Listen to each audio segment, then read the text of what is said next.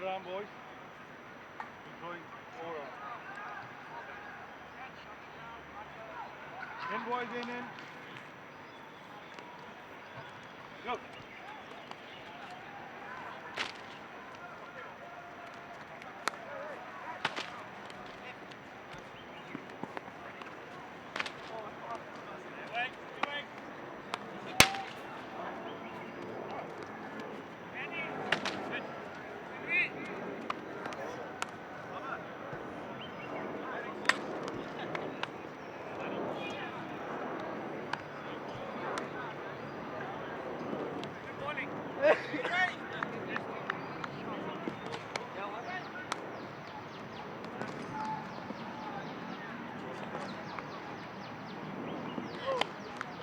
Ready, boys, go. More on everybody. Come on, boys.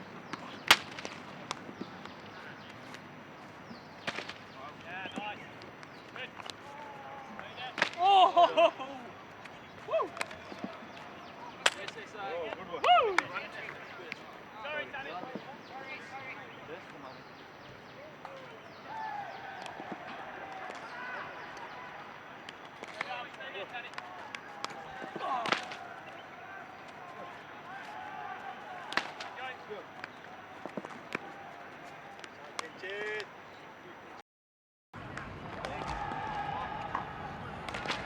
Oye, sही मार यार.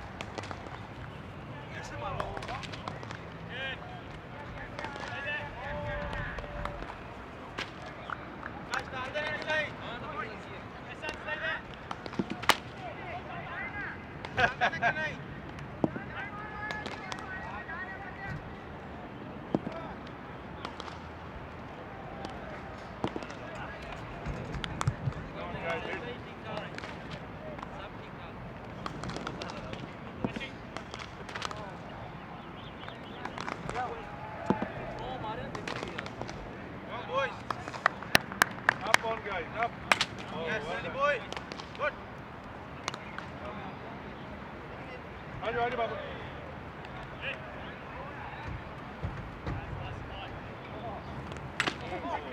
One more.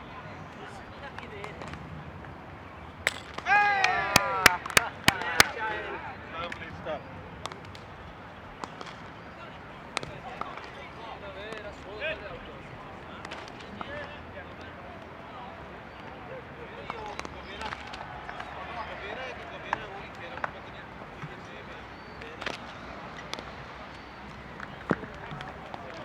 Two more. Come on.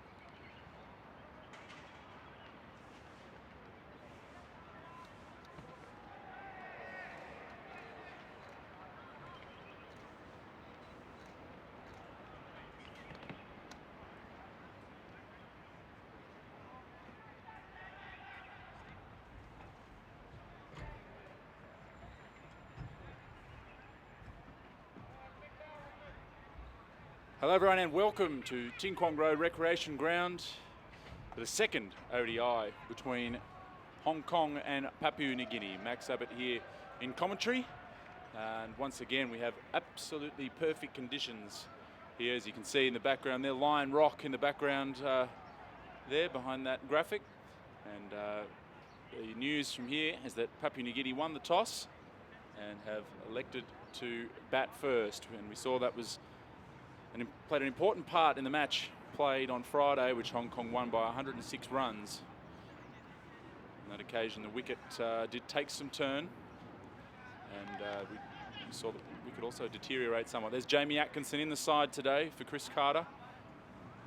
Was unavailable on Friday. His teaching commitments. The weekend has ensured that he is available today. Looks like Nadeem Ahmed is going to take the new ball for Hong Kong, so spin straight away. And absolutely glorious conditions. It is a different strip here today, but it looks very similar to the one played on Friday's match.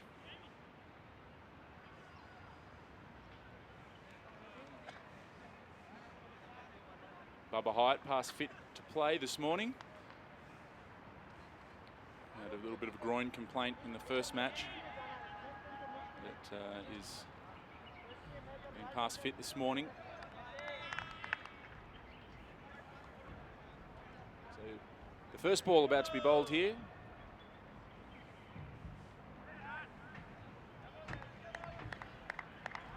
Kinchit Shah will open the batting for Hong Kong later on today.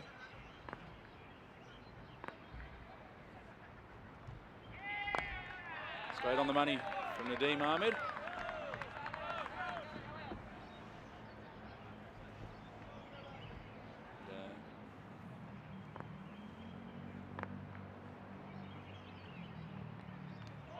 A bit of turn there. Let's see Papua New Guinea going in with the same openers as in the first ODI. Tony Ura and Vani Morea. It's Tony Ura on strike at the moment.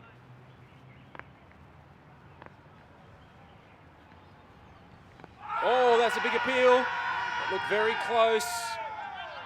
Not given. And might try and have a look at a replay of that. That looked very close. Nadeem Ahmed not happy.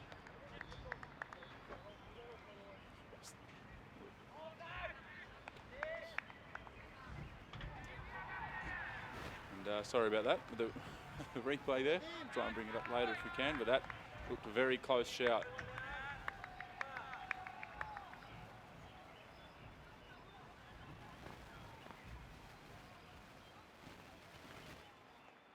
Oh, close again. Great start here from Nadeem Ahmed. It's now Vani Morea on strike.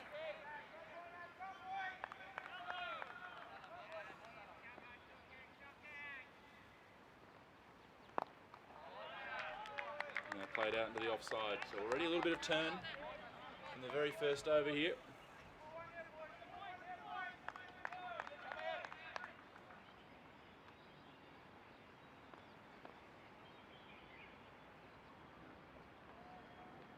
Ooh, sharp turn again from Nadeem Ahmed. That's the end of the first over, 1 run from it. And it's a very warm welcome commentary box to the Cricket Hong Kong CEO, who's his lovely red tie today, Tim Cutler. Morning, Max. Morning, all. Nadeem really has to be encouraged by the turn there early on, doesn't he? Yeah, that was.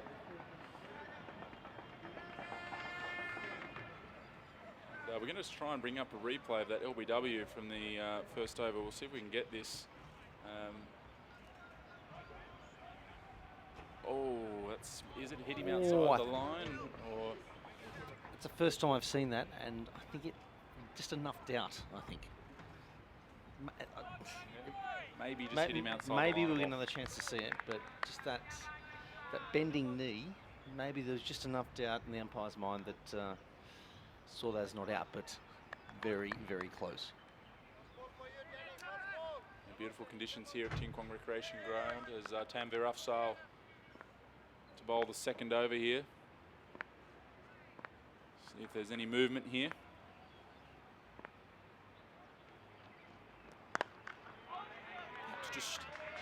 straightening a touch.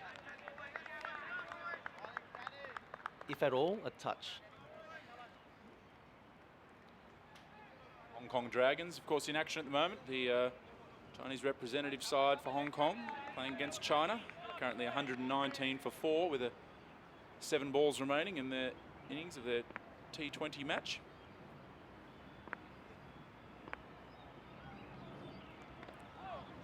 Angle down the leg side from Tanvir. That'll be a leg by.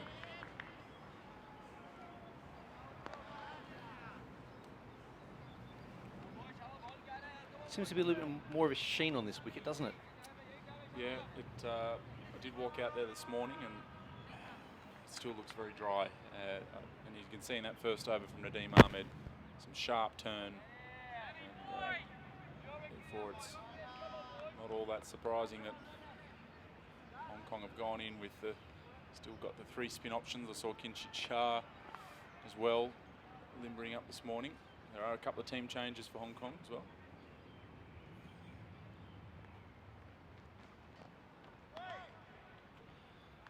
An uncharacteristic wide there from Tanvir. Just searching, I think, for a little bit of movement.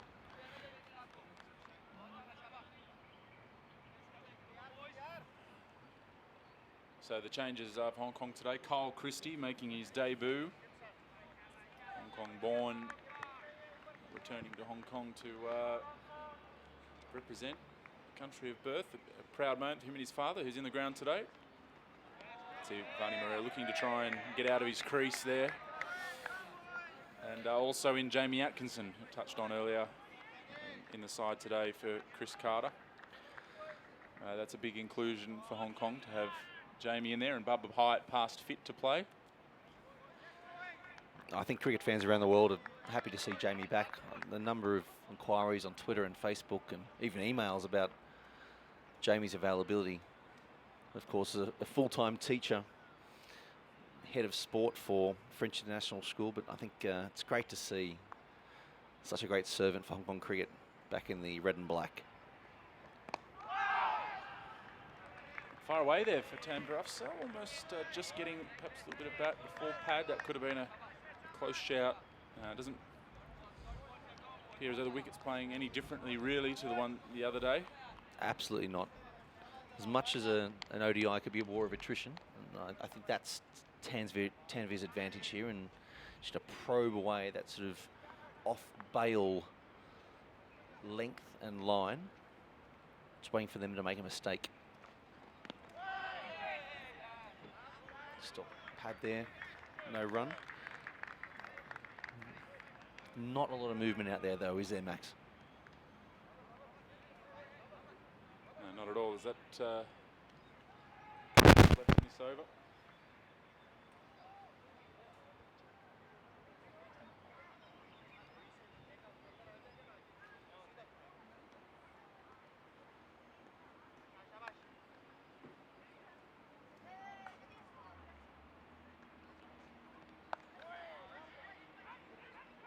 Ball from Tanvir Afzal. We saw the Papua New Guinea bowlers hit that sort of back of a length, bowling fairly stump to stump straight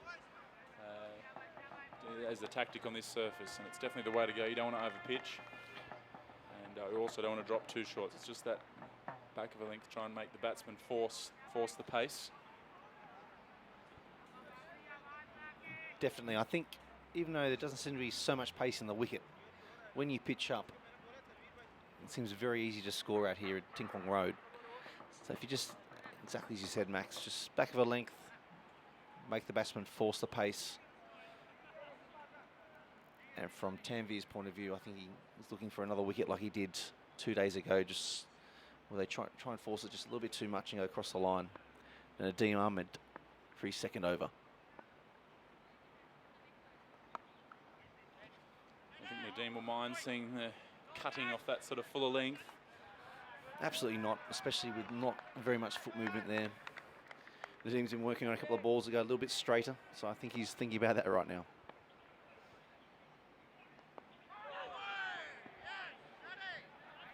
Turn and bounce there for Nadeem. Very encouraging for him.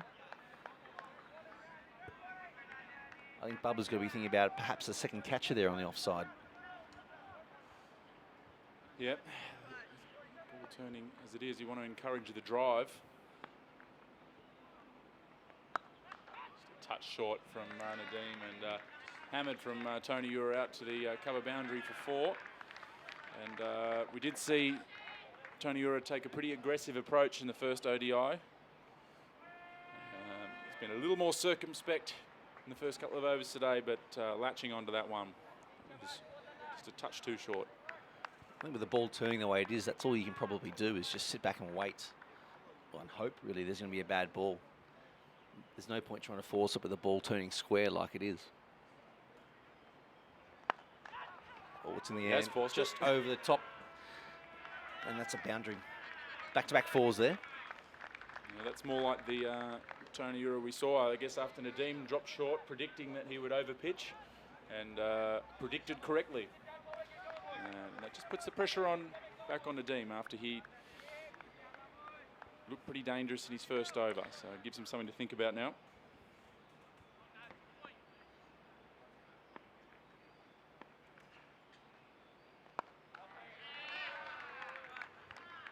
Outside half of the bat there, the short cover.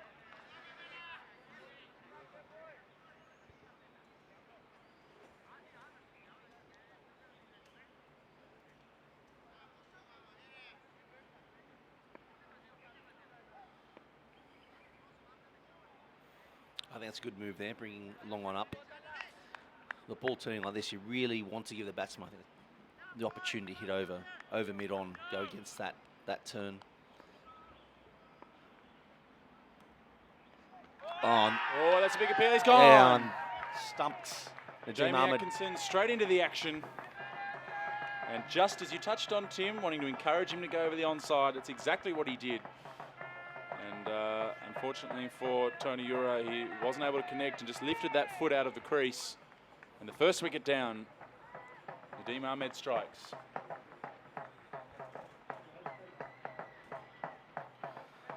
He must be a left-arm spinner, Tim. Here we go, let's take another look. Ball really, it was only a fleeting moment the foot came up, and Jamie Atkinson, that was a sharp piece of work.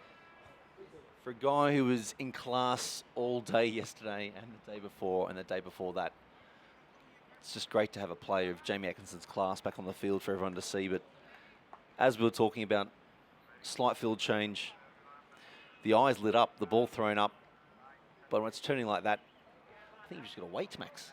You've just got to be a little bit more patient. Yeah, there's a lot of risk in that shot, and you've got to assess the conditions quickly in a service like this and know where you can score your runs. He played it perfectly earlier in the over. He'd hit his 2 boundaries already, and it didn't seem a real need for that shot. But it seems that's the way he plays. He's a risk taker. It hasn't come off today.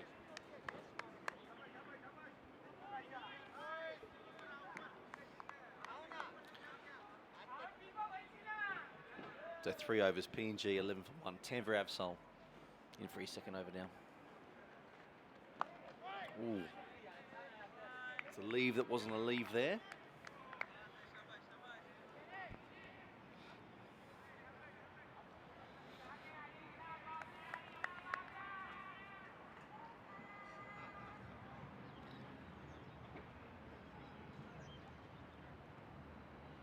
Almost no sideways movement out here.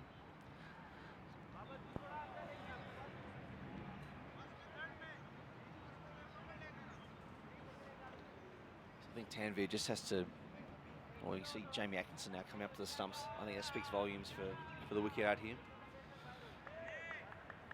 So now it's going to be a matter of patience for Tanvir.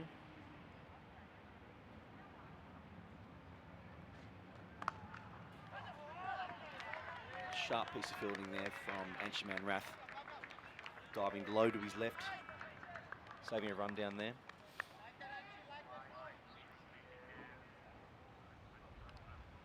I think that's probably where Hong Kong can improve from their Friday performance. I think a win by 106 runs sounds like a lot, reads like a lot on paper, but I think in terms of the energy in the field and the running between the wickets, it's still a long way to improve, which is probably a good thing if you can win in one-day international by as much as they did.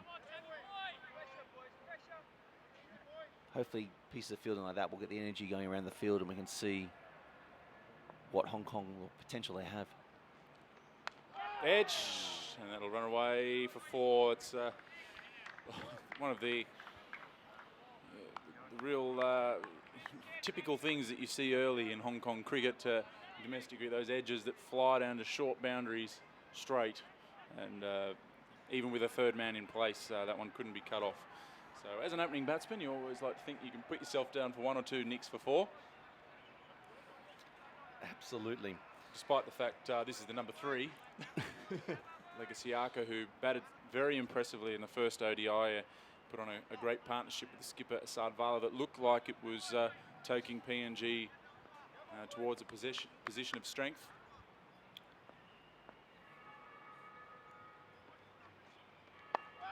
Back on the length there from Tanvir. Yeah, probably would have been sort of ankle height for a second slip. Skipper Bubba Heights probably kicking himself thinking, 1 down, why didn't I have a slip? But on a pitch like this, it probably makes sense. It's surprising even to have 1 slip. Yeah. It's just one of those things you can't cover off everything. No, absolutely. Must be tough skippering out there. Such a lightning fast outfield, short boundary straight. Where do you put your third man? Oh, he's pitched up that one. It's edged. Inside edge down to Azaz Khan at fine leg. I was really impressed with Legasiaka and Asad Valan. And I really think when they fell in a couple of balls away from each other, it really broke the back of the PNG innings. They were doing it easy out there. It just seemed to be it's a lack of patience. You know, with 270 on the board, or chasing 270, you don't need to overplay it. And they looked well in control. Delivery. No run there. Nazaket throwing a frozen rope into Jamie Atkinson. I think from PNG's point of view, they'd like to see that patience again in setting a score today, but I really enjoyed watching them both bat. Just the impetus they had, turning the strike over. Some really pure cricket shots too, which is a pleasure to watch, really. Even from a Hong Kong perspective. Yes, well, Cricket Hong Kong CEO Tim Cutler, can't expect him to be too neutral, I suppose. But, it's with a microphone in hand, I guess there's always a certain level of neutrality. I think it's just great to be able to watch this level of cricket in Hong Kong. And I hope everybody's enjoying the telecasts.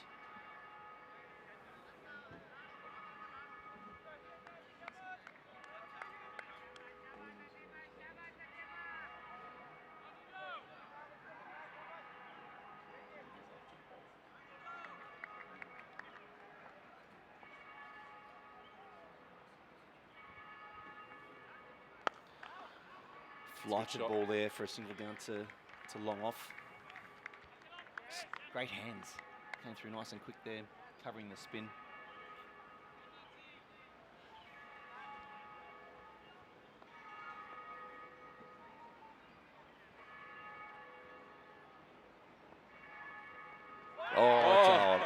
Great delivery. Yeah, from a left arm spinner's point of view, apart from a nick to first slip or doing someone ends up stumping like that, well bowled Nadeem Ahmed. Oh, and again, Jamie Atkinson, what a day he's having already after a couple of overs as a wicketkeeper, a couple of stumpings in the first few overs of an ODI. Might have to get Rick Hare on cricket onto this one. 2 stumpings to start a one-day international. Can't have happened too often. Rick Hare, Adam Morehouse as well. Adam Morehouse. So any statisticians out there, because that's rare. But a terrific delivery from Nadeem Ahmed. That was Nadeem just, Ahmed there. in terms of left arm orthodox spinning, that's what you visualise at the top of your mark. Well, I do. I hope others do. But just that ball that draws the batsman out. He thinks he can get to the pitch of the ball to drive. Let's take a look at this. Nadeem Ahmed, such an experienced spinner, flights it. Oh, that's turned sharply. That's great to watch, isn't it?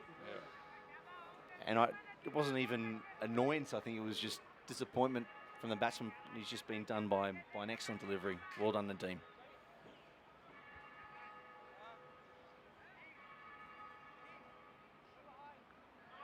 I just hope, for his sake and Hong Kong's sake, that he doesn't try and over-bowl it. It's always a challenge when you're bowling on a wicket that has a lot to offer from a turn and bounce point of view, that it's very easy just to try and turn and bowl a little bit too quick and try and over-bowl it. Just got to really complete his action and just that flight and turn that we just saw then. He doesn't need to do anything different from that. You're going to get the assistance from the wicket. You can really tell that it's a dry season here in Hong Kong at the moment. The pitch is taking some turn, which, in all honesty, Tim, there's a lot of discussion about pitches. And but from time to time, it's great to see a variety of pitches and certain bowlers really coming into the game. And I think, from my point of view anyway, to see the ball turn like that is exciting and good to watch, just as much as it is on a flat wicket, seeing batsmen really able to play their shots. So today it's going to be one for the spinners and a great contest between the spinning ball and batsmen trying to find a way.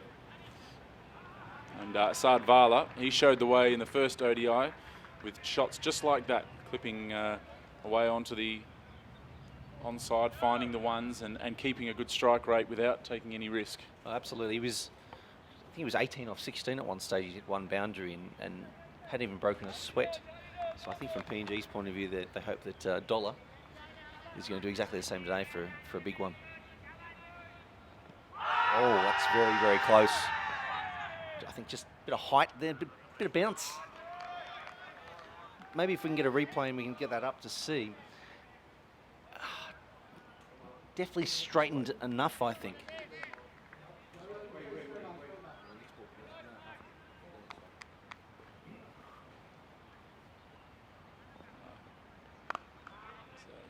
Blocked into the onside while that replay takes place. We'll have one more look at that now, the over. Just missed that live ball. It's blocked into the offside for no run.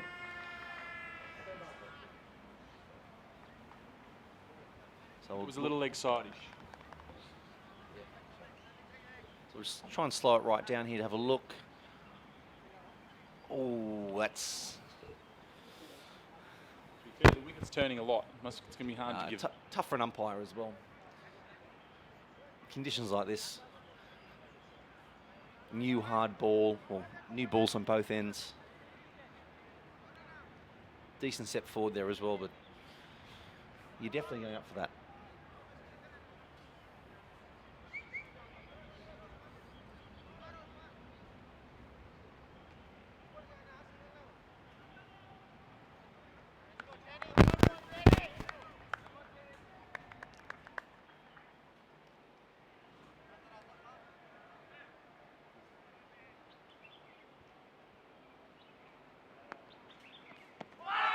Very close. Has it just pitched outside the line, I think, there.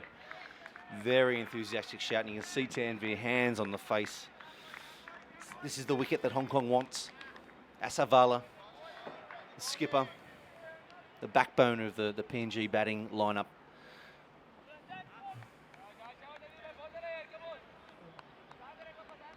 See if we can get another quick look at that. What do you think here, Max? Just outside the line? Has it just pitched outside leg? Yeah, not out. Oh, not yes, out. Just outside leg. Just left outside the off stump there, but I think the height was good. Everything else was good.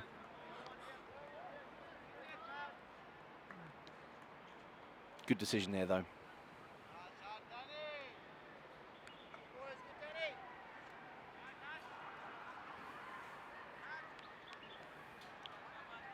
I think it was the same as Friday, Max, wasn't it? 19 for 2? I'm just going to have to back your memory there, Tim.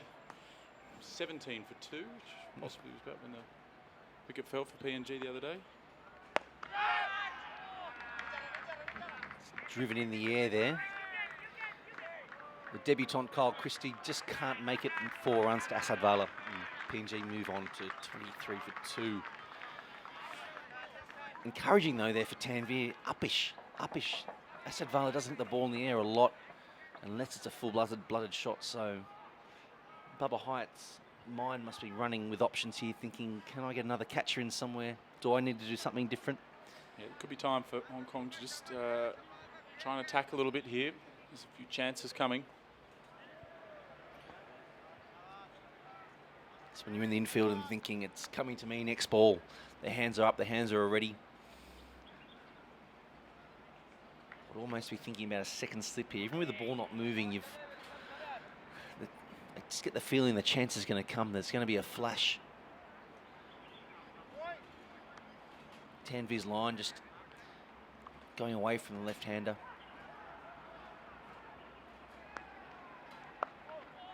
Ooh, inside edge.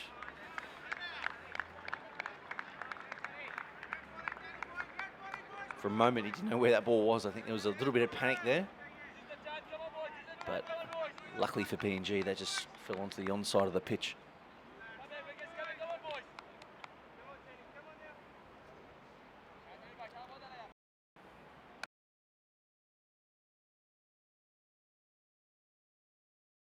Really keeps the infield on their toes. It means you have to be creeping in, creeping in, creeping in.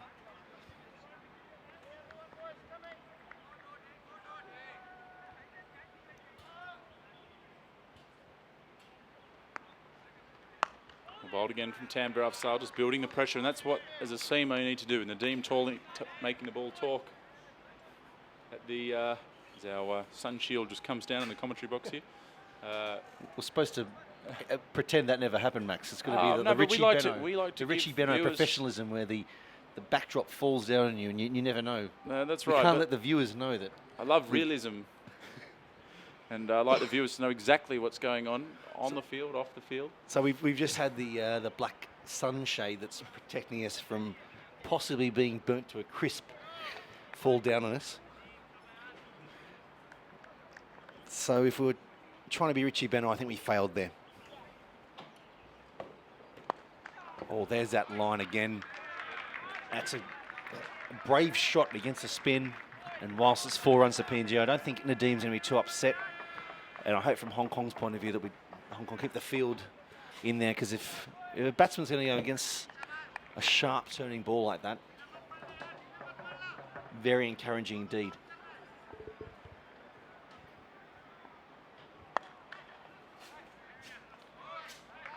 Well, Esan can't get there, and 4 more. So a little counter attack here from Legasiaka. Nadeem upset with himself. Yeah, I'm not sure I'd be too upset. Well, I'm not sure he should be too upset with himself. If someone's going to cross the line like that, you just got to back yourself here, I think. So he's got to keep those shoulders up and the typical Nadeem Ahmed peacock and keep attacking here. Oh, that's well bowled. Jamie Atkinson right in the middle of the gloves there. Great to see. And that's what can happen on a pitch like this. We saw 2 boundaries and then a wicket.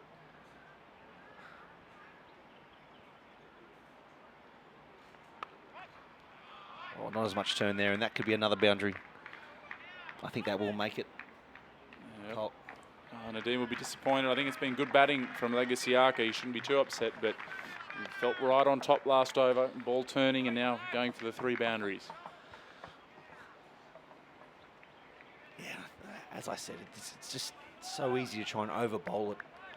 You've just been hit across the line twice. You don't have to do anything different. You don't have to do anything special.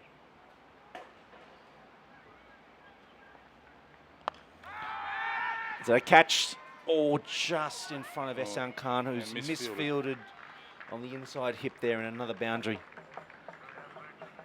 16 runs. Still 2 balls to go in the over. I'm going to say, though, it's still not panic stations for Hong Kong. If Legasiaka's going to bat like this, you still got to back yourself. The ball's turning sharply, and this is his get-out shot. Oh, very close. And that's out. Tabarak Dar, LBW. Just on the near roll there, Legasiaka playing back to a Nadeem Ahmed slider. And PNG are 3 wickets down. Yes, that was the straighter one that just skidded on. We're going to give Nadeem credit here and say he meant to do it. Let's just watch this replay. Oh, and that very adjacent. A little bit high on the pad, but he's not a tall man, and I think that's a good decision from Tabarak Dar. Yeah, and we've seen Tabarak so far in the series. He's been quite, he hasn't given too many so far. So they've got to be right in line. He's been consistent. And an important wicket for Hong Kong. 16 runs and a wicket, as Bill Laurie would say, all happening in this over.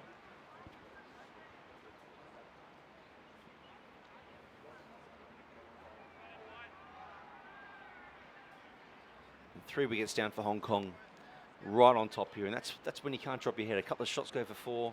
Potential catch out there if Ehsan Khan. Well, the ball didn't quite carry and then a misfield. You can't drop your heads.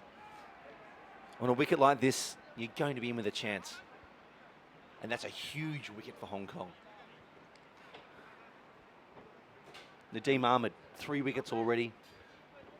And we're just going into the 8th over now. Tanvir Ahmed to continue. Similar field. I think Bubba Hyatt, skipper of Hong Kong, must be thinking about perhaps an attacking option, both from a bowling point of view, and Anshuman Rath and Ehsan Khan, especially with the left-handed Asad Vala out there. Ehsan Khan taking that key wicket of Asad Vala on Friday with the ball turning away. But Tanvir obviously will continue.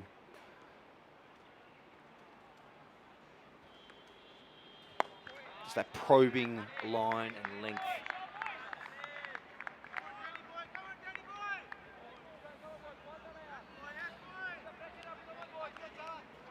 That's the thing about Tanvir Avsol. It's definitely, we're talking about different types of bowlers, but it's similar to a Glenn McGrath type bowler where you know he's going to bowl it, you know what he's going to do, but you've still got to hit it.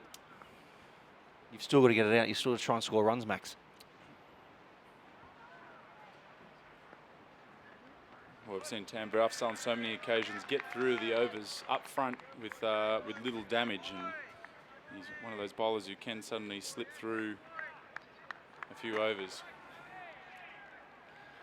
I remember that first over against Bangladesh in the 2014 World T20 where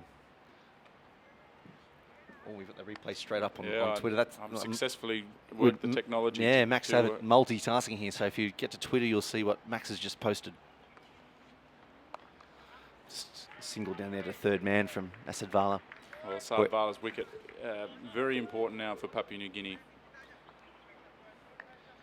And he really is he looked the main batter for them in terms of being able to work the ones and play risk-free cricket that perhaps others can work around. They'll need him to do that here today. So I was saying, I remember back to Chittagong 2014 where Bangladesh were 1 run for 2 wickets at the end of the first over. Tamin Iqbal, the name escapes me for the moment, but Tanvir Afzal taking 2 wickets. Hong Kong won by 2 wickets in a famous victory in front of a packed Chittagong crowd. It really broke the back of the Bangladesh batting lineup. Solid drive there to mid on, no run to Nazak Khan. So the first of 2 brothers at the crease here with Sesi Bao taking strike at the moment, and his brother, the wicket keeper, and will come in most likely next, Dogadu Bao.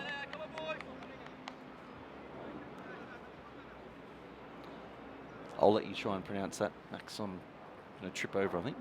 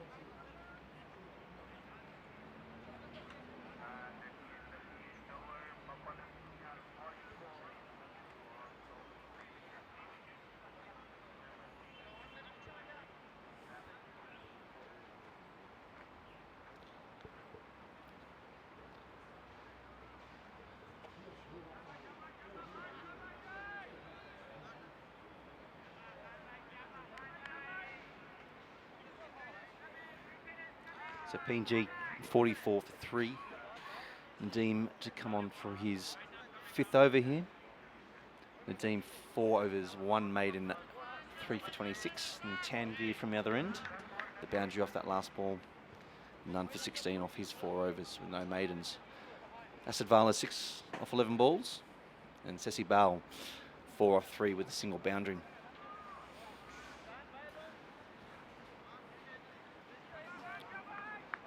I'd almost be thinking about a leg slip here with the ball turning as sharp as it is.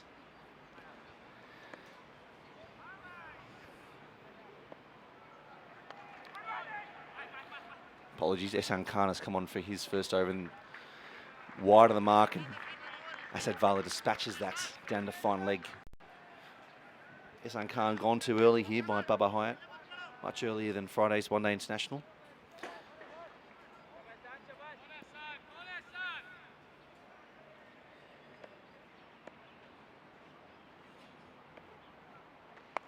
Oh, full toss there. Got away with that, just a single out to deep square leg. Just struggling to find his range here early on in his spell. And again with that Hong Kong good luck number and also the number of Tabarak Dar when he played and skippered Hong Kong, 88. I think Tabarak Dar, I think the first person to skipper in a one-day international and also umpire a one-day international. Well done.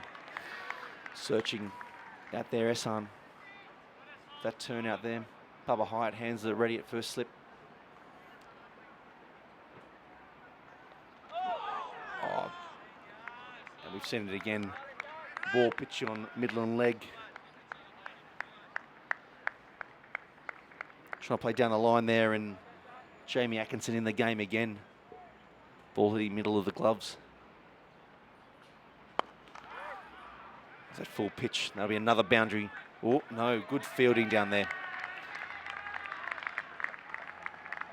Nazaka Khan again. Sharp piece of fielding. Keeps that to 1 run.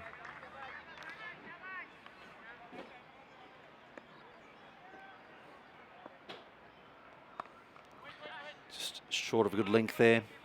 Kyle Christie fields, the debutant. Fires into Jamie Atkinson. Just struggling a little bit there. Ehsan Khan, his first over. Couple of full pitches there.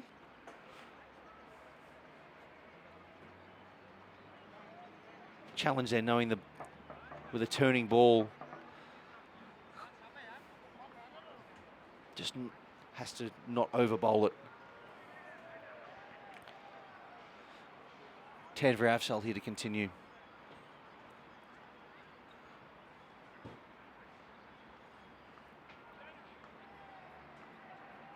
For his 5th over, so 6 runs off Ehsan Khan's first over there.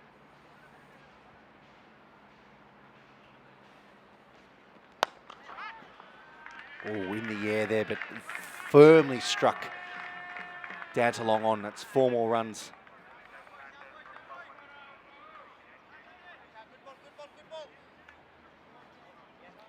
Yeah, he's not a big man, but geez, the ball stays hit. Forearm strength there is amazing. No chance for fielder there. So what does Tanvir Afzal come back with here? That metronome length.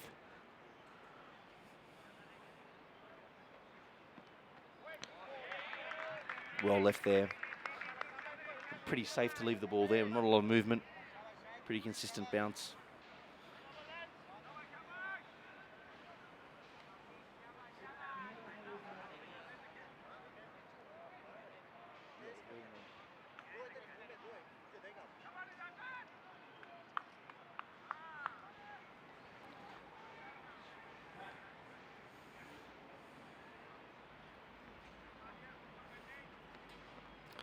Ooh, just a little puff of something there. I think if we can get maybe a replay to have a look at that.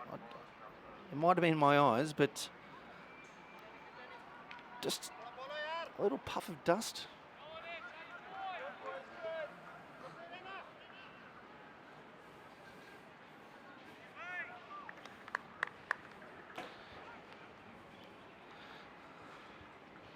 Tanvir Afzal in again.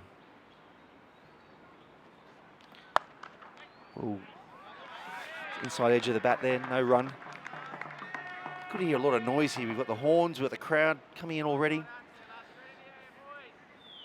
It is my pleasure at 10 past 10, a beautiful Hong Kong morning, to welcome former Australian one-day international cricketer, former Hong Kong T20 international cricketer Ryan Campbell. Yeah, good morning, Tim. Good morning, everyone. Not a bad time to walk into the ground with Papua New Guinea, 3 for 54. Some good work, I've been told, by Jamie Atkinson behind the stumps. Looks, again, a pretty good surface for batting, a little bit of spin, but I think if I could say, take anything from game one, if you get yourself in, scoring is quite easy, so to speak, whereas just getting the feel of it, getting in early, can be a little difficult. Nice shot, don't get no run. Again, but once you're in, it seems like runs can be got very easily, and I think that was sort of represented by the clumps of wickets that were forward to his introduction into international cricket. Has been a standout in local cricket. Really gives the ball a rip, which, you know, I think sometimes spinners are a little bit guilty of. Just trying to bowl and contain runs instead of taking wickets. And, you know, I think especially on a wicket like this, where it is giving you a little bit of help from the surface, he will spin the ball. Couldn't agree with you more then. Now, I think it's time for me to take my leave. Probably a relief to me listening, and I'll hand the microphone back over to our anchor, Max Abbott. Ryan, good to have you here. And good to see you, Tim. Maybe I'll chat to you all very soon. Looking sharp in a red tie too, by the way. Represent. Again, the end of a very good over at 3 for 54. Papua New Guinea just trying to rebuild this innings after some early difficulties. Oh, I am in the dud chair today. I've been in the corner there, which has got the full view. Don't blame your tools. That's Maxie, right. come on. No, that's right. Just good that the sun's out again here today. Great conditions. And a wicket that taking some turn just to me adds a bit of interest to the game. Good seeing batsmen finding a way against some good spinners. It's good entertainment.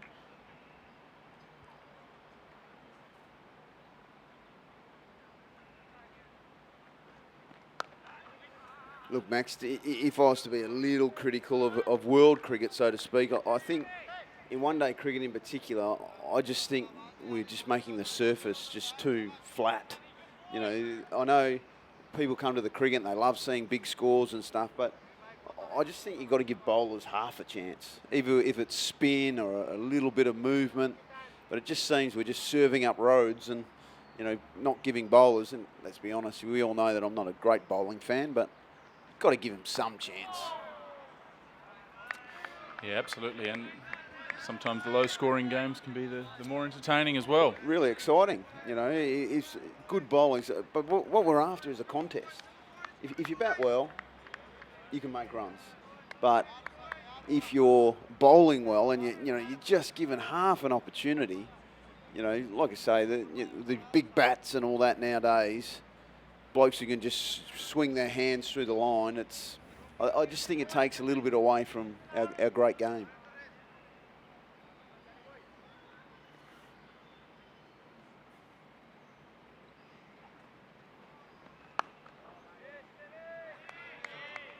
Tanvir Afzal, as always, bang on the money. Sort of guy that Hong Kong tried to get through as many overs early on. And he likes to do that too. Yeah. Well, you know, and let's be honest, he's a guy that probably doesn't like coming back and bowling later on in the innings because he does bowl length. So, you know, he has a big role to play in those early overs in a difficult time when he has only allowed 2 fielders out. That's the perfect length right there. Yeah, and I think it'll be a bonus for Hong Kong if Tanvir can avoid taking punishment in these early overs as he has done so far, having just gone for the 20 runs now through 5.5 overs, then that can really leave the spinners to dominate that middle period. Well, it's interesting because we've left out Tanvir Ahmed today, who's one of the great, I hate using the word great, but as a young player, he is a death specialist. And, you know, we've seen that in his short career so far. So it's actually taken a lot of the pressure off Tanvir Afzal. And his, I guess, ability, they don't have to bring him back now because they know they've got one end. They're going to get 3 or 4 overs from Tanvir Ahmed. But again, now today, it'll be interesting. Obviously, it's a little bit different because it's spinning. You know, you might finish an innings with spinners, but we do not have that death specialist today. So I'm interested to see if Papua New Guinea bat well from here, who will take on that role.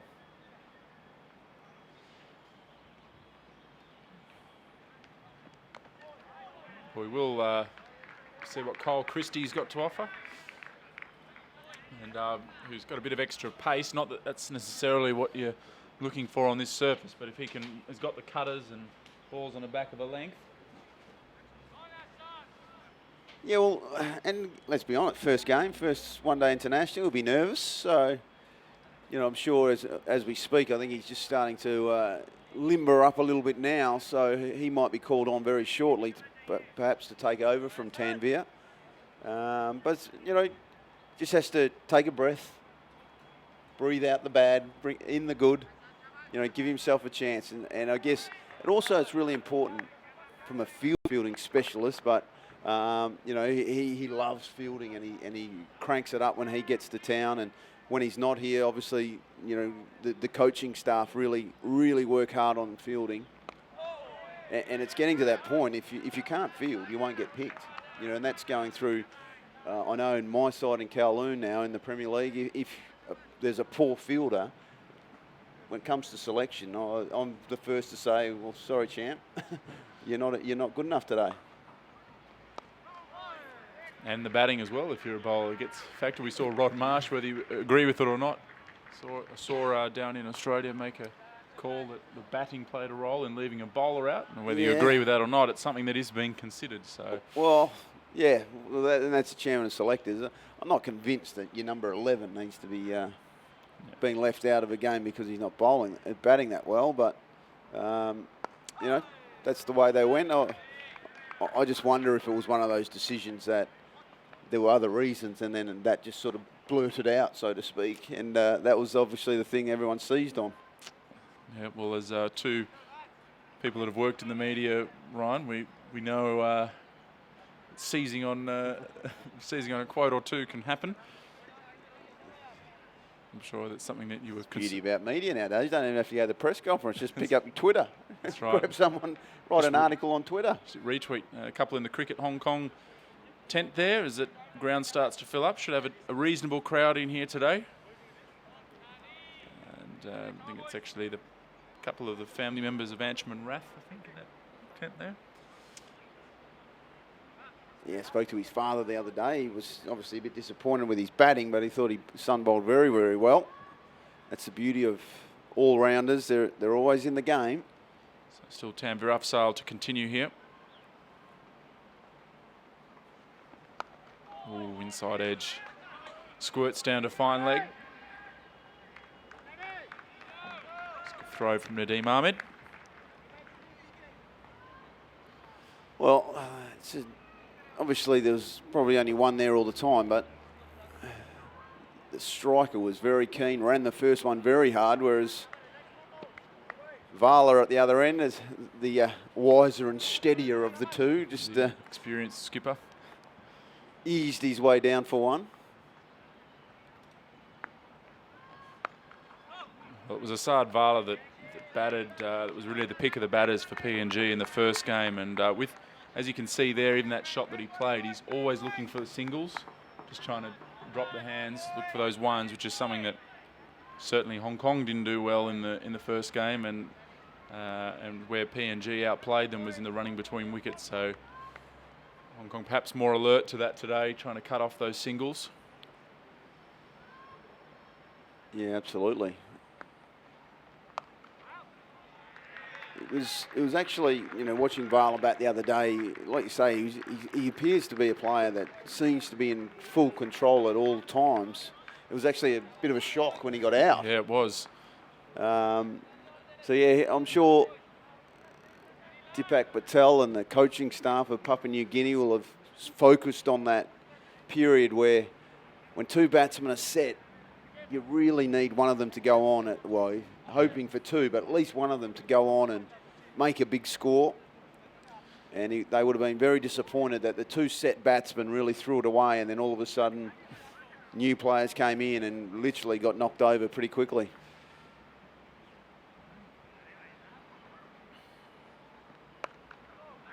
And again, looking for the single there, looking to drop the hands and get the one. And interesting to see if Hong Kong can improve on that in their innings. I mean, it was a fairly stark contrast looking through the two innings. I mean, Vala made 43 or 41 with just the 4 boundaries, so fairly effortlessly, if I can say it, was able to score at a strike rate of just over 100, whereas in the Hong Kong innings, we saw them very reliant on clearing the boundary. Delivery. There's a good shot there through point. Tanvir trying to get him to play the hook shot. There's 2 out for the hook, but just misguided, so to speak. Was able to play it away through the offside.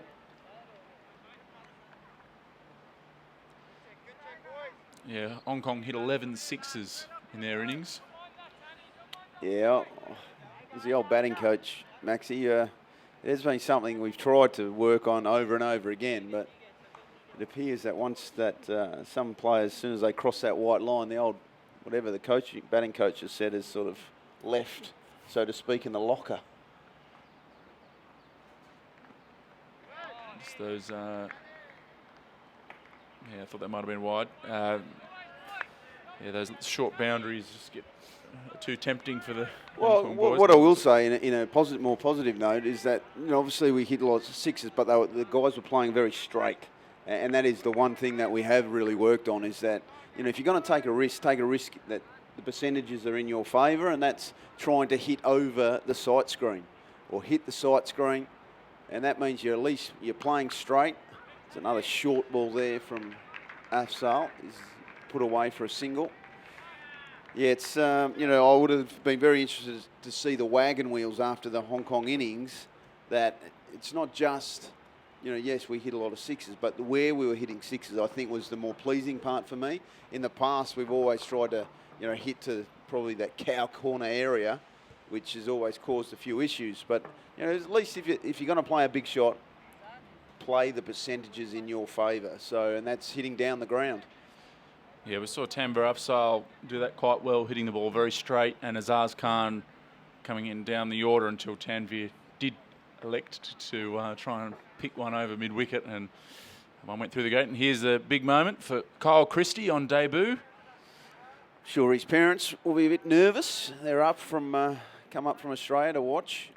I was speaking to his dad the other day, and used to play at KCC, and spoke about the good old times of playing for the Saracens and the Infidels and some of the good teams at KCC, and just again loved playing the game back when he was here, and now he gets to see what will be a very proud moment, I'm sure, for the Kyle Christie, delivering his first rock in ODI cricket.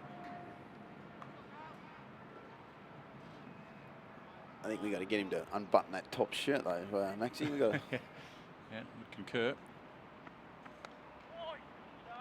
Edge away. A nice delivery, just back of a length. Yeah, well, it's a nice, easy action. Very repetitive. Gets nice and close to the stumps. Yeah, we're a bit the old-fashioned police, aren't we? We're all over it. Don't like the button. Especially while I'm wearing a polo. It's a bit too small for me today. The new kit arriving from our sponsors, Woodworm. Mate, I think, who are here today. I think it looks very smart. And it's driven through the covers. Just that extra pace that Christie has. He's just over-pitched slightly. And it was Sesi Bao who's, in fact, Asad Vala it was, just punching through the covers very nicely and elegantly. Well, what Kyle will find out very quickly, a half volley is a half volley wherever you go to. And whatever the standard you're playing in, it's good to see Bubba come up to him and have a quick word. Yeah, just Maybe drop the deep point out or give him a little bit of protection. He's got to drag that length back here. It has to be, you're trying to aim to your ball to be basically clipping the top of off stump. And on different surfaces, you do have to adjust your length for that. And here at Mission Road, where it doesn't bounce as much, you just got to drag that length back. No balls. A few nerves for Cole here early. They'll now have the free hit to contend with. Well, I noticed that he came around the wicket there to change the angle and immediately overstepped. Tabarak Dar, one of our local umpires here,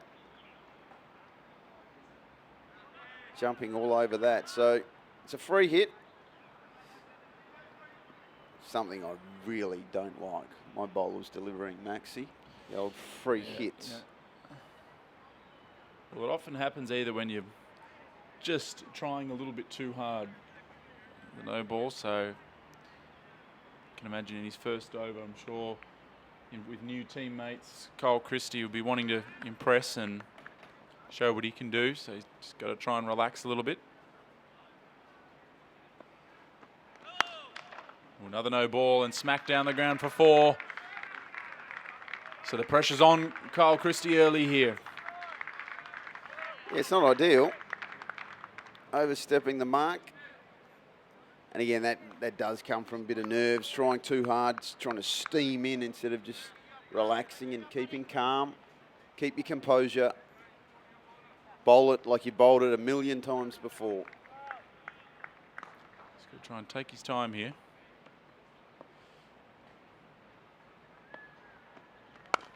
Oh, and smashed again, and it's another boundary. Great shot from Asad Vala. He's recognising that debutant might be a little nervous and seizing the opportunity.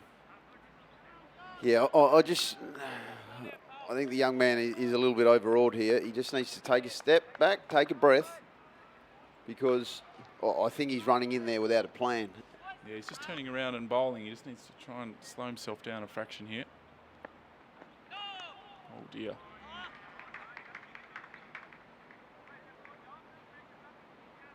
Yeah, that's not great.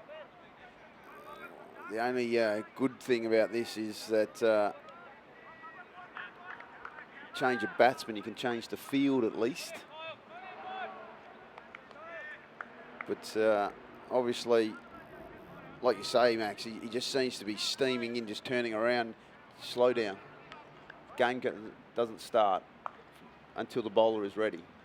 So this is where he needs to take a breath, relax, work out what he's going to deliver, sort himself out, get on the runway and deliver.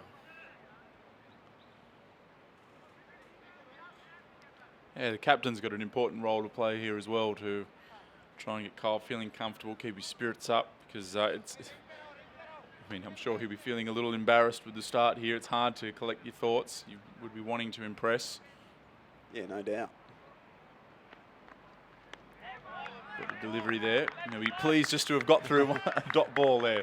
Well, this is the moment too, you sort of slide past the umpire and say, how many left, mate? There's just one, or hoping the umpire will miscount.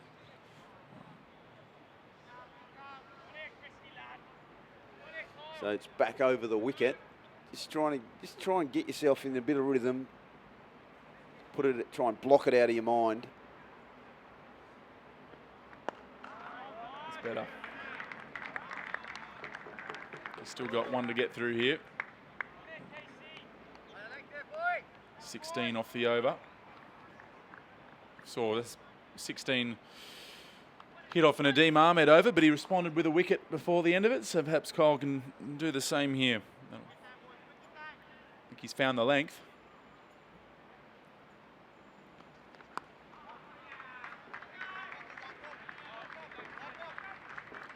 Welcome to One Day International Cricket, Kyle Christie. Yeah, pretty good over for Papua New Guinea. This recovery is just starting to get a roll on now. Again, you know, Kyle based in Australia and flies in, so you know, again, like you said, that it's very important for the captain to be communication. And again, their communication, they're just starting off their relationship, to be fair. So, you know, the game is hard. Let's be honest. If it was easy, everyone would be doing it. Well, and not only that, on this surface, it's difficult for the seamers. We've seen Tam Vrafs is very experienced, played a lot of cricket here at Ting Kwong Road Recreation Ground. Being able to come in and knows the spots to bowl. And the funny thing is, I've been here 4 years. I only realised it was called that not long ago. I always thought it was Mission Road. It was called Mission. It was traditionally called Mission Road here, but if you look in your Google Maps, you get Ting Kwong Recreation Ground. Managed by the Leisure and Cultural Services Department of Hong Kong. Do a fine job too.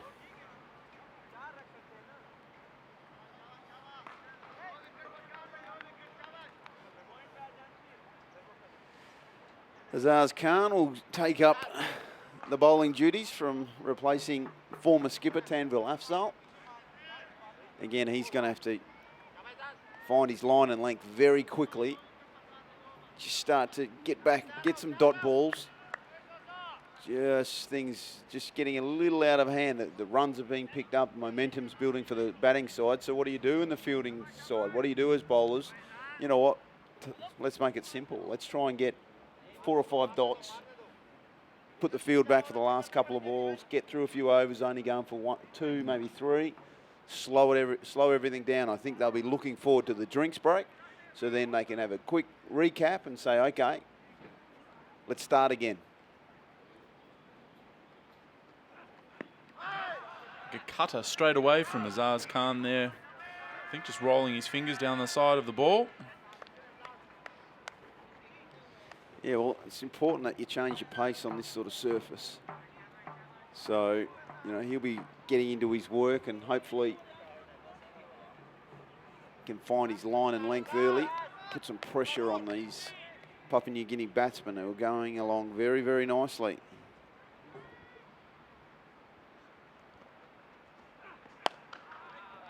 Azaz Khan straight onto a good length there. And Sessi Bao just needs to support the skipper here, who's looking very solid once again. Sadvala at the other end. Try and work the ones. Looks a good player though, Sessi Bao. There's not a lot wrong with that technique. Full face of the bat when he comes forward. Takes a good step coming forward. He's not a tall man, but he makes sure he gets a good distance forward when the ball is full, which is half the battle. Seems to have plenty of time. I like the high back lift. And looks like a pretty organised sort of player.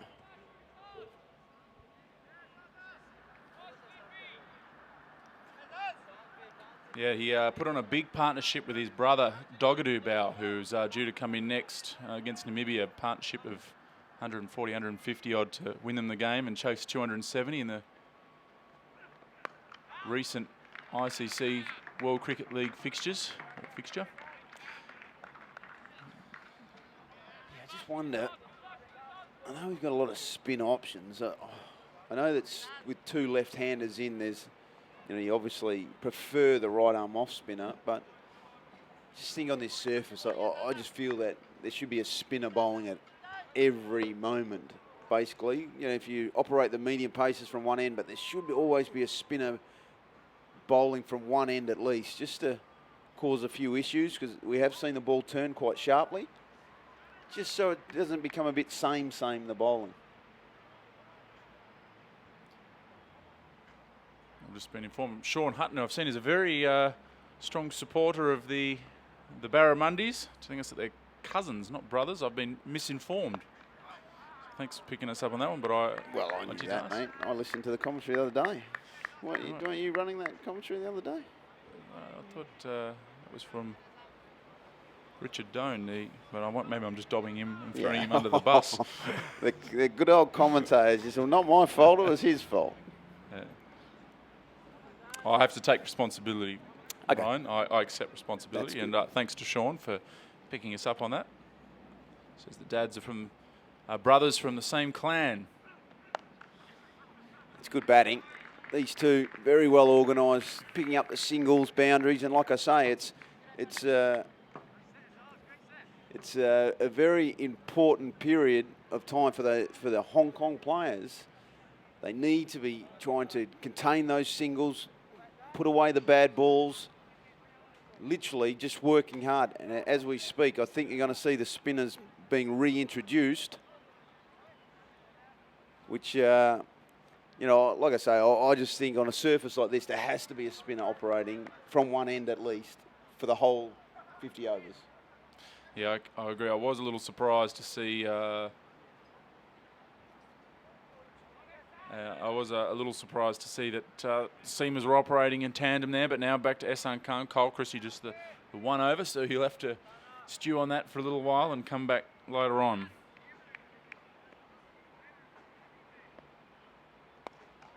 A ball from Ehsan Khan. You know, even there straight away, it's almost a false shot, outside edge of the bat. His pace has to be very important here, Ehsan Khan. I think on one of these sort of wickets, if you bowl too fast, you're actually negating the spin. So he just wants to hold his pace up a little bit. Yes, you might be opening yourself up to be hit down the ground, but give it a chance to spin. That there's perfect pace. Yep, I agree with you there. That was a little bit of turn as well. I know Ehsan Khan can really spin the ball too. In the right conditions. We saw Nadeem Ahmed turn a couple square in his opening spell.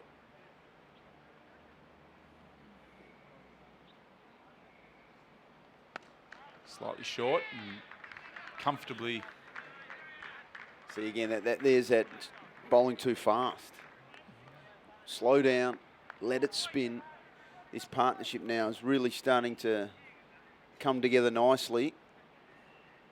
Run rate's healthy. So for Papua New Guinea side of things, they'll be hoping just to not take too many risks. Just continue to putter along, 4, 5 and over for the next 10 overs.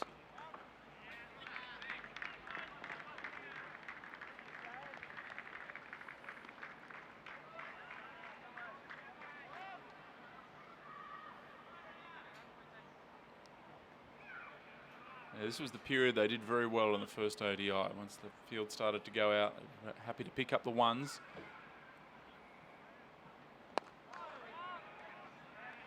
So well stopped there by Kinshit Shah. Looks like there's going to be a drinks break. Hong Kong 87, sorry, PNG 87 for 3. After 17 overs. Men out Tony Ura and Vani Morea, who were both out-stumped. I don't know how many times 2 stumpings have kicked off a one-day international, Ryan, but I wouldn't have thought it too many. And Nadeem Ahmed picked up all 3 wickets that have fallen, then picked up Legacy Arca, who made 22 off just the 12 deliveries before being caught out by the straighter one that skidded on. And at that stage, Papua New Guinea were in a bit of trouble at 39 for 3. But this partnership now worth 43. In fact, 48. That's a bit off. It's all right, mate. I wouldn't have picked that up on. And we've seen some. Nadeem's just had the 4 overs, so he's still got 6 left. Tanvir Afzal got through 7 in his opening spell, none for 27. Ehsan Khan's now had 4 overs. Cole Christie, just the 1 over for 18 so far on debut. He'll be chomping at the bit to try and get back on and show what he can do. There's a few of our T20 Blitz owners in the ground today. You can see a couple from the Cantons, a couple from the Hung Hom JD Jaguars and the Millingtons from former Woodworm. owners.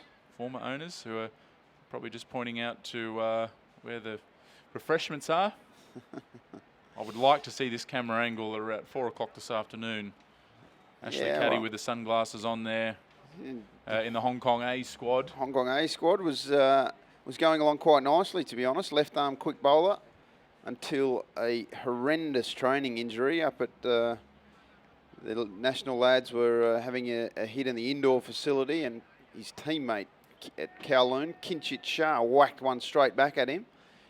And it actually just highlights the dangers of these new, bigger, massive bats. Literally didn't have time to even put his hands up and was so lucky. Got hit on the eye, a couple of fractures on the cheekbone. So Derby, if you come from WA. And Lee Ming, who in the Hong Kong A squad as well, 2 overs, 1 for 14. So we get back to the action here with Azaz Khan resuming after the drinks break. Again, Sardvala just looking to drop the hands on it and pick up those singles. Fielded there from Anshman Rath, who hasn't been called upon. I've no doubt that skipper for Hong Kong, Bubba, is just hoping to get a breakthrough so he's got his 2 left-arm spinners can operate to a right-hand batsman, which is a little easier.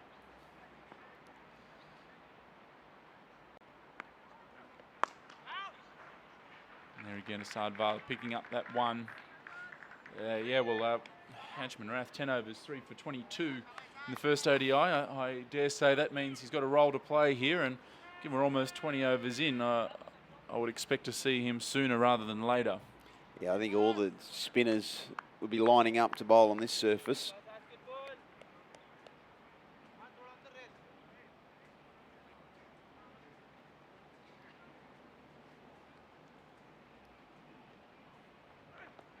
Oh, that's a wide.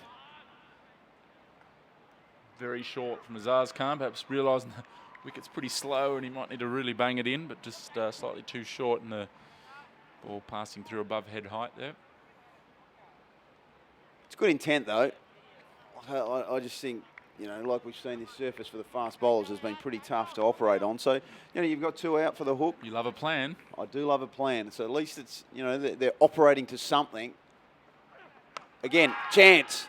And 6. Well, that was the chance that we were after. It was the top edge of the bat. I reckon SN Khan wasn't back far enough. He had taken a few steps in and didn't quite move fast enough. He's at least 5 steps off the rope, and I'm going to put that down as a chance going down. Yeah, I'm not sure if the it was quite close to our commentary position, so I watched it here at the ground, but it would have been a very good catch because his momentum was going back. It was going to be hard for him to stay inside the rope anyway. But, I think, yeah. That's a chance. That's a Keep your chance. feet. They practice that all the time. Keep your feet, stay on the rope. Should have been taken. Perfect bouncer, executed right on the crest of the helmet, which is where you want it. And they're those half chances when you're trying to rip back the momentum of a game that you just have to take. Yeah, absolutely. And the plan had worked perfectly too there. Had the 2 men back, going for the short delivery at least now. It's put a bit of doubt in the batsman's mind whether he's going to be bowling full or short.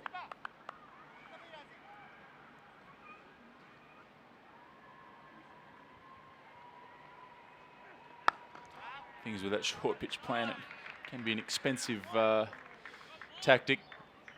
Well, of course, but, you know, like I say, it's a plan. Yep. You know, you got to have something. You can't just keep rolling up and bowling half volleys, you know, length, just letting batsmen just rock onto the front foot. It just puts a little bit of doubt into the batsman's mind. And like I say, it worked perfectly. Miss stroke, miss hit stroke, false shot, should have been out. It's a good over from Azaz Khan. He's gone for 8 from it, but it was a better over than that. Yeah, absolutely. He'll be very disappointed. As soon as he delivered that and saw the stroke, every Hong Kong player thought they were in with a chance. But not to be. We'll move on. SN Khan now will come to the bowling crease and he'll have to try and get his side back into this game. Rip one past the outside edge or something special. Yes. I'm thinking, Maxi, 240, 230, 240. I reckon that's a good score. Yep, I agree. And this partnership now 55 runs off 11 overs. Sesi Bao 20 off 36 deliveries. Sardvala 35 off 41. Going to be a change of tactics here. He's going to bowl over the wicket to the left-handers, which might be interesting.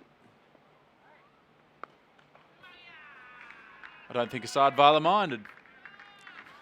Yeah, not at all. It's a strange tactic for mine when the wicket's spinning, then to come bowl over the wicket, which is a little negative. And first ball, he just deposited it over the boundary rope. Well, that plan didn't last long because he's back over around the wicket.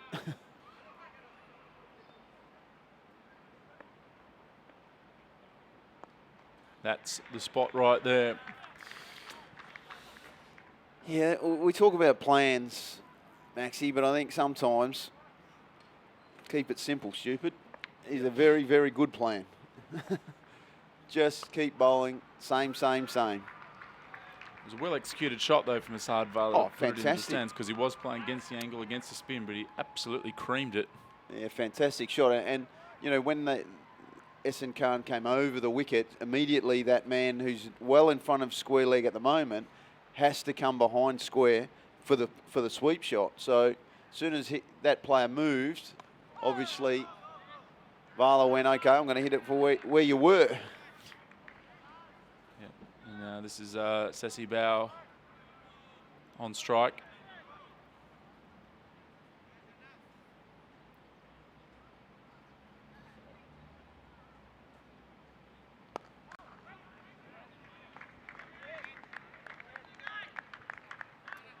One thing I would say, when you're looking down the grounds, one of my little pet hates, Maxie, that first slip, Bubba Height, needs to have his right foot on the tram line.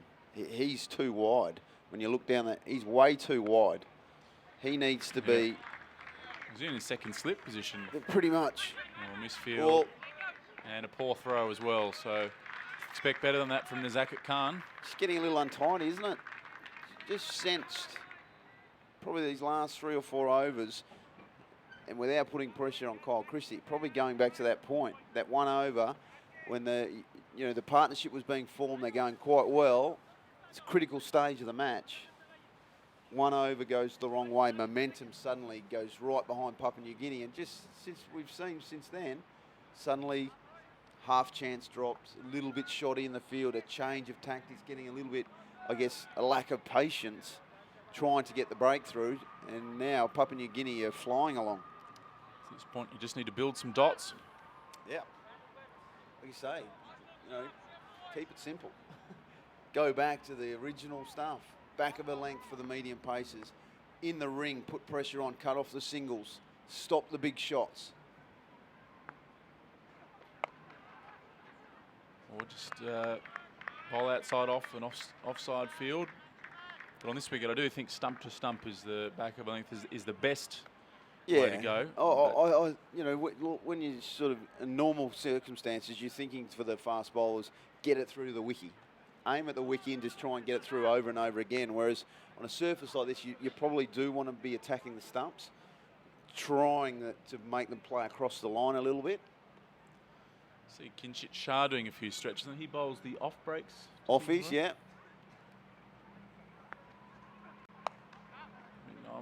Look, he's not yet come onto the crease. Perhaps he's just warming up, indicating he's keen for a bowl. But he does love a bowl, Kinshit. Let me tell you that. But I still think you can put your best spinners on here. It doesn't have to be. It's nice to have the offie turning away from the bat, but it's not. It's not a necessity. No, absolutely. You got to bowl to everyone.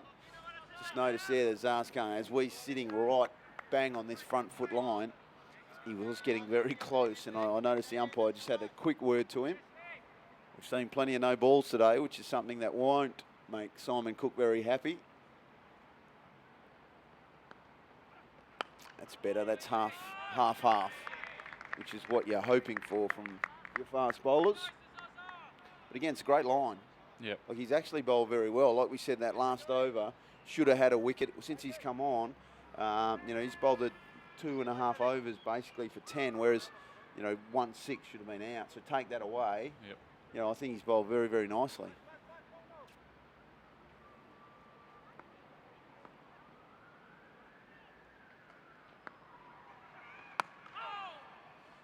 He perhaps got away with that one a little bit. Half volley on leg stump, but Sardvala couldn't capitalise. Probably tried to bowl it, hit it a little too square. Perhaps this is where just that doubt of having a couple of short deliveries, couple of men out, just missing out on the fuller delivery. Yeah.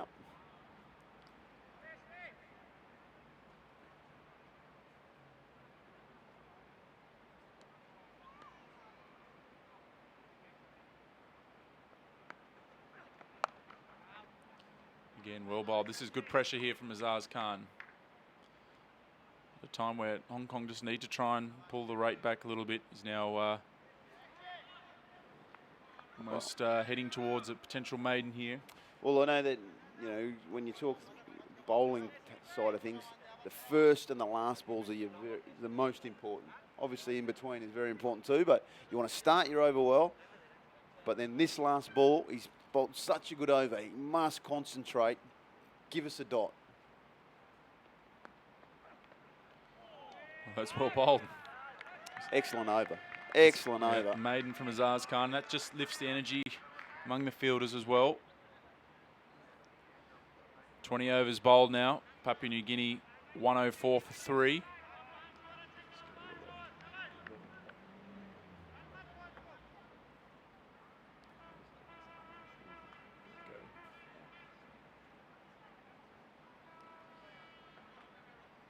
So San Khan going to continue here.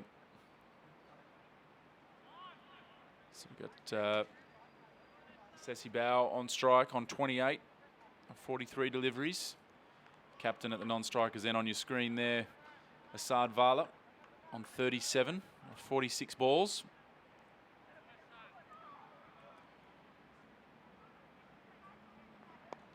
Good pace. Notice that was appreciably slower. Make the batsman create the speed, the pace on the ball. So just make them come to you.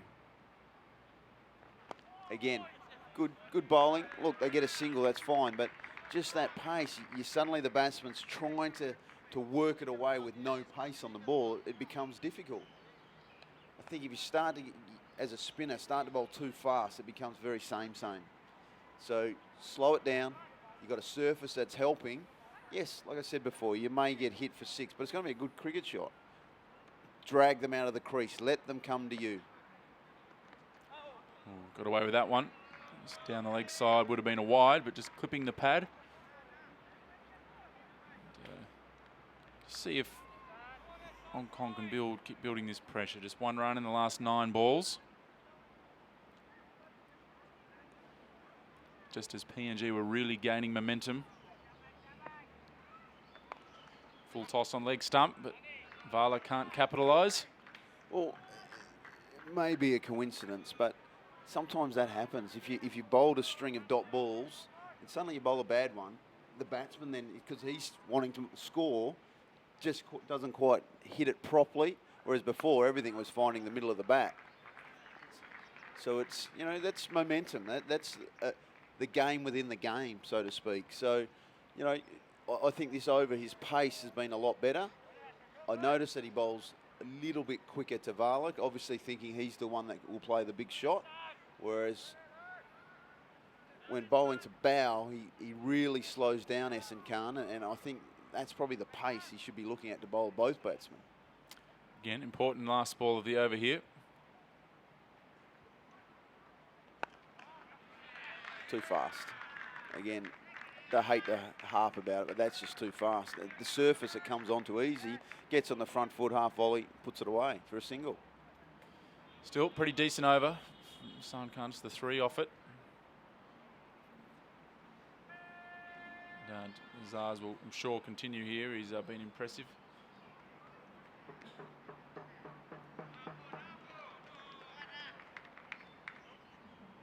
Hong Kong will be not panicking, but they'll be very much wanting a breakthrough shortly here, because as you said, it's not an easy wicket to chase on. We expect that there's going to be wicket's going to deteriorate a little bit. I actually feel a bit of deja vu. Weren't we here 2 days ago, exactly the same? Well, when Hong Kong were batting, it was 2 or 3 for 100. That's a good shot. Down the ground, trying to hit the side screen. Oh. And that's going to go all the way. Almost taking the cameraman out down there. It's knocked his umbrella back up on the scaffolding. Just got the length wrong, Azaz Khan there. And Bow was all over it. A beautiful cricket shot all the way for 6. This PNG innings just gaining some really nice momentum now. Pressure really on the Hong Kong bowlers. What has Azaz Khan got up his sleeve? Again, good shot down the ground. That might go all the way as well. Yes, it does. Despairing dive from Bubba Hyatt, the skipper. Can't stop it. And another boundary. PNG racing along now. 3 for 113. 117, sorry. Good signs here that this could be a very sizable target for Papua New Guinea. Hong Kong will have to be at their very, very best to try and put the shackles back on as we see a change in the field. Deep mid on now, drops back. Cover coming up. 5 men needed inside the circle. Big appeal, yes, given, gone. Decision going the Hong Kong way. It was that back of the length delivery. Bow caught on the crease, played a little across the line. And the umpire going with Hong Kong's favour. A massive breakthrough for Hong Kong. Let's have a look at the decision. Comes the important time. He must have been well pitched up to have just in line with leg stump.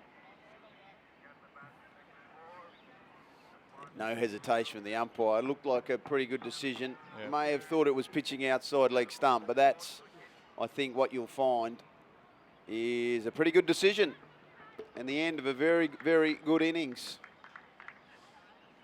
Yeah, and one bow replaces another. Dogadoo Bow now comes out. One little man about to be replaced by a big man. Indeed.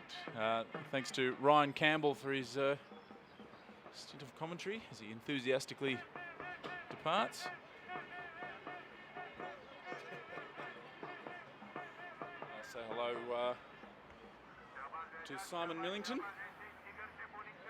former owner of the Woodworm Warriors. Now Woodworm with supplying the kit for the Hong Kong team, and just a very timely display of the banner down on the ground there. Complete accident. Yeah, morning, Max. And a crucial breakthrough there for Hong Kong. A partnership 78 there was developing into a dangerous one.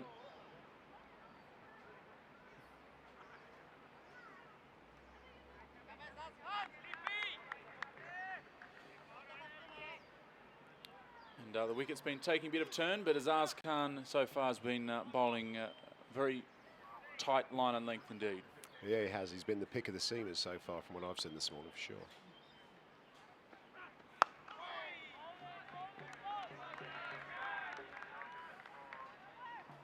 Well, Simon, enjoying the tent outside today there with pretty nice conditions, despite now just a couple of little clouds around. Yeah, it's nice. There's a nice breeze out here this morning, which is always good in Hong Kong.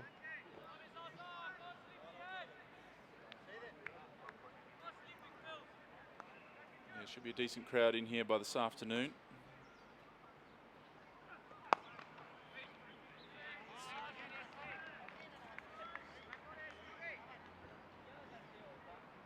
So Dogadoo Bow on strike, who in the first match made 34 before he was run out by Shahid Wasif.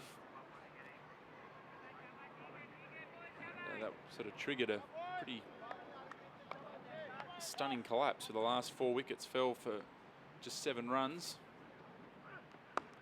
Well bowled again from Azaz Khan. Bubba Hyatt now getting the slip in.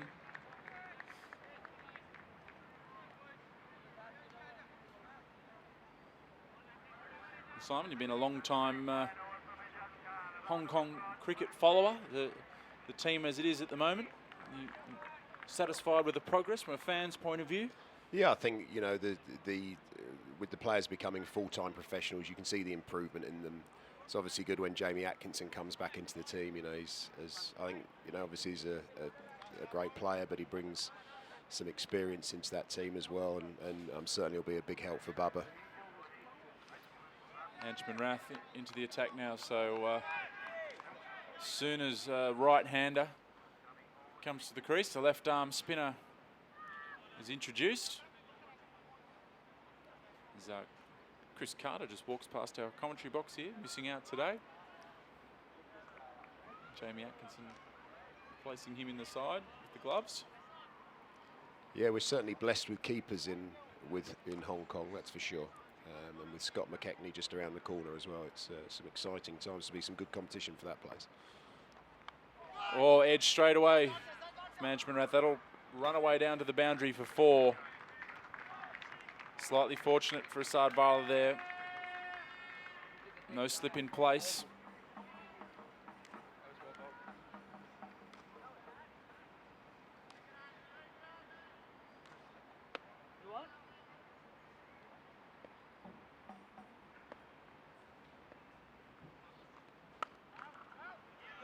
Slightly short from Rath, and this time punished through the offside. So a couple of boundaries for Asad Vala. He's edging towards a half century here. He's 46 or 51 deliveries. He's played very well in the first game too. It's a very evenly matched contest, you'd have to say, Simon. Yeah, it is, and you know, certainly here they'll be targeting, I guess, a similar score to Hong Kong made the other day, trying to get up to around 270. Which is a good score to chase here. I think it's going to be interesting the role the spinners play with it's turning as much as it is in the next sort of the second half of the innings.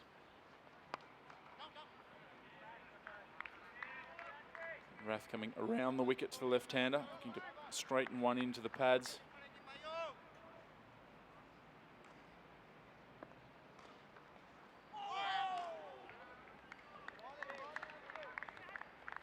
Anchman Rath, 10 overs, 3 for 22 in the first ODI.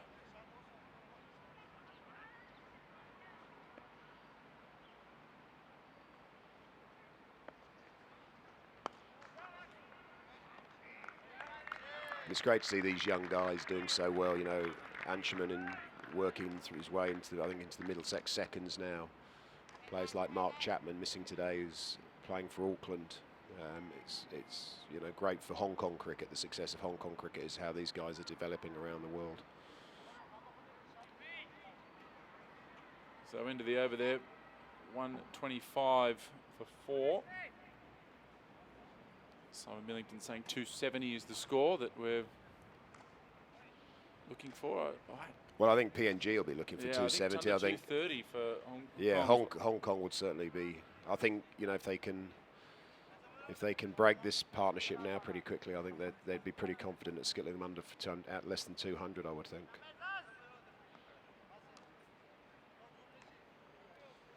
Zaz Khan set to continue here.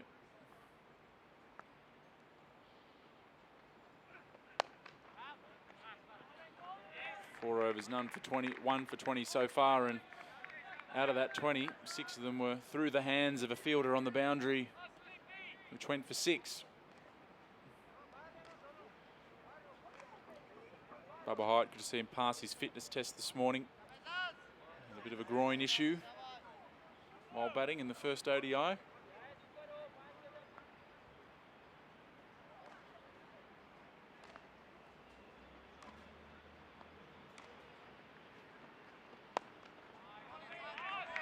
Again, just hitting a perfect length, and he's dug a couple in short as well, so it's just also creating a little bit of doubt as to which length he's going to bowl. New batsman in at the moment, Dogadoo Bow, yet to get on off the mark.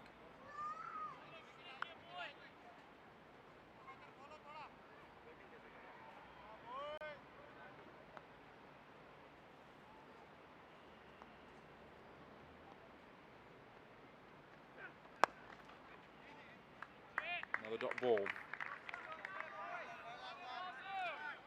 So Simon, from a Woodworm point of view, excited to be partnered with Hong Kong cricket for the next couple of years? Yeah, very much so. You know, we're very proud of our association with Cricket Hong Kong over the last few years, and it's nice to see the guys all in the Woodworm clothing out there. And we hope it works well for both sides. I mean, you know, I think they're looking smart out there, the guys. And had a number of questions about people wanting to buy the merchandise. It will be over the next couple of months, opportunities for merchandise for Hong Kong fans to wear their team's colours. Absolutely, which would be nice. Yeah, I think that's a week or two away actually. So yeah, it'll be nice that the fans can get some of the team wear available.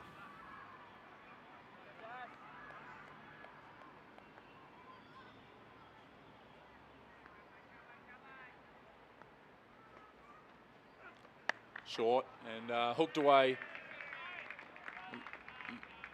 And, great effort out on the boundary there. Can't quite make who it is. It's and almost a run out. Terrific fielding.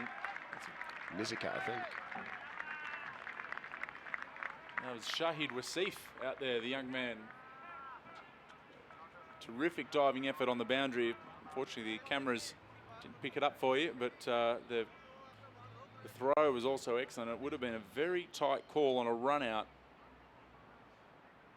if it had been a direct hit. It was only millimetres away.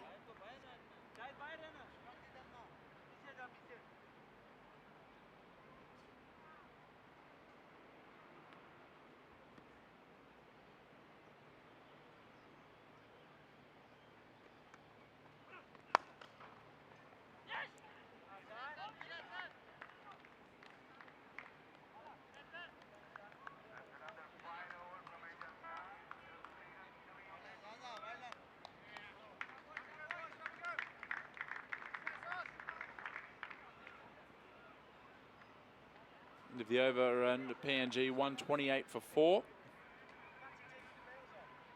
Just looking at another score. The Hong Kong Dragons on the verge of a victory against China. It's a great derby, that one. The Dragons making 128 for 4. China 97 for 9. That's a T20 clash as part of the East Asia Cup in Japan. Hong Kong Dragons, the all Chinese representative side of Hong Kong.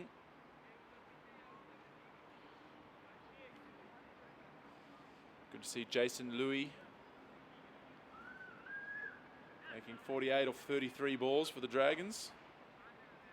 And Ming Lee, 2 for 18, Hong Kong A player. Very good talent, the leg spin, was with the Sydney Sixers, 2 for 18 for him.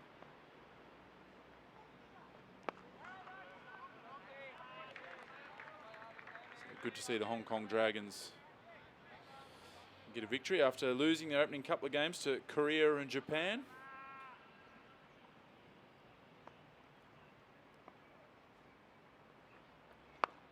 That's up in the air. There's a man down at long on. He's got him. And taken. Nadeem Ahmed. Stogadoo Bow trying to take Anshuman Rath on against the spin. And an important wicket for Hong Kong. PNG now 128 for 5.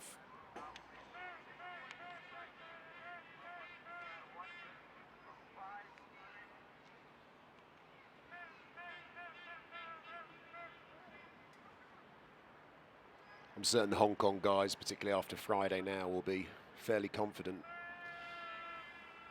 of this, of getting through the tail now. There is a lot of turn. We've got some quality spinners left with overs, so I think it's, you would imagine that Hong Kong will try and wrap this innings up fairly quickly now.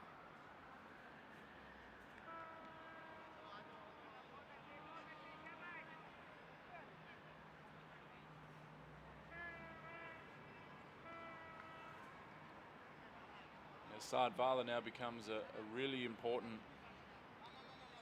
wicket for PNG, the skipper. He's going to have to really bat through this innings as Mahuru Dai comes out to the crease to join his captain. Anshman Rath continuing his good form.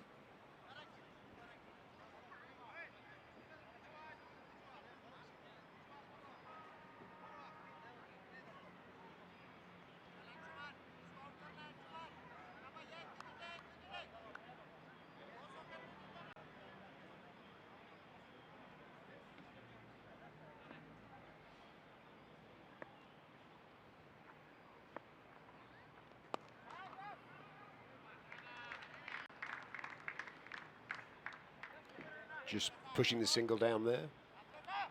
Score moves on to 129 for 5.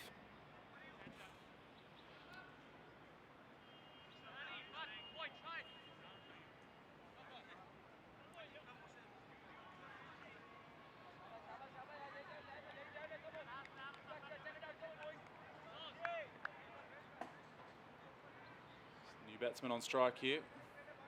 Mahuru Dai. Looks sturdy. So he'll be able to hit a ball.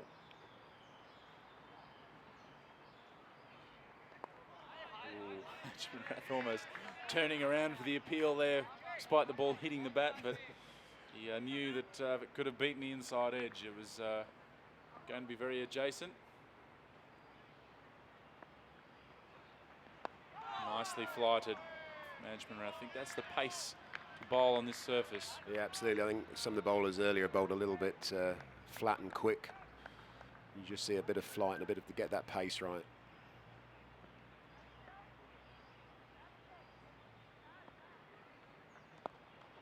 Really tossing it up here, Anshman Rath, inviting Mahuru Dai to try and take him on. That's the end of the over.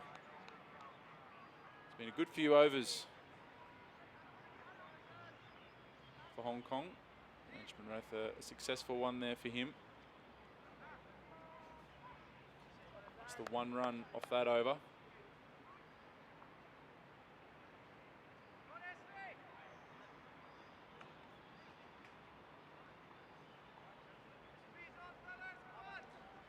Sardvala, 47 not out off 57 balls. On strike here as Zaz Khan continues into his 6th over now.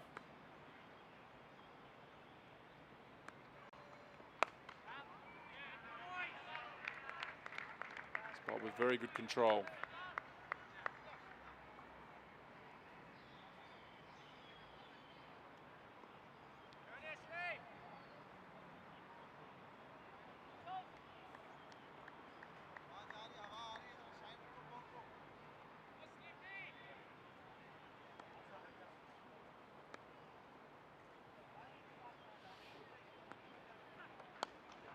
Clipped off nicely from Bala up to Nazakat Khan in the outfield.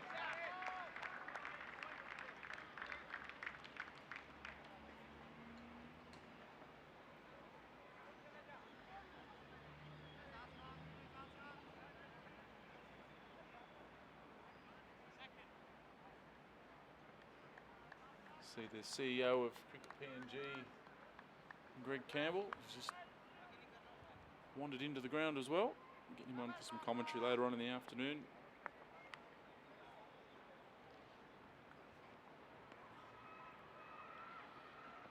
Full delivery in the air, but just short.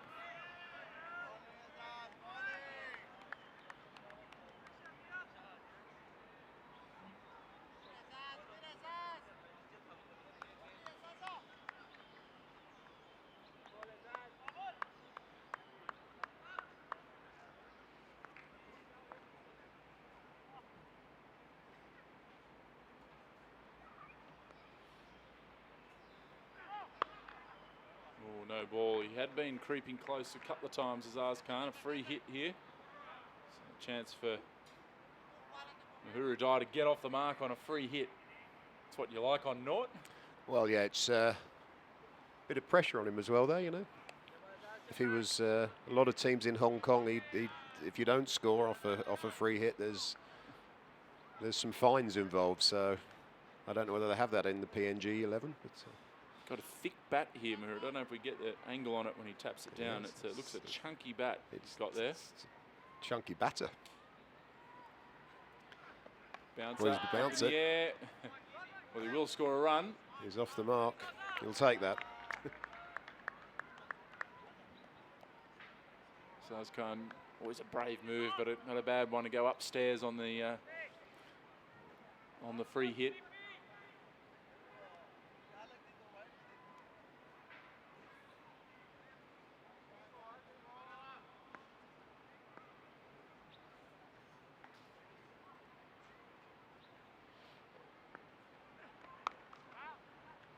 Very well bowled. He's just hit that back of a length consistently as Azkhan, and been difficult to score off.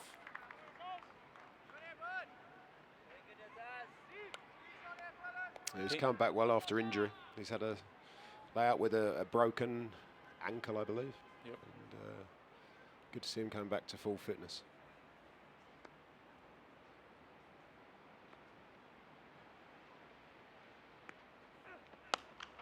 That's a great shot. Only slightly short, but Sadvala straight onto it. And gets it out to deep wicket for 4, and that's his 50. Well played by the captain, backing up his innings of 43 in the first match. And he's in good form.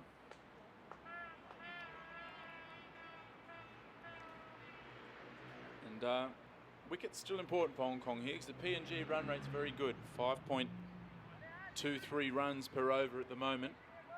It's a healthy rate on this surface, so. Yeah, absolutely. I mean, the wicket of Vala's key here, I think, isn't it, for both sides. But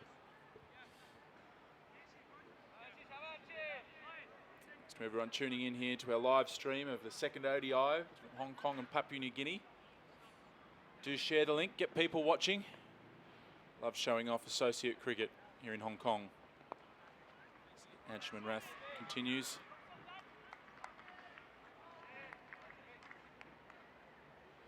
Always streaming our T20 internationals and one-day internationals here in Hong Kong. Great to be able to show off the talents of the cricketers here around the world.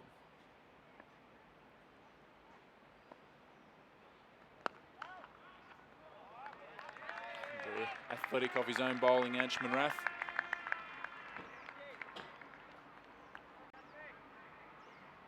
Into his third over now.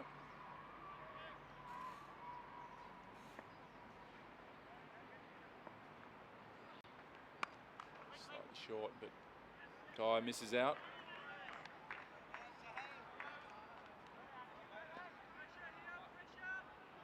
Few clouds coming over here, Simon. Have we anything to worry about? no, I don't think there's a great deal of chance of rain today. They say it may get the. It's always possible in Hong Kong. It has the humidity's kicked up a little bit today, so I think there's always a chance of the odd shower, but I don't think there'll be anything too much today.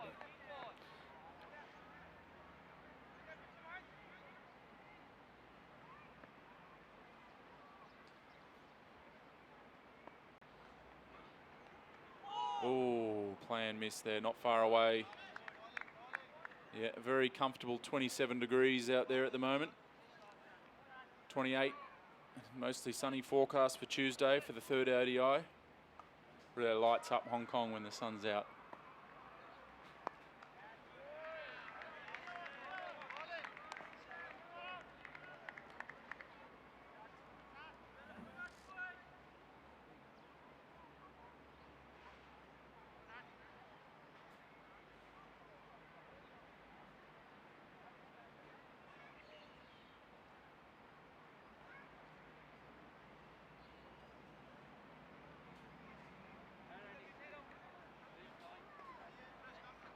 So we're going for spin at both ends now. Nadeem Ahmed coming back in. Yeah, I thought he wouldn't be far away with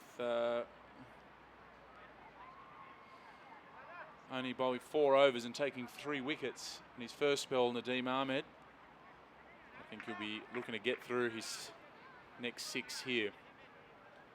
I think spin at both ends is the way to go.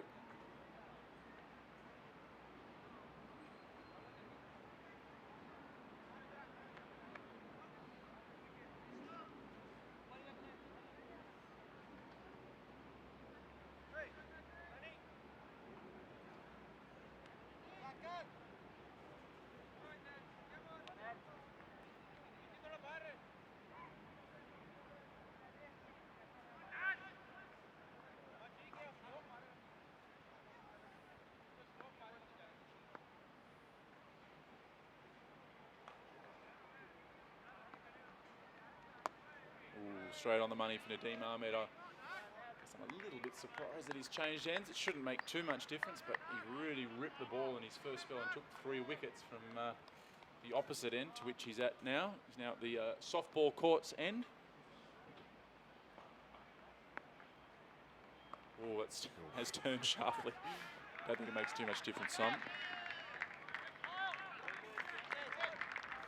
That ball really turning back quite sharply from around the wicket. Yeah, and a little bit of bounce as well. I think they'll be encouraged by that.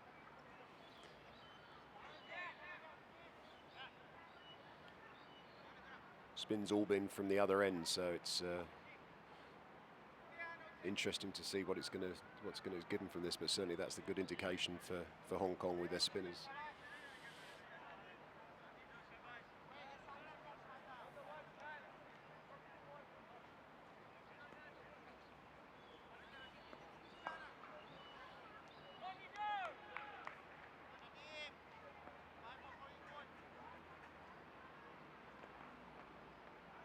Catch. Extremely well bowled. And, I think it's going to be a real challenge for the right-hander. Retire. Just throwing the hand out there going, what was I supposed to do? Sardvala giving him some type of instruction. But yeah, Nadeem Ahmed will be a real challenge for the right hand as the ball spinning sharply.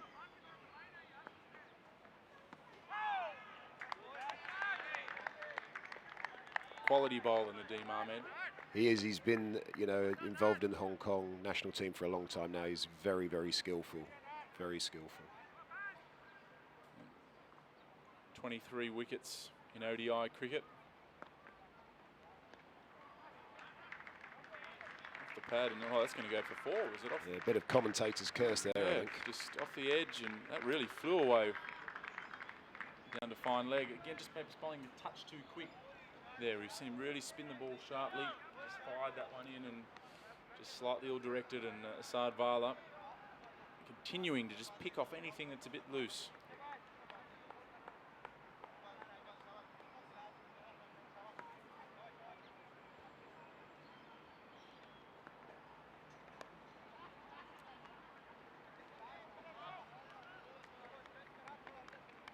So 6 runs off the over. PNG will be happy taking that from Nadeem.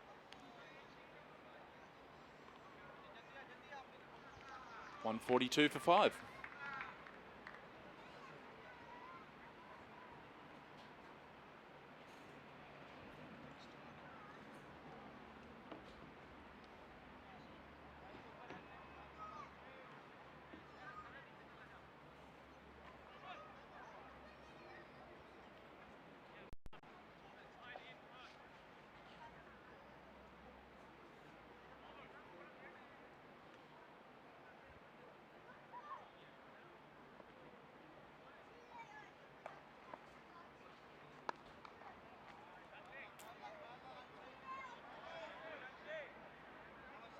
Anchman Rath continues.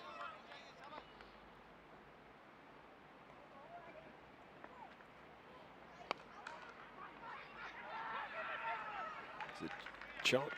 Oh, it's a direct hit. I think he's home.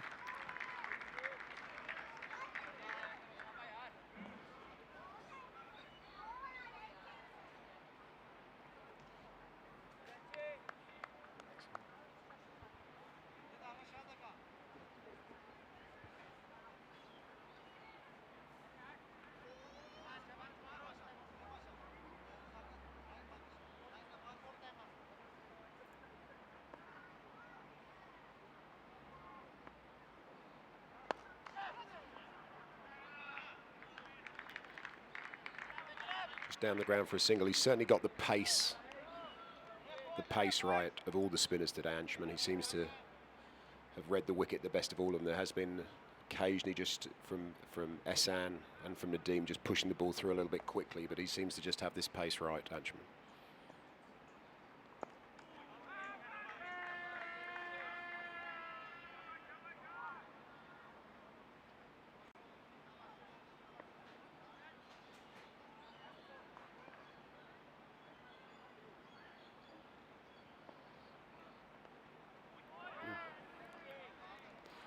Ball just popping them.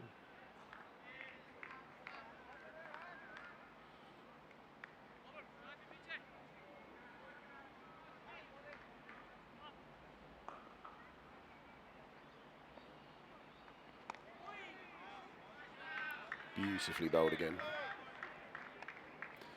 Great over there from Anchman. Score moves on to 144 for 5.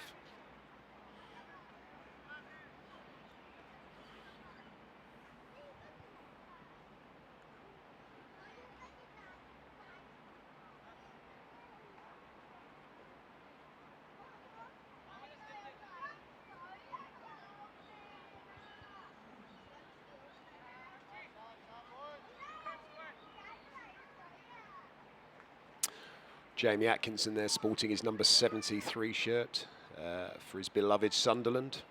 I'm sure that will probably interest one other listener in the world.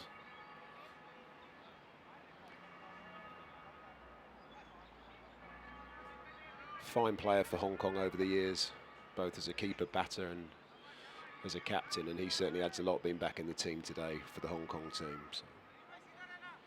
Sadly at the expense of Chris Carter, but Chris at 19 years of age will certainly have a lot more opportunities for Hong Kong.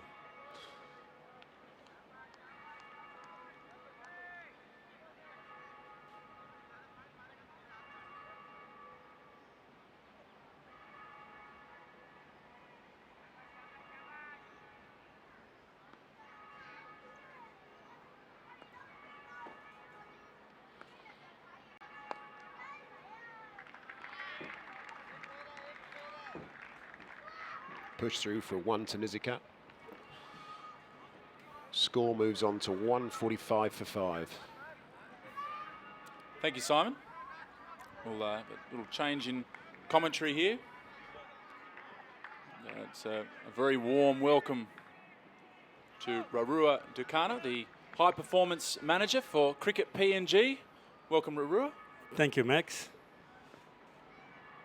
What are you thinking here? 144 for 5. What are your thoughts so far? Well, I think this is a crucial partnership. These two are going to be involved in. They're two of the experienced guys in the PNG lineup.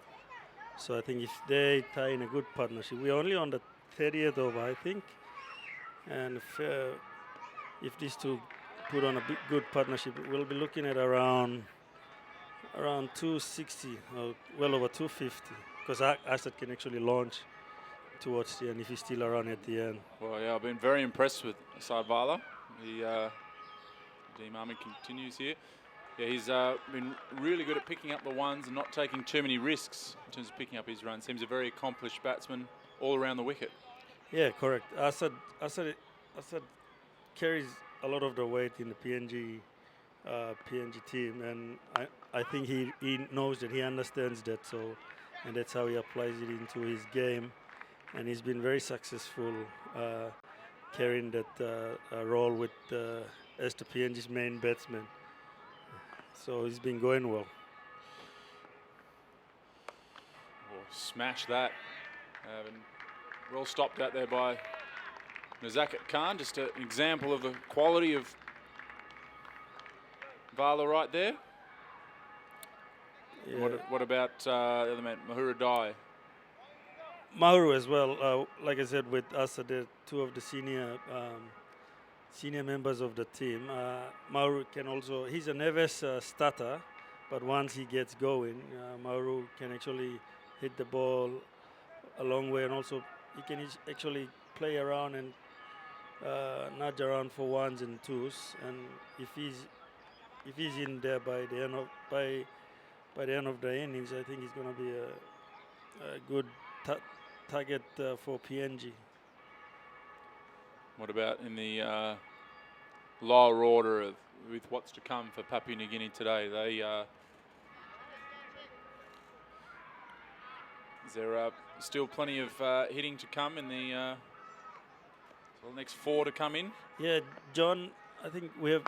Oh, hang on a sec, in the air, and that's gone all the way. So that's over the fence, down into the apartments behind the building here. And a terrific shot from Asad Vala. That's smart betting from Assad, like you said. He's picking the shorter side boundary and launching the big shots around that area. Yeah, we'll just try and take another look at that shot here. Just using his feet and just launching over long off. Fantastic shot.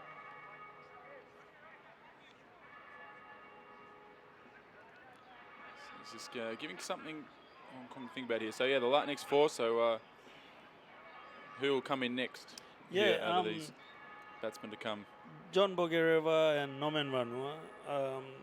Norman Vanua looks like he likes to get on with it. Yeah, he does. Yeah, he hits the ball a long way as well. John Bogereva as well. He loves to play towards the death. That's where his strength is. He comes in. If he's got the last 30 balls when John Boger is in, I think we're gonna see some hard hitting at the end. So there's a fair bit of still betting to go. Young Hiri is, I think he's next. Yeah, he's just playing his second ODI. I think he played his first one in the first match. So he's quite young. He's more of a worker. He works the ball around. John and Norman are the main hitters at the end, down the order. Well bowled from Anjuman Rath. Good comeback after being hit out the park the ball before. 153 for 5. The score here for Papua New Guinea. Yeah, it's a 10-in deck, and if the spinners get it right, the batsmen have some work to do. But if the lengths are wrong, given the shorter straight boundaries, the ball goes a long way. It's pitched outside the leg stump, that one. So just looking here, I think Reva didn't play in the first ODI, so that's a change. Willie Guevara sitting out this match. Yeah, that's an interesting selection, because normally John would be one of Deepak's reliable bowlers and batters down the order. So I think it's good to see him back in the side, because that gives a bit more depth in the PNG batting.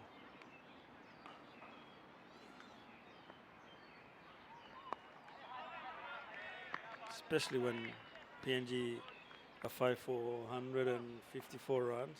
Yeah, well, they were 39 for 3 earlier on, so it's been a pretty good recovery. Yeah, correct. Sese and Assad sort of steered the ship back onto the course, and then now it's going to be up to Assad and Mahuru to keep pushing through with the strike rate and run rate. Yeah, well, Dyer just 4 off 19 balls. That's the role he's got to play, just to stay in there with the captain, not take any risks. Yeah, correct.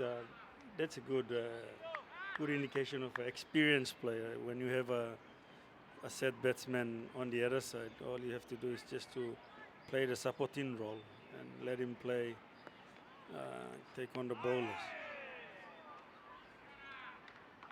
It's a wide ball.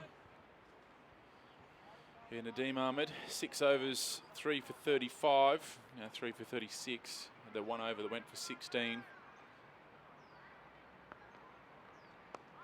Change of tactic going over the wicket now to Asad Vala. I think he'll be pretty keen for Asad just to knock a single and have a go at Dyer, the right-hander, who he can spin the ball away from.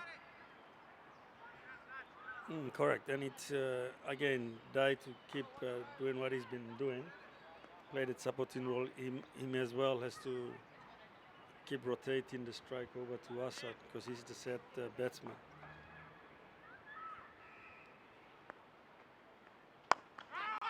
The over pitch from Nadeem. Good running. It's one thing the PNG did very well in the first ODI was the running between the wickets. They picked up certainly a lot more singles than Hong Kong did in their innings.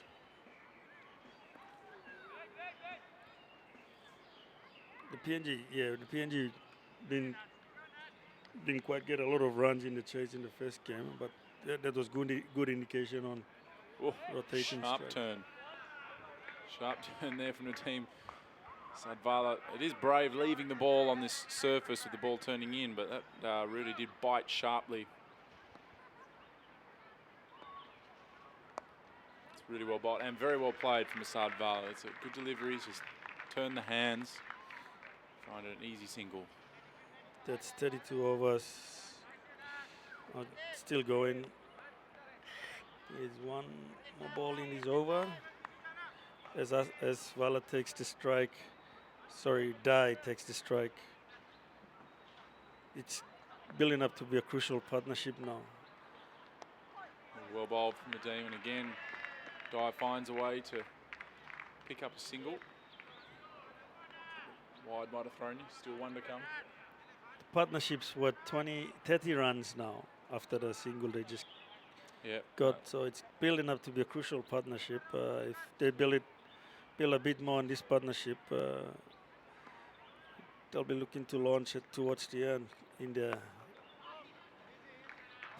credit to Hong Kong bowlers, they bowled really well in the early stages, and now trying to contain the middle order now. When Assad and Sessa played really well. And so what did PNG talk about after the first match, after that loss? Is there any discussion about a particular area of the game coming into this second ODI? Well, I think their first game, the batting was not to the standard they would have liked. I'm sure the coach would have told them that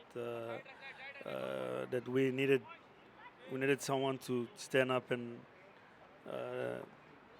bat longer innings and score some runs, and I think that's what Assad's taken on board. He's on 69 now. He's got 40 runs, which he got a start and gave his wicket away in the first game, and now he's on 69. So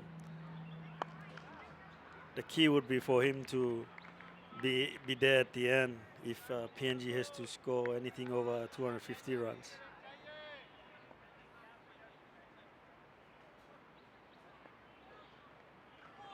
Risky shot there from Dai, but he's executed it well. Zarzkan gives chase. It's going to pick up two.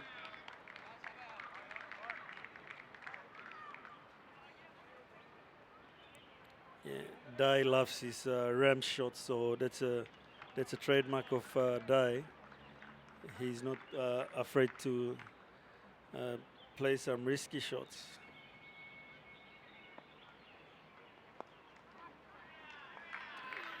That's smart betting from Dai. Keeps rotating the strike over to Vala. They're not giving Hong Kong the dot balls that they'd like here, so this is good batting. Yeah, Hong Kong need a wicket from here on if they have to restrict PNG from a bigger total. Quality batting here. That's what you've got to do in the middle overs of a one-day international. Giving Hong Kong something to think about here. Bubba Hyatt, the captain. Just things coming a little bit too easily for Papua New Guinea at the moment. Oh, no ball. We've seen a few of those today from Hong Kong. And, this will be the second time Dai's had the benefit of a free hit. Is he going to hit it? Oh, I think he's going to go straight towards the shorter boundary if the length's wrong. It goes wide, slaps it to deep point. That's good bowling, especially on a free hit ball. Throws it to wideish Yorker, and Dai just slaps it to deep point for a single.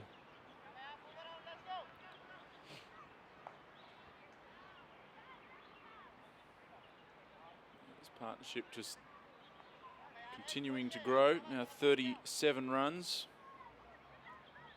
The innings run rate right on 5 and over. 165 for 5 after 33 overs. So the run rate is healthy for Papua New Guinea. Yeah, given the start they were at, and now they've sort of clawed their way back into the match, especially at the middle stages now. So the 37 runs partnership between Dai and Vala is turning out to be a crucial one as well, a vital one. It looks like Hassan Khan coming in back into the attack for Hong Kong, the off spinner. Bowled 6 overs for 24 in his first spell. So perhaps just looking for a change up from the left arm spin.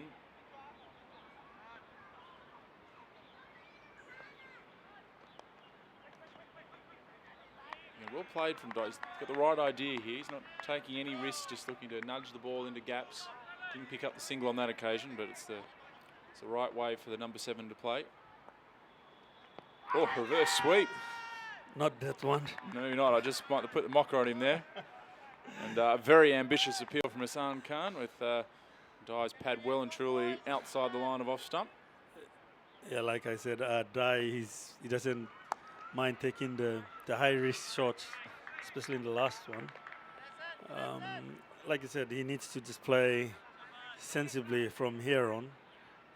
Keep supporting Vala from the other side. So there's still 16 overs left, which is a lot of balls to play.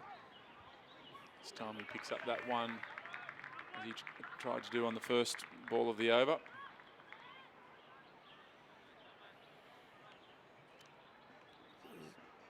So far, a healthy over for Hong Kong from Hassan Khan, is it? Yep, Hassan Khan. Just made his ODI debut against Scotland, where he took a wicket on the first ball he bowled in ODI cricket. Was the 23rd player to do so. Not too many players or bowlers get their first wicket on a first ball, especially on the ODI. So that must be a special achievement for Hassan, surely. So he'll be turning it away from Vala. It's well bowled. It's just the 1 run off this over so far, so an important final delivery here. Oh, is that off the edge? Oh, it's going to run away for 4, or was it just buys? That's buys. Ball turning past the bat. And Jamie Atkinson, who was pretty sharp with a couple of stumpings earlier today, just missed that one. And a handy little boundary for Papua New Guinea after what had been a pretty good over. That's very unlucky for Hassan because he bowled. He had only 1 run in the first 5 balls, and the last one unluckily just got passed through the wicket keeper. Yeah, that ball turned quite sharply. Benjamin Rath here looks like he's just going to bowl 10 overs straight through. This is now into his 7th over. 1 for 24 after 6. I think Baba Hayat is relying on his slower bowlers, his spin bowlers to contain the middle order now for the PNG batting. So Rath comes back in. Oh, that's a direct hit. That's close. That's very close. That's very close. Oof. What did you think? Oh, we are in the right position. Right position. I think Asad was comfortably home, I reckon. He was quick off his mark from the non-striker zone, so credit to him.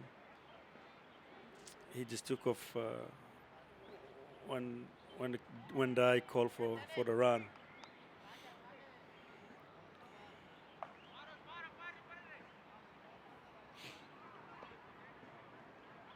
Five for 170 now. 34.1 overs now.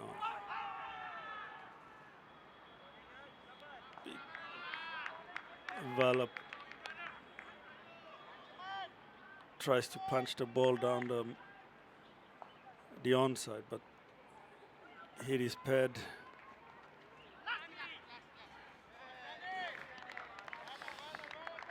Dot ball. Rat's bowling really well. Yeah. It's looking to be a good over now. I think it's important that he closes his over well. Takes the pace off it and beats Vala. That's a big wicket. for Hong Kong. He just flighted that one. It was clever bowling outside the off stump. And Vala, who's looked completely untroubled, just got sucked into coming down the crease and has been stumped. A third stumping of the innings. Yeah, that was a good take from Jamie Jamie Atkinson and flipped the bails off in time before Vala regain his ground. And that's a big wicket. Yeah, we've got the replay here. As you can see, just flighted, clever bowling. Vala just missed it and really never looked like getting out, Vala, until he has fallen. So that is a really big wicket. He looks very disappointed. And as you predicted it looks like Hiri Hiri. Here is next coming in for PNG. Looks like players are taking a bit of a drink here in the meantime. That really was a big wicket for Hong Kong. Now 171 for 6 score, and Sadvala 70 off 87 deliveries. It was a very good innings with 9 boundaries and 2 sixes, backing up his 43 or 41 balls in the first ODI. But I'm sure, just looking in the reaction of his face, he was really lining up 100 there. Yeah, he looked very disappointed getting out at this stage. He understands that his team needed him at the end, but credit to him, he scored 70 runs under pressure when things were not looking well. There were about 3, 4, not many, and Assad held his ground and scored a handy 70 runs. It was a good innings from Vala. PNG 6 for 170 now, so it's gonna be Hong Kong, if they want to close off this innings, they have to keep bowling tight and restrict PNG from scoring any loose runs. Yeah, just the ground staff just repainting the lines, very dry surface. Vans Chan on the left. And Jashim, the head groundsman there with the sweep and broom. A few people starting to filter into the ground here this afternoon with our sponsors, Peroni, providing the beers for the hospitality tents. It's a very, very good day for cricket, and good to see the crowd coming in and supporting the local association here, and good to see kids as well playing on the side. More people just enjoying the cricket here, which is very good. It's a very good sceneries in the Mission Road Cricket Ground. Ian Thompson there is going to be officiating in his ODI debut on Tuesday. And big period now for Papua New Guinea just to make sure that they don't allow that one wicket to destabilise them.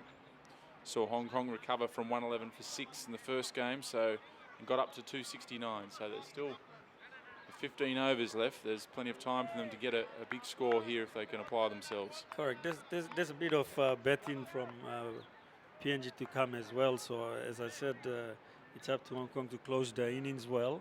They're bowling well, so PNG doesn't pile on the runs from here on. Pressure is on now. Pressure on.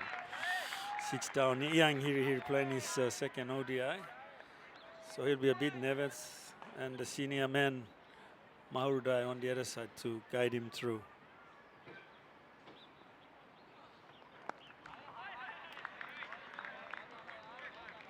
Bob from Achman-Rath is keeping things tight. That's the end of that over. It was a good over and big wicket from that over. Yeah, and just the 1 run from it as well. So 171 for 6, 15 overs to go, 90 balls. Sure, PNG will still back themselves here to at least get to 250. But I still think 230 will be quite a defendable score if they can. That'll be a tricky chase. Yeah, correct. PNG have a good spin bowlers in their stocks as well.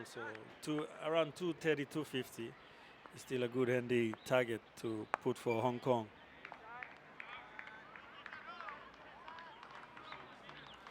Yep, Hassan Khan continuing here. He loves that little clip. Just trying to use his hands to whack it on the short fine leg area. Short fine leg's got his work cut out there at the moment. Wonder if we'll see another reverse sweep attempt. Drives. And to long off. Still plenty of overs to go yet. But PNG has lost their 6th wicket, so I think Dai will be playing a bit cautiously from here on, and he needs to be there at the end for PNG if they have to set up a good score. Young Hiri's gonna be playing the supporting role, and steals a 1. Naps to shot square as Dai comes back to take the strike. Dai is going to be the key man for PNG batting here.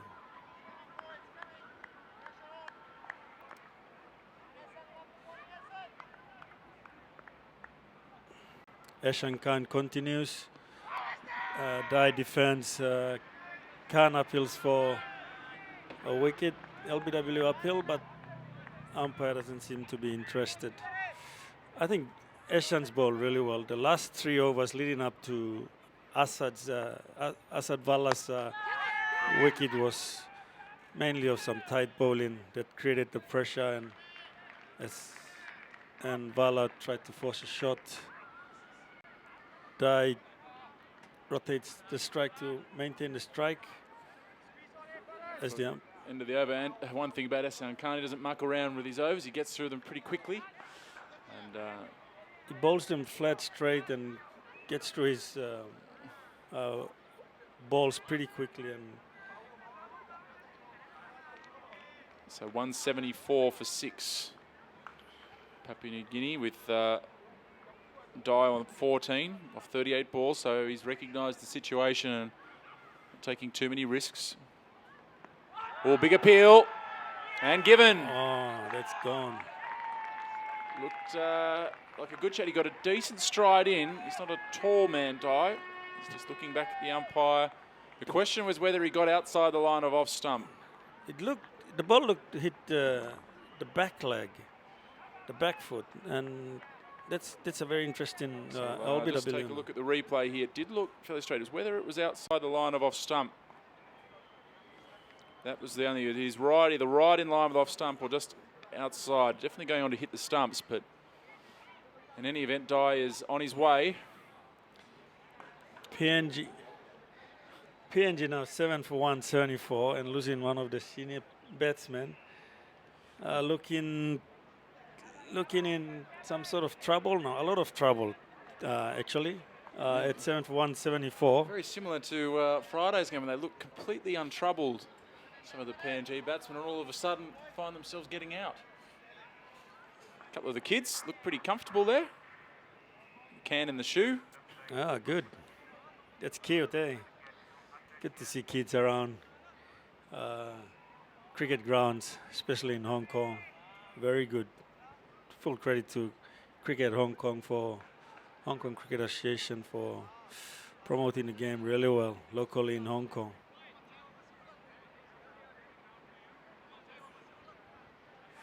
John Bogereva is the next batsman in.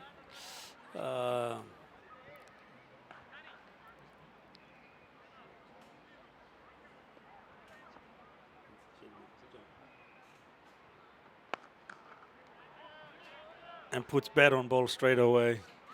Well, you mentioned he was in for a bit of extra batting depth. They need it now, Papua New Guinea. Correct, yeah, and I think it's going to be a good stage for JB to actually play his natural game. Just get his eye in the first few overs and then try and whack for a bit more runs later on in the innings. 7 for 174. Yep. As Rat continues.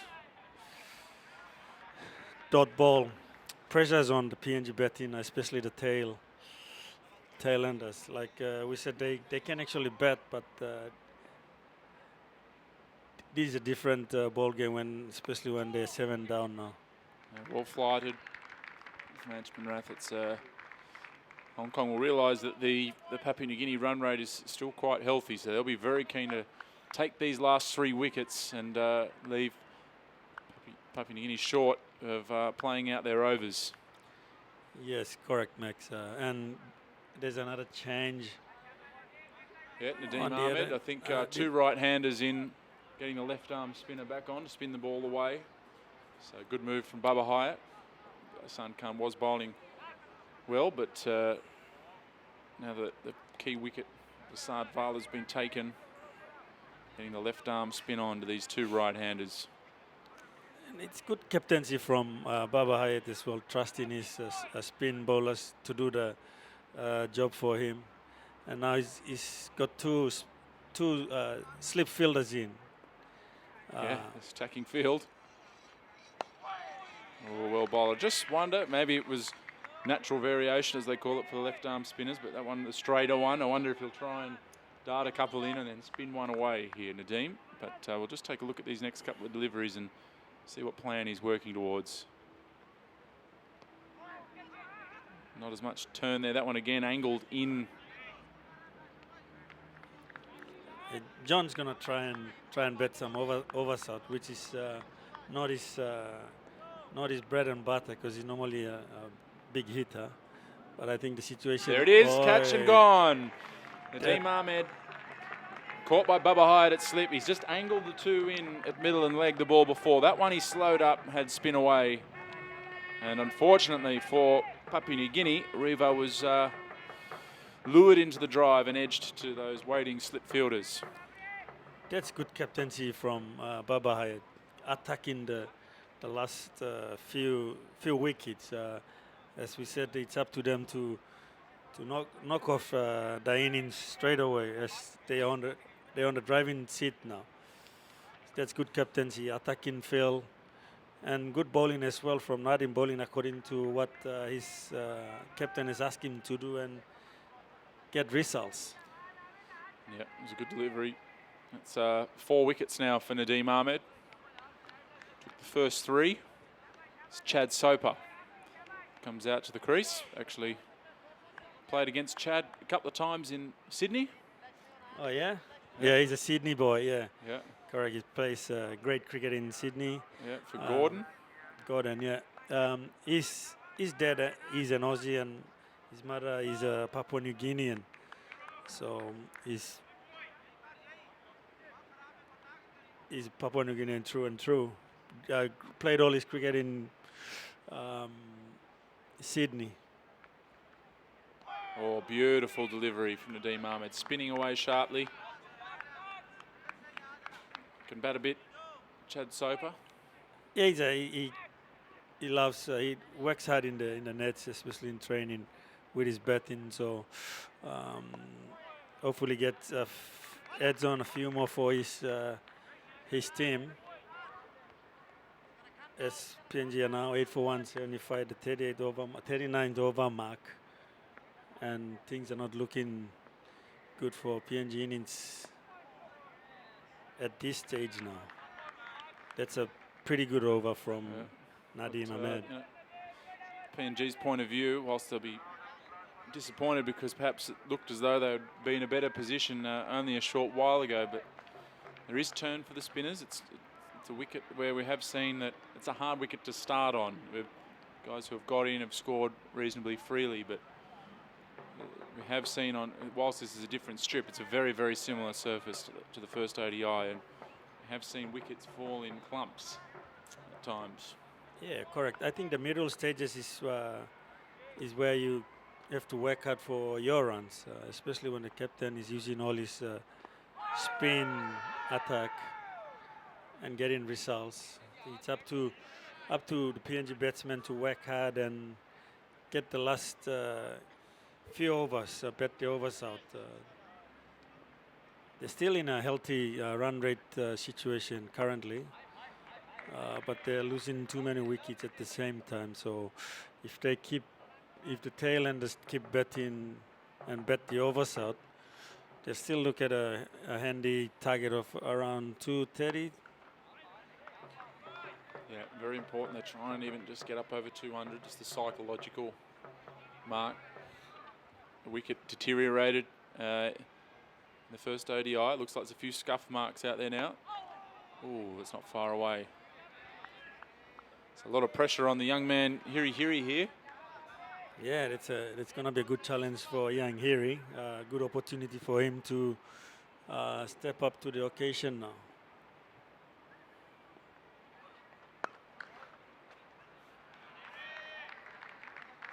He's a confident young boy, Hiri, and as he punches the ball with authority down towards the long off area. Brings Chetsop on strike. PNG 8 down for 175 as Rat continues on the 40th over.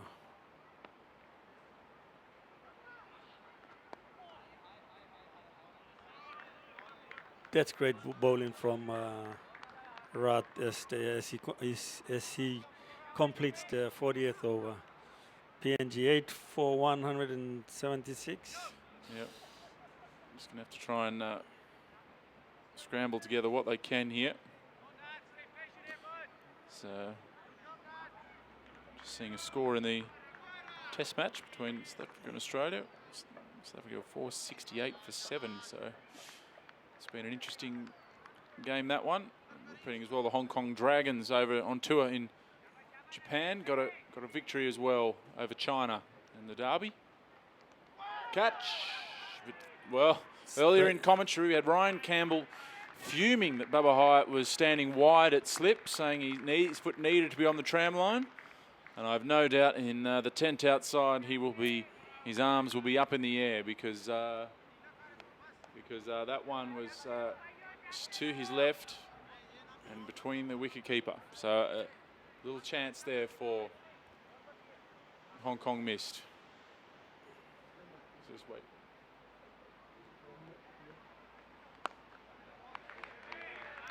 Nadim tightening the screws for the Hong Kong bowlers.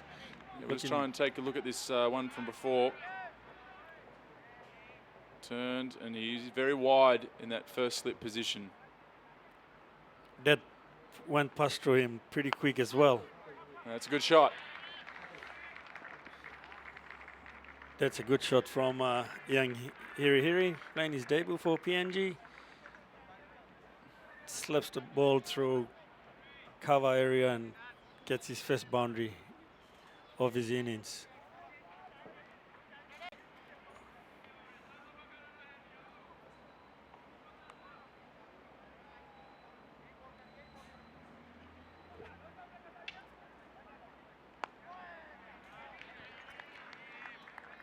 Hiri defends the ball.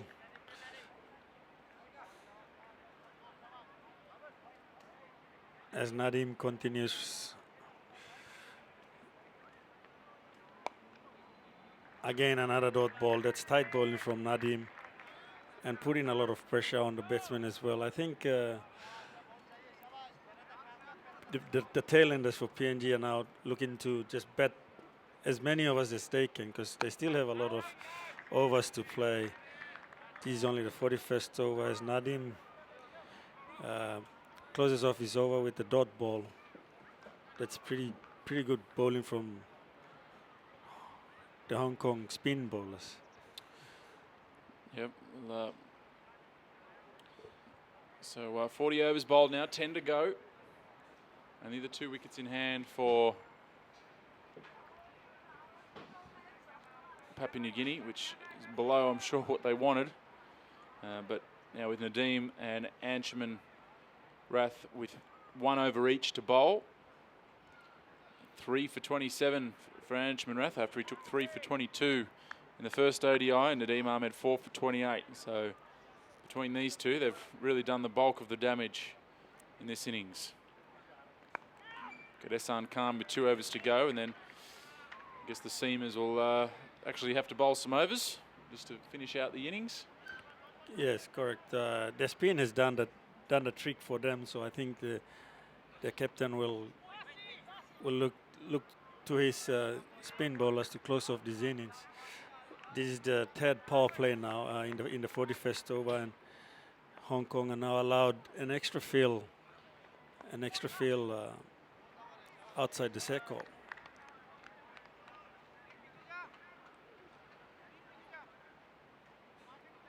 This is the last over for Rath, and he's done a good job for his captain. Bowled tightly and took a couple of wickets.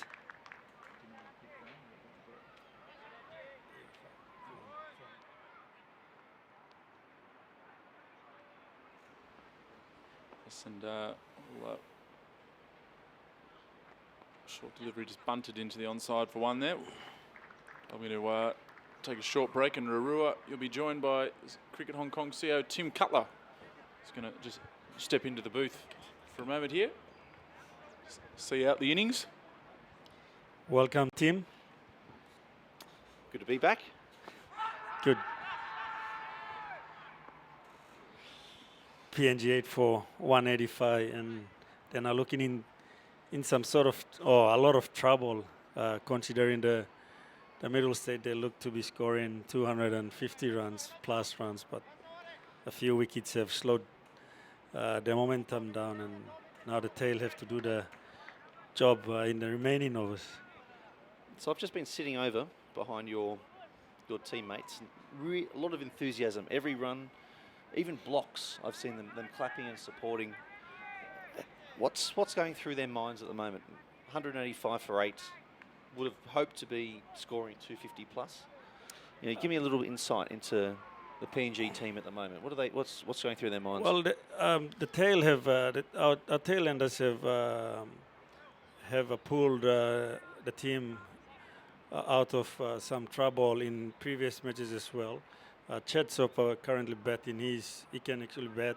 Yang Hiri is a top order bat, but he's just coming into the side as a spin bowler, but he can actually bat. And we have Norman Vano who can also hit the ball a long way. So that's if they get a few more overs in them, then I think they will set themselves to launch a few quick runs towards the end.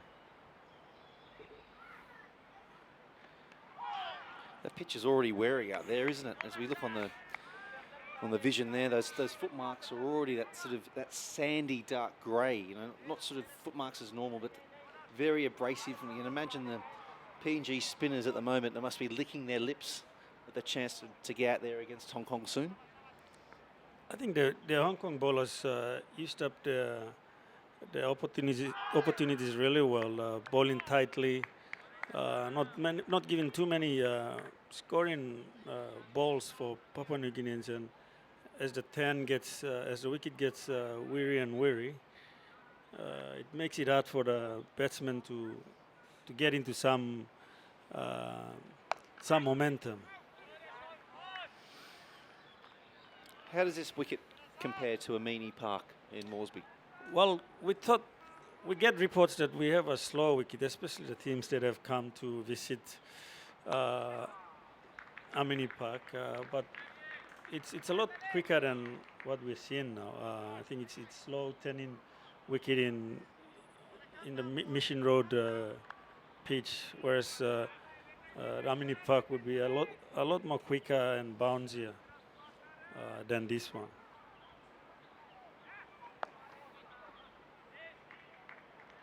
It must be good being able to host international cricket in Moresby. It must be amazing to be able to play in front of your friends and family, seeing how strong cricket is now in PNG. It must be a great feeling. It is, yeah, and the local fans and public is taking up the game, appreciating the game really well, and where it is, the game itself, where it is located up in the world rankings. And I think the local public are really happy to see the games being brought to their doorsteps, and to see the team being successful at home as well is a satisfying feeling for everyone involved in cricket. Yeah, I remember keeping up with it was the East Asia Games. East Asia, South Asia Games? East Asia Pacific. East Asia Games. being hosted there in Moresby, and to see even teams like Namibia, knowing the challenges they have, the sparse land and players everywhere, but being able to see cricket in Moresby is really satisfying as an outsider looking in, to just see the passion in the PNG people. We know how strong rugby league is, but to see a sport like cricket and see the difference it's been able to make in the community and everybody to be able to come out and watch, it's a pleasure having you guys here anyway, but to be able to watch that, it must be a great feeling. I know the struggles you've had with the mini park and getting the right groundsmen and getting the expertise and the training there. I know you get great support from Cricket Australia there, but it's a pleasure to have you here. Thank you, Tim, and it's always good to be up against our rivals, Hong Kong, and good to see both countries agreeing to play some games, especially here, and also probably next year might be back in PNG. So it's been a good relationship we've established over the years. It's funny, isn't it? We've played so many key games against each other, so many moments and finals. Azaz Khan back in the attack here as we watch. And is that a wicket? It's 9 down now. More trouble for PNG. 9 for 187.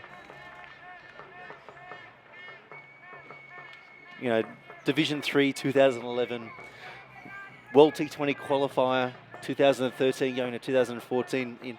We talk about cricket with consequence and cricket that matters. Hong Kong and Papua New Guinea have played some really key games. Have decided huge pots of funding and development activities. But it's great that for being such a close rivalry, here we are organising a bilateral series out of our own pockets, and just you see the camaraderie between the teams, and obviously we haven't seen it, but Charlie Burke's just coming and giving you a big cuddle.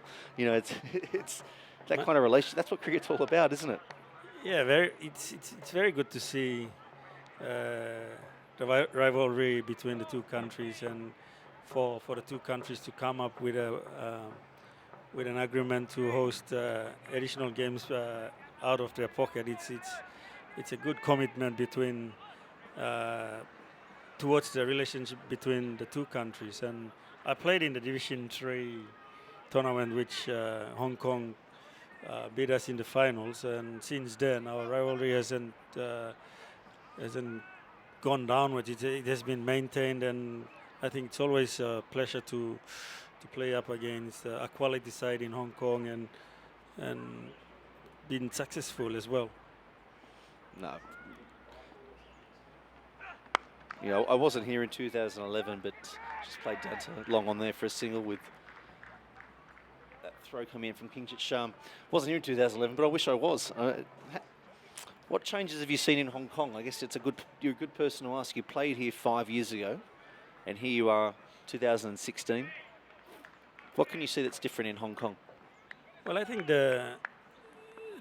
especially with the playing group, the appreciation they now have as the opportunities that has been created for them to play internationally and be recognized as a true cricketing nation, especially with their performance in the cricket field, and also their involvement in the T20 World Cups has actually lifted the profile of Hong Kong cricket in Hong Kong, which is good to see, and that's something Papua New Guinea have also been committed to lift our profile, and we've just missed World Cup qualifying tournaments, but our game has also improved, so as with the Hong Kong.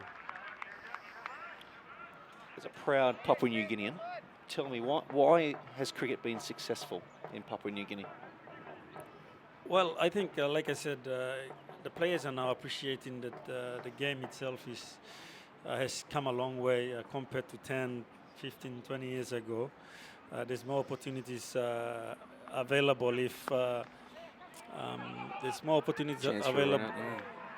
More opportunities available if we keep playing well, performing as individuals and collectively. And I think our structure itself, our establishment, organization as a cricket PNG, we have also come a long way in establishing our structure, our pathways, making sure that our boys are given the best opportunity possible to perform at the international level. Do you think cricket's close to being PNG's national sport?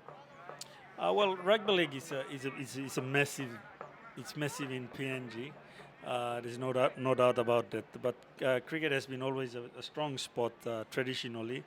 But the administration wasn't as strong compared to what is now.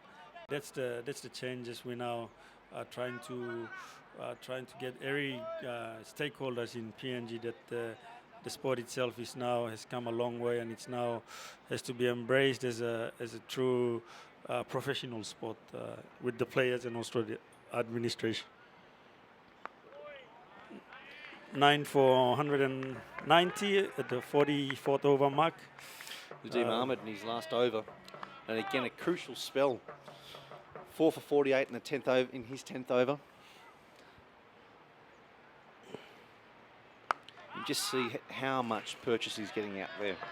And I think this is definitely going to be a game that's won or lost. I think with PNG spinners, I think if the PNG tweakers are able to pin Hong Kong down and take wickets. Well bowled again, but well covered there. Whatever runs PNG gets from here on will be bonus to them as the pitch wears on. It's going to be interesting in how Hong Kong will go about their innings, especially on the wearing and turning pitch. Well, knowing Hong Kong, it's probably one way, and it's not going to be slow. much like PNG actually. Yeah, pretty much. Yeah, they both play similarly, and that's the difference between us and PNG Hong Kong and going forward in developing our game as cricketers. To be honest, working, grasping that tough stages of the match, and I think we've seen a lot in both teams, especially in the first game as well, where Hong Kong grasped their way through to score 269 runs. PNG fell short, and again now we are at a stage where the game is going to be at an even tussle. I think that's where the advantage of playing the Intercontinental Cup 4-day cricket must have on our players collectively, and being able to bat for long periods. And of course there's that potential pathway to Test cricket, but I think the challenge that puts to players to put long innings together, and we see Dollars average in first-class cricket, averages 90, doesn't he, with a high score of 144, and how strong he's been, and how that changes them, even at one-day international cricket, being able to be calm and put innings together. And we have that natural flair I think we see in both teams with the bat. You don't have to teach that, it's there, but it's being able to get through those mini quiet spells and having that patience. And I think that's what we didn't see that from either team yesterday, or on Azaz again, just a single down there to fine leg. I think that's where the game was won and lost, where Hong Kong was able to see out those spells, even that 6 down for 100, where PNG seemed to just not have that patience at the wicket. Do you agree with that? Yeah, correct. And like you said, playing the ICAP matches is a good development for the two countries, two teams, especially with the batting, and especially batting against spin. That has been a big concern area for the PNG batting team. They've actually improved over the last, as a result of their involvement in the ICAP, and they're still developing in that regard. And Assad is a fine example of how you can build your innings, especially averaging at 90 in his ICAP matches. That's something that his fellow teammates have to learn from Assad. It's a tough one, isn't it? We know that where the funding's linked to, the World Cricket League has driven a lot of the funding for associate cricket, and ICAP. I'm not, maybe you can tell me how many matches of multi-day cricket is actually played in PG, but we've talked about the challenges with facilities here, and actually being able to play multi-day cricket as a country is a massive plus, but not necessarily reflected, I think, in a lot of associate nations. It almost ends up being a bit of a training base and a skill base to grow for the players. Do you play multi-day cricket in PNG? In PNG, not locally. Our local games, association matches are played only T20s. We have a big issue of our facilities, especially with cricket grounds. We have only one main cricket ground back in PNG, and that's pretty tough to put in any quality matches, especially at the local club area. And like you said, it's all been more training based and more skill based, especially when you're preparing for your matches. That's a good shot from Chad Great Soper. shots. Yeah, square the wicket. We just had a comment on YouTube actually saying that Chad Soper should be batting up the order. Does he have that potential? Yeah, he works. Max actually asked me on that. He actually works hard with his batting. He plays great cricket in Sydney, which is one of the top great cricket competitions in Australia, and he's put a lot of time into it, and he shows. We can actually see he's got good batting attributes. At this stage, PNG with the middle collapse sort of gave him the opportunity to bat a few more overs this match, and as a tail ender, I know how that feels to get that chance.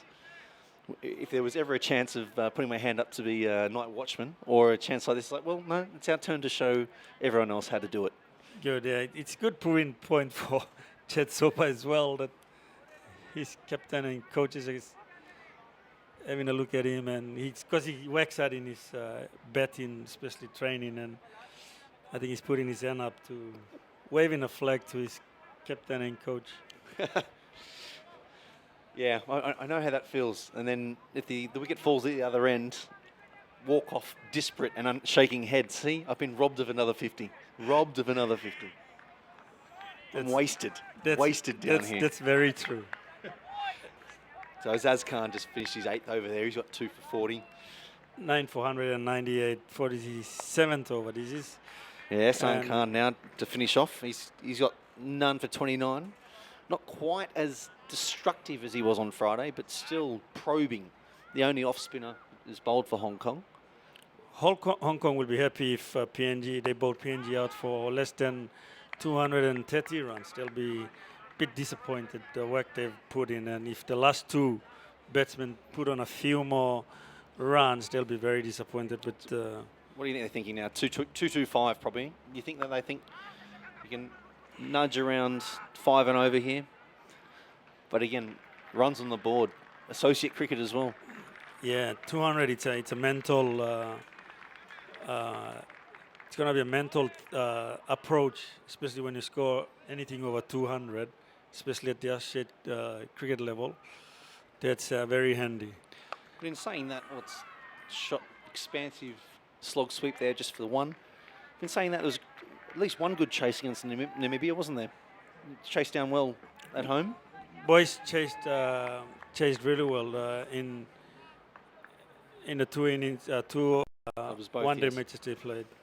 Oh, that's unlucky. Yeah, it's very well bowled. I didn't even know the stumps there, but that's what he's been trying to do, trying to open that gate up. And just as we're talking about 200 as that mental barrier, PNG have been bowled out for 201 in the 46th over. Ehsan Khan taking that last wicket. So when Hong Kong come out to bat, they'll need 202 for victory. I think we can keep talking about PNG cricket, though. I'm quite enjoying this. And I think it's such a great story, and without going through the details, the top of the ICC associate scorecard, PNG have been there for a number of years, and that's various factors such as player numbers, ground numbers, umpires, coaches, number of staff, and a crucial part is non-ICC income as well of what's brought in. And I love telling the story of PNG cricket, that PNG are at the top of that list, above the likes of Afghanistan and Ireland, and even the UAE, sort of hosting lots of cricket there. So how did cricket start in Papua New Guinea?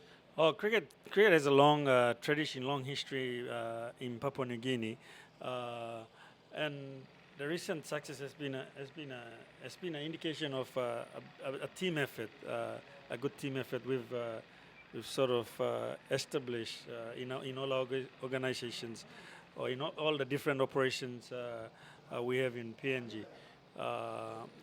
The players, the administration, the board, now the cricket fans, and actually embracing that we are a strong cricket nation. And like I said, it has been a long history in PNG.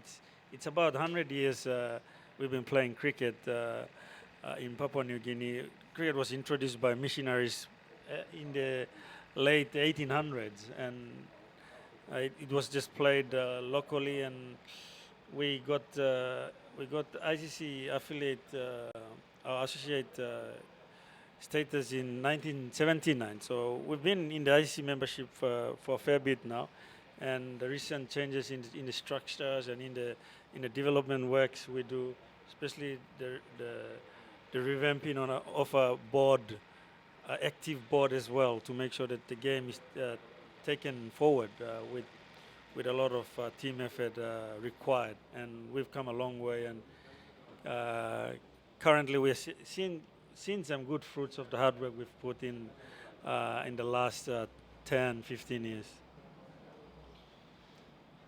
It's such a great story, and knowing how far the guys have to travel and the effort that needs to be put in a country that's been, or has its challenges even today with safety and crime and support for all of its people. It's a heartwarming story to know that a sport like cricket, and we talk about that here as well, that as much as Hong Kong on the outside looks to be a bustling metropolis and financial hub, that sport has such a big part to play in individuals' development.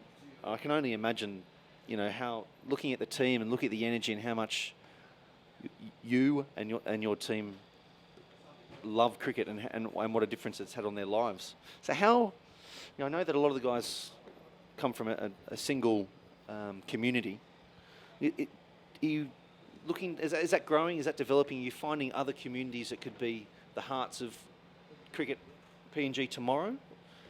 Yes, correct. Our BSP school program has captured up to 200,000 kids, and a majority of the kids that have been captured in that program are from non-cricket playing areas, not so popular areas where rugby league is more popular. We've actually touched kids in those areas, and that is a good indication of the game is growing outside of the strongholds of cricket. And I think our administration has actually understood the need that the game needs to be promoted outside of our cricket strongholds, and that's a priority area that we try to look at, and we've made inroads in the not so popular areas, and that's a very healthy indication for PNG that our game is growing outside of our strongholds. Our sponsorship as well, especially from the corporate bodies, has been very good. That is one of the key KPIs that we keep ticking. That the corporate support, the corporate sponsorship, we tend to lure from our corporate from the corporate sector, and the recent success for the Barramundis, the men's team, has actually reached out to the corporate bodies that cricket is a sport that can actually put Papua New Guinea on the world map, considering as you mentioned, the challenges we face in country and the perspective the outside world have on PNG. I think cricket is playing its part to promote Papua New Guinea to the outside world, that it is not what they see, because we are very caring, very loving people, And for cricket to promote that it's a big plus for our country, and that's what we take satisfaction on as people who work in the cricket organization, and also the players themselves. It's a good satisfying feeling that we actually promoting Papua New Guinea outside of into the outside world. I think it's such a great opportunity to celebrate the PNG culture, because I'm guessing what we see from your players on the field is a little window into what it's like being in PNG. The energy, the senses of humour, and the camaraderie amongst the lads. Now, we've just been told that there's only going to be a 10-minute break here, and we're going to go back on the field for a short 20-minute session, because obviously with Hong Kong taking that wicket in the 46th over. Yeah, I think they finished 40 minutes before their normal scheduled lunch break or innings break, so they'll have to go back to play out the time. Nothing worse as a batsman, is there? Everything to lose and nothing to gain. Even if you come out and you smack 20 and get out, it's still a negative.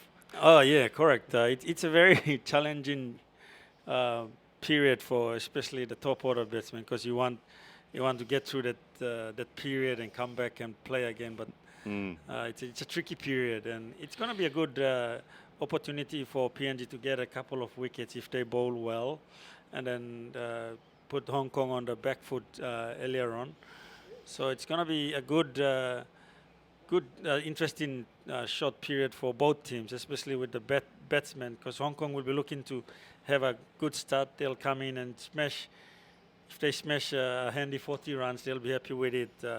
And on the other hand, if PNG gets a couple of wickets, they'll be happy with the short period they've been put out on. So just recapping, Papua New Guinea were bowled out for 201.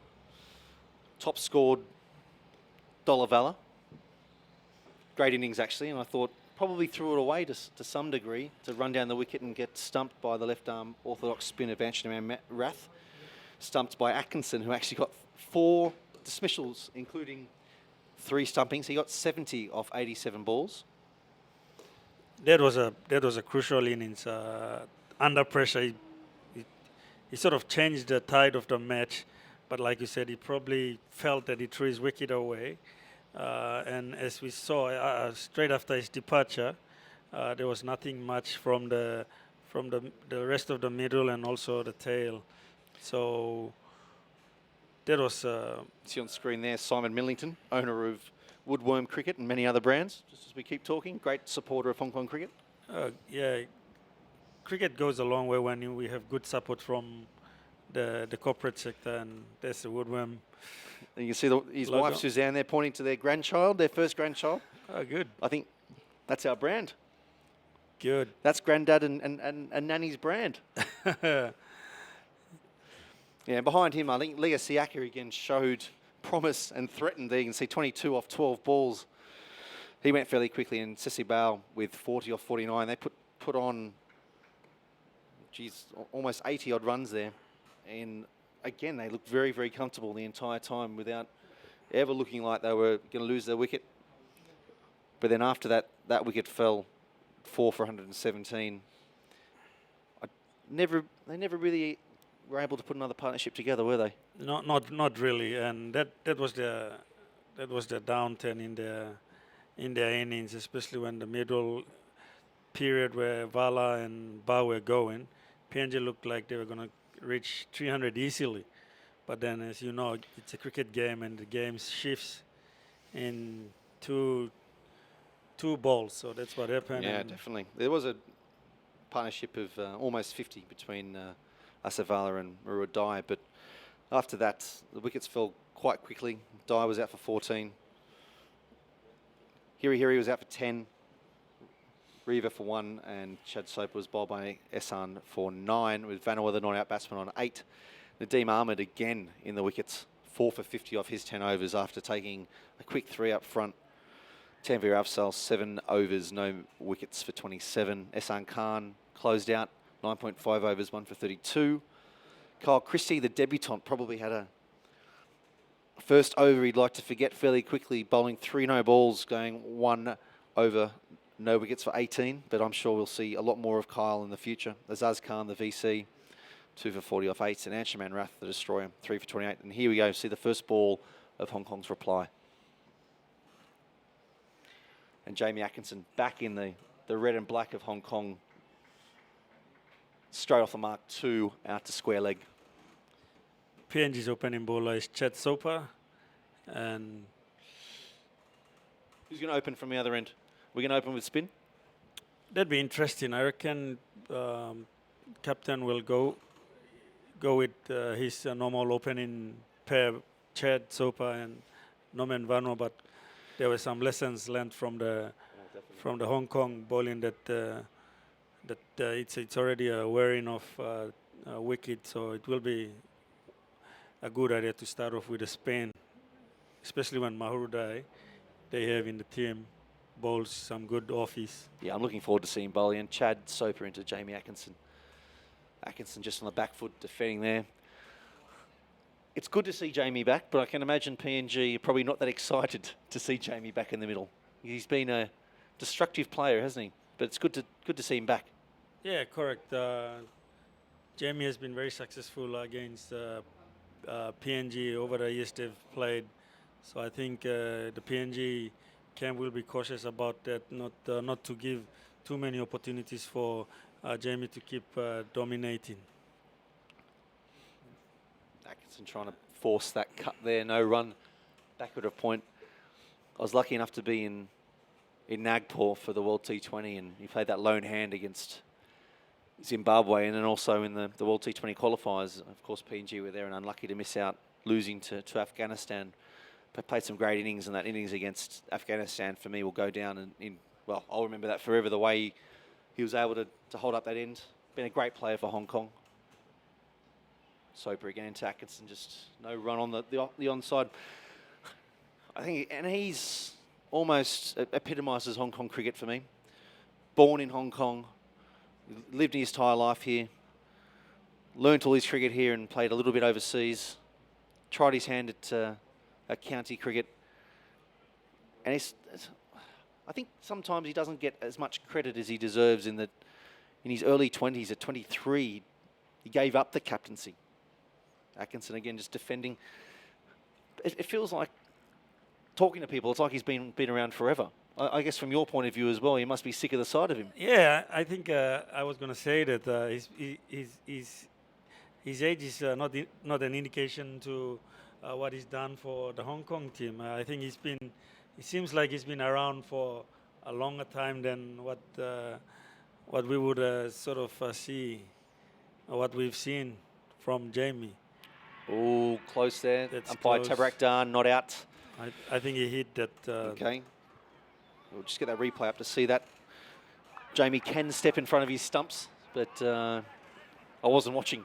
Was that inside edge, do you think? I think that was some wood on that ball, so that put some doubt in the umpire's mind. So he just shook his head. And all right, we've got that replay coming up now just to have a look, because I think a key man, Jamie Atkinson. It's Soper in there. Ooh, so probably down the leg. Slipping down as well. I reckon, yeah, probably down the leg. Oh, and here we are, on the money. The captain's brought himself on, taking matters into his own hand, which is good to see that Assad, he would normally look to his spin trump in Mahurudai, but now he's got the runs, and now he's trying to do it with the ball as well. Good on you, Assad. No, definitely. It's always good to see captains taking responsibility there, or a little bit of an inside edge onto the pad there. But already, you can just see the difference that is made with the spinner coming on. I think we're in for a good little short session here. Could be key to the way that this match will go. Oh, Kinshit Shah, again playing outside the line there, but still taking the edge of the bat. No run there. Good pace. I like that. Throwing it up. Yes, correct. I think he betted a lot of the PNG's innings, so he understands well how the pitch is playing. So he's already got some good insight. Oh, mix up Mix in up the there. middle. Almost a run out chance there. Geez, and that one went straight on as well. You know, it's difficult there at their opening batsman. One turns, one goes straight. Oh, that's well bowled. That's really well bowled. That's really good bowling. Oh, And see the kick at first slip. There it was. I just think it was just too good for him there. Too good for everybody. Even the keeper, the wicket keeper, lost it in the way. Just Not sure if there was an edge. Was there an edge there? Is that what he was, or do you think he'd bowled it? No, I don't think there was an edge. Oh, see, That's good bowling. Defense well. see that big step out. See the stumps there, and as a spinner, I think you're in the game there.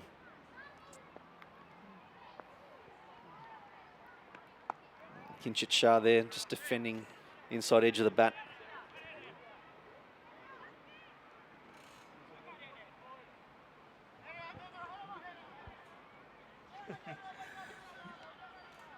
No wicket for 2 runs, Hong Kong. You've just had Greg Campbell coming in, CEO of Cricket PNG, looking for the replay. Unfortunately, we don't have that instant playback that he was probably after. But look, already the new ball, 2 or 3 turned, two went sharp, straight on, and then there was the everyone missed everything. Didn't edge, didn't hit the stumps. It's going to be tough out there. It's going to be tough, especially with facing the spin bowlers. And I think the pace bowlers are going to be careful with their lengths as well, because it's low wicket, so they'll have to. Yeah, that's why I'm happy for Azaz as well. You know, it's a tough wicket for seam bowlers, and for him to get his 2 for 40, I think just shows the class of the man again. For you, that must feel like he's been around forever. Back in 2011, he was playing as a teenager, played the role with the bat as well. But I get the feeling it's almost just get the seamers out of the way and get the spinners into the game. Yeah, correct. Full credit to. And it's Yeah, wide down the leg side. Down the leg side.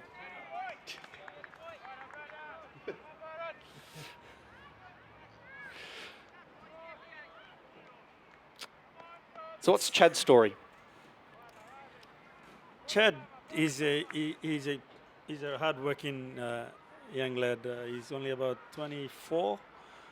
Plays a lot of his cricket in Sydney Great Cricket competition. His mother is a Papua New Guinean, true Papua New Guinean.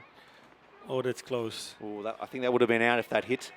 You know, Jamie Atkinson, if we remember from the World T20, World T20 qualifier, sliced his foot open.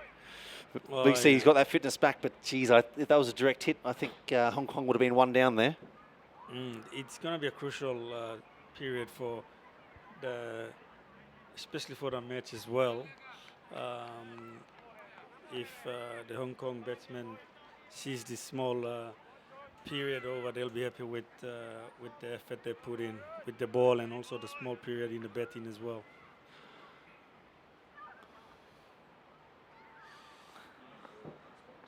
Yeah, for sure. Oh, it's a good catch there in the That's gully. a good catch. Very good catch. As they say, catches win matches.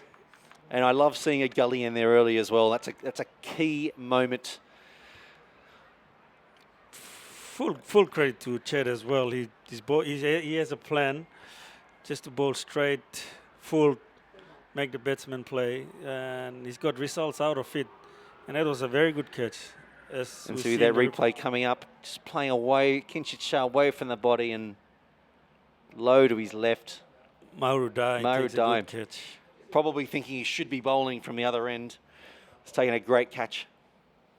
Not that I'm surprised. I think PNG, one of the better fielding sides in world cricket. Kinchit Shah is going to be upset there. You know, not a lot of movement out there. And the skipper, Bubba Hyatt, comes to the crease with that trademark walk of his. Never looks stressed, Bubba. Even skippering out there. Lucky enough to play cricket against Bubba. Some great battles, but I don't think he ever looks stressed. No, he's a very relaxed cricketer, Baba, and he looks pretty fit. I was surprised when I was coming through the gate, and I said, he was on the first slip, and that's Baba. I saw the name on the shirt, and I said that can't be Baba. And full credit to Baba. He worked really well, really hard on his fitness, and I think his performance with the bat has complemented the strong fitness commitment he's put into his fitness work. Yeah, and as we've talked about in the past, getting back into the Hong Kong Sports Institute and the funding that provides, and the full-time training the guys are now at Pinnacle Performance, an elite facility here in Hong Kong. You can just see the difference it's made. You've got the likes of Bubba and the strength throughout the squad now. We've got Chad Soper into Bubba now, and that's trademark. Step down the wicket, middle of the bat. Hong Kong won for 4 runs after 3 overs. Oh, we're still in the 3rd over. So a target of 202. I think that's a decent stint for you. Would you rather be here or over there working with the team? We can probably keep you here, but I think I enjoyed the whole time, and it's a timely break now. I think Charlie's just opened up. Oh, and that's a huge wicket. Caught and bowled, Chad Soper. Rua, thank you very much. Maybe you should stay in the chair if more wickets are going to fall, but Charlie Burke now joins me as we see the Hong Kong captain, Bubba Hyatt, going, and we'll get a replay of that reflex chance back. Not a great start for my first stint at commentary today, with the skipper walking off, head down. Just have a look at this. Just been talking about Chad Soper.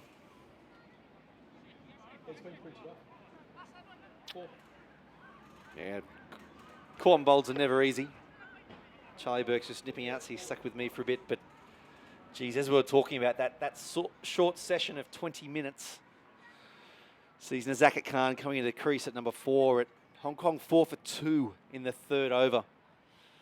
And we've talked about spin and the effect that would have, but we've had Chad Soper seam up, taking those 2 wickets with a catch by ODI at gully off Kinchit Shah for no score. And we've just seen the skipper, Bubba Hyatt, also out without troubling the scorers. It sees the informed man Nazakat Khan coming to the crease to join Jamie Atkinson. Jamie back in the Hong Kong colours, of course, not playing on Friday, and I think it goes without saying that this is a key partnership and a key moment for Hong Kong to get through this short session.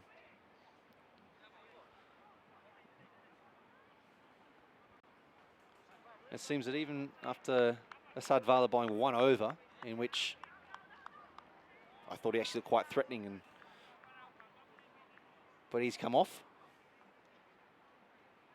and will be replaced with more seam up. As we're talking about, there's not a lot to gain in these little short sessions. Charlie Burt rejoins me. And oh, no ball. Just what the former skipper, Atkinson, loves a free hit. Norman Vanuatu. It's not the way you want to start. So Jamie, where's he going to? I think he's down the going ground. I was going to say Straight down the ground, pin the ears back. I think he'll just take half a step, probably back, to try and protect against the probably the shorter ball and just free those arms with that. He's got such a strong top hand, actually, hasn't he, Jamie? He's got that kind of Gilchrist-esque grip right at the top. Let's see this free hit. No run there. Maybe even guilty of setting and only going to play that shot there, perhaps. A few other shots he could have played to the full bar, but no run. Well, bowled by Norman Vanuatu there. Right up there. So I've been saying Vanuatu. That's incorrect. Vanuatu, yeah. Vanuatu, okay. Yep. It's all right, we'll just delete the stream, it's fine. We'll just, I could dub it over. But yeah, nothing worse than a free hit as a bowler. So we've seen a few actually in the first ODI and then again today. criminal for the bowlers. No run there. We got a nice little catching cover there, just off the wicket. And there's another catching cover there, sort of in your traditional cover line, but good attacking bowling. This little session, we're going to talk about it the whole time, but it's Not a fan of this. It's me at all. The fielding side have done the hard work there, and one of the worst things in cricket is getting yourself set with the bat and then having to come off again and then go back. It's only in the fielding side's favour here. They can attack and go for it. Oh, Atkinson looking to cut there, looking to force it through, but missing it. And we've seen recent rule changes, and we know with DRS, and obviously that's not affecting us here, but that'd be one thing that I'd like to see on the list, that the fielding team should have the option. Do you want to go in and bat for that session or not? Similar to selecting the roller that you have.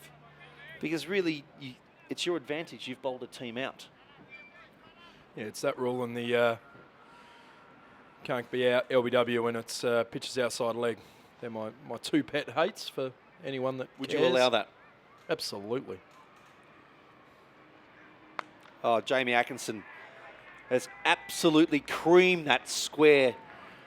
An amazing square drive there for 6 onto Ting Kwong Road and maybe even into King George, the 5th school.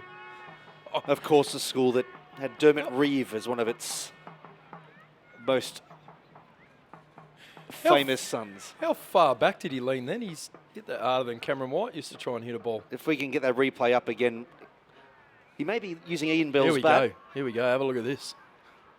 Look how far back he leans. Oh, you see that back foot go back, and that was only going one place, and when the Vanua delivery was right in the slot. Premeditated? I think we can safely say that. Are we allowed to say right in the meat of the bat? Or was that on the... Absolutely. Right in the vegetable. That was just what Hong Kong needed, I reckon. Just probably a little bit, again, I know we've spoken about it, but a bit tentative in this little stint before lunch. It's always a tough one, but I think it's the right way to go about it, the way that Jamie's gone. Play your natural game and try not to think about surviving before lunch and all that sort of stuff. You've just got to play how you play. And I'll tell you what, I don't know if you guys have been speaking about it, but it's not going to be an easy chase, this, at all. That starting to stop in the wicket once the ball got a little bit older, so this is not going to be easy at all. And I think it's just that. He's just got to play like Jamie Atkinson does. Now that boundary out here is probably the longest at Ting Kwong Road. Just a tick over 70 metres, and that would have gone 110 on the fly easily. It's defended there for no run, but geez, it's good to see Jamie back, isn't it? He thought he kept very well today as well.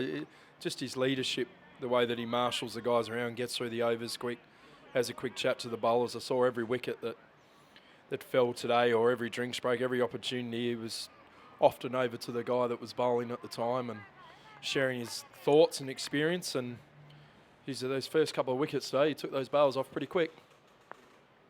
I'm going to come back to that. Vanua here into Atkinson, all the bottom edge, and that's 4. Doesn't matter how they come. Pin those ears right back there. We'll take it. We'll take it. Now, I saw Jamie with a stumping today that he took the bails off with one hand.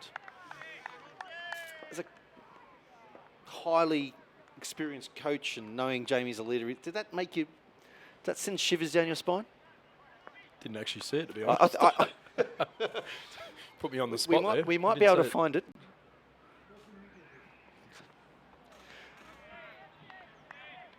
It was definitely taken, but I thought, geez, as a keeper, to know the ball is in one hand. Well, we might try and find that as during the break, if we can go back and find that, the replay. But I agree. 4 dismissals, and he's returned to the Hong Kong colours. 3 stumpings, 1 catch. And I agree. And we know he's a former captain of Hong Kong, of course, but just that natural leadership he shows on the field just makes such a difference. And don't get me wrong, watching Chris Carter, young, talented player, keeping on Friday, did a great job, but the difference that Jamie makes it's immense. Yeah, absolutely. Very much so. So we've got Sopper on again. He's I've been been saying Soper and it's Soper. Oh, it might be Soper. I don't know him too well. But I'm trying to use your local knowledge here, Charles. I believe may have been living in Australia, I believe. And they've found him. But I like it. Hits the deck nice and hard. Good run up. Beautiful approach to the wicket. Just so easy, isn't it? Just nothing Strong unnecessary. And I know talking about natural is one of those things that nothing's truly natural in terms of definitely bowling a cricket ball, but I can imagine he could bowl all day. I'm guessing he's not very few injuries as well with that action.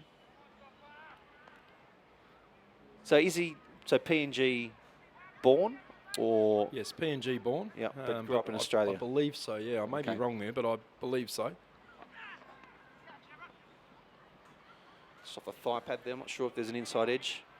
Just looking at umpire Dar there with the hand out. Yep, one leg by. Good to see the Hong Kong cricket community coming down. Should be a good afternoon. This, as I said, this is not going to be an easy chase whatsoever. I think we've got a really good game on our hands here. It's going to be, the new ball's vital for both teams really, because it's going to be tougher. The older that ball gets, particularly with spin operating and tying people down in the middle overs, you're going to have to bat very sensibly here. It's not going to be easy at all. I was waiting to lift the microphone up as we were saying, batting sensibly for Jamie to hit one into those new flats over there. I don't think he'll die wondering. Jamie, he's plays very much the aggressive role, but he took over sort of opening during the World T20 qualifiers actually. Was number 3 for majority of his career, but World T20 qualifiers in Ireland and Scotland, he really wanted to go up the order, and Tanvir was more than willing to give him the opportunity. He hasn't looked back since.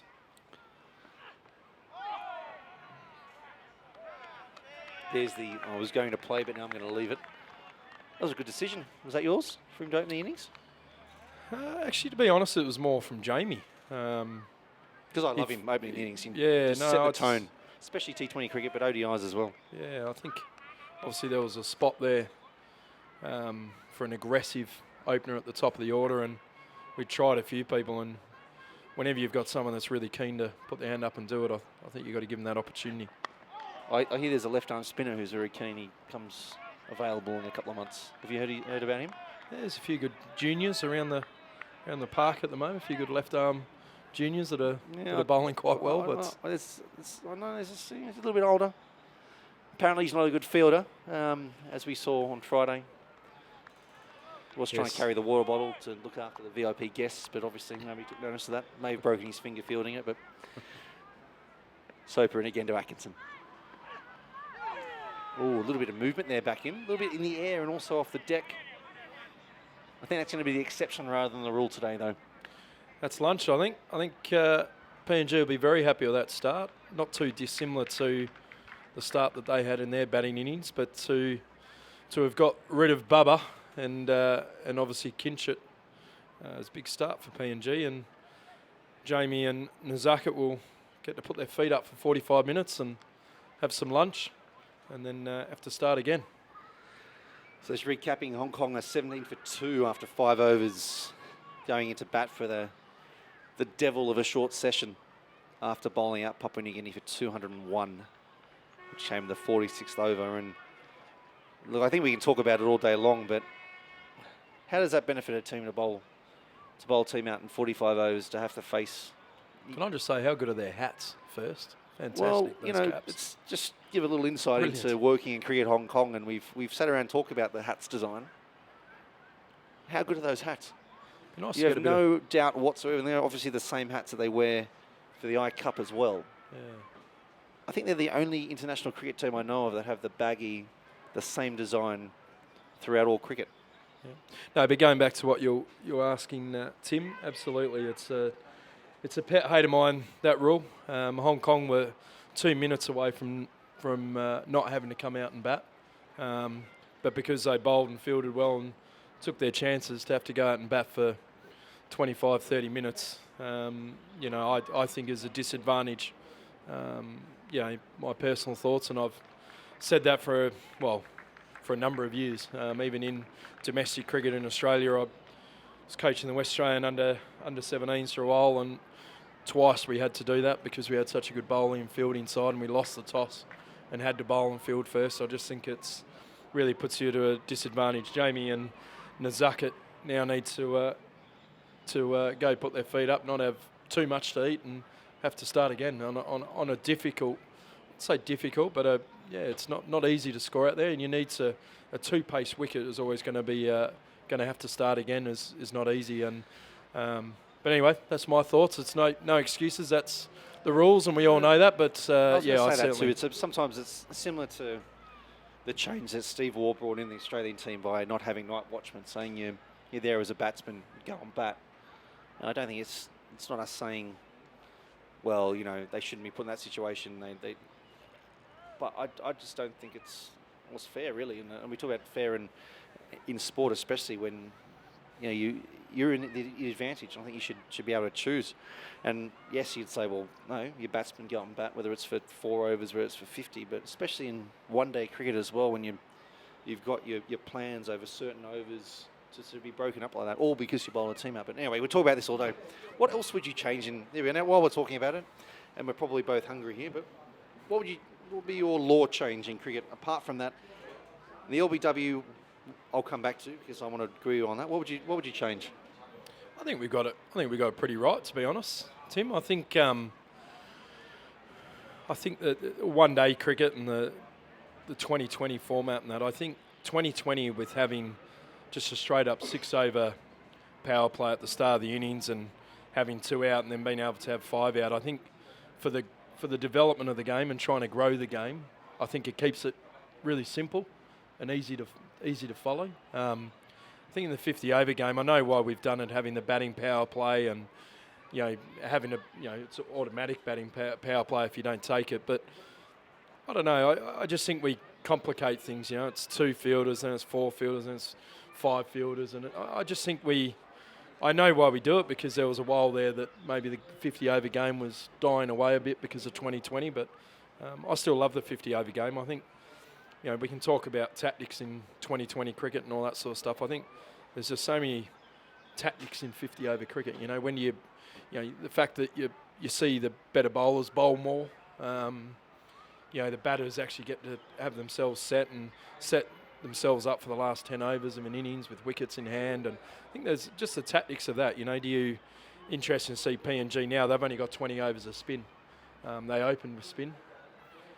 What sort of, do you try and get, while the ball's new, do you try and bowl as many overs from your quicks as you can and maybe leave your spinners for after 30 overs, sort of see where the game is? But that's what I like about 50-over cricket. I think there's a lot more tactics in it. The game is longer, and it's I just think it's still a very enjoyable format. I'd like to bring the answer back to talking about this game. So let's talk about you changed LBW rules so you'd allow the ball to pitch outside leg stump. Now, I may be incorrect here, but I remember being told that they changed that rule because bowlers were coming around the wicket and basically just spearing it into leg stump and hoping that, having the batsman obviously to play around that pad.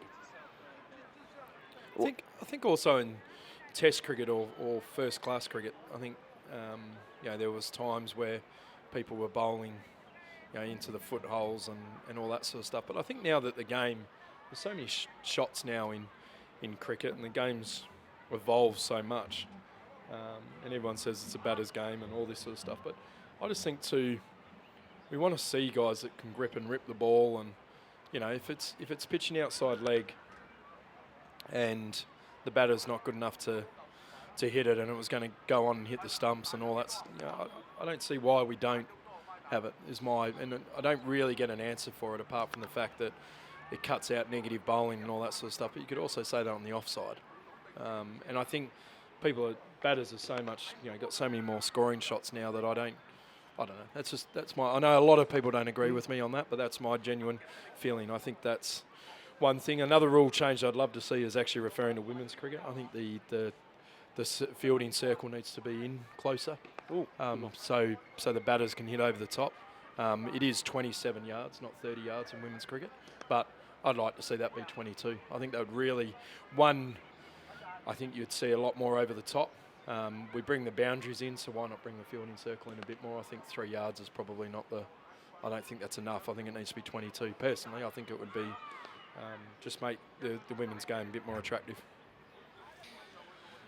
Something that I've always thought watching is that you throw the ball and hit the stumps and it deflects off. I've always thought, I wonder if the ball should be dead if once the bails are dislodged by the ball. Because, again, it's one of those sort of, will it make a huge difference? But if you throw the ball and hit the stumps and it deflects off, even if you've got 3 fielders behind the stumps, as you see with that triangular backing up now that all good teams will do. But if it goes in between them, goes for 4, then, and I know it's risk and reward, but that's one thing that I've always wondered about. I know that the good thing about cricket is the ball's still live and they can be running for overthrows and a run out, but it always felt to me that you almost punish to some degree if you hit the stumps, it deflects. What do you reckon? No, look, we've actually done, I do a lot of centre wicket work with the guys when I was coaching them. I know Cookie does as well, but one of the things that we often did, particularly on a Thursday afternoon here at Mission Road, was actually do centre wicket games where you could only be run out from a direct hit, and you couldn't take extra runs if it deflected off. But the sole reason for that is it brings in a more attacking fielding. It gets the guys thinking more about, running guys out with direct hits. I mean, it's the best fielding drill in the world. It's not, you're not making something up. It's part of a game. You're under pressure. The batters are running. So I like that side of things. As a rule in cricket, I don't know, a tough one. It's like the one where if you get if it comes off the batter when you're running between wickets, do you take an extra run or don't you? And that's, I suppose it's an unwritten law that you don't take it. But you see more and more people now actually taking it. And to be honest, we had an instance actually in the under-19s when I was there where I actually won't name the country, but I thought it was well within their rights. They were struggling to get in the crease and it deflected off the bat and they took an extra single and our boys weren't too happy about it. But I wouldn't do it personally, but also I wasn't too upset by it, put it that way. And I hope Peter Della Penna is listening to this, and I would be very surprised if he wasn't. And that brings the whole man-cad debate up as well, which again, that's sort of the gentlemanly conduct that's assumed or implied in cricket, as it is in other sports, but especially cricket.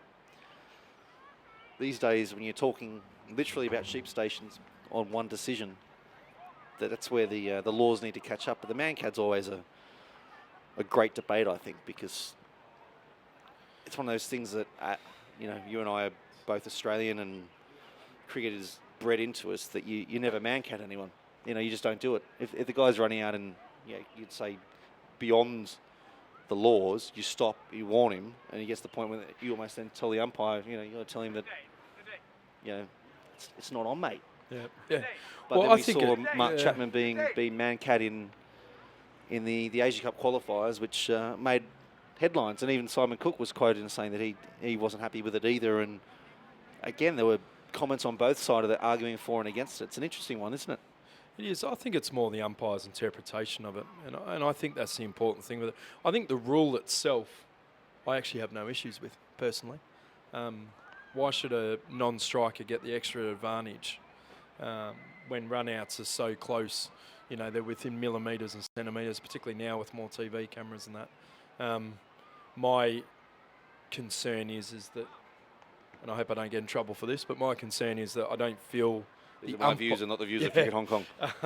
I don't feel that the umpires are all on the same page with it. It clearly states that it needs to be, the bowler needs to have completed his delivery, as in he's got to follow through to then run them out. Not half follow through, stop and then underarm it, but actually follow through. And that's, look, we saw, again, I'm not going to name the team, but we saw a team in the women's tournament that we hosted here a number of weeks ago that tried to do it. And I thought it was a right decision by the umpire. I don't know if she was in or not, but from what I'd been told, that the umpire felt that the bowler had no intent to actually bowl the ball and just ran up and then tried to man-cat. So I think to me, I think the rule's right. I think it's the interpretation from the umpires. It doesn't help either that the law has a separate regulation for international cricket, i.e. ODIs and T20Is and Test cricket. That in ODIs and T20Is you actually have to have completed the normal swing, delivery swing.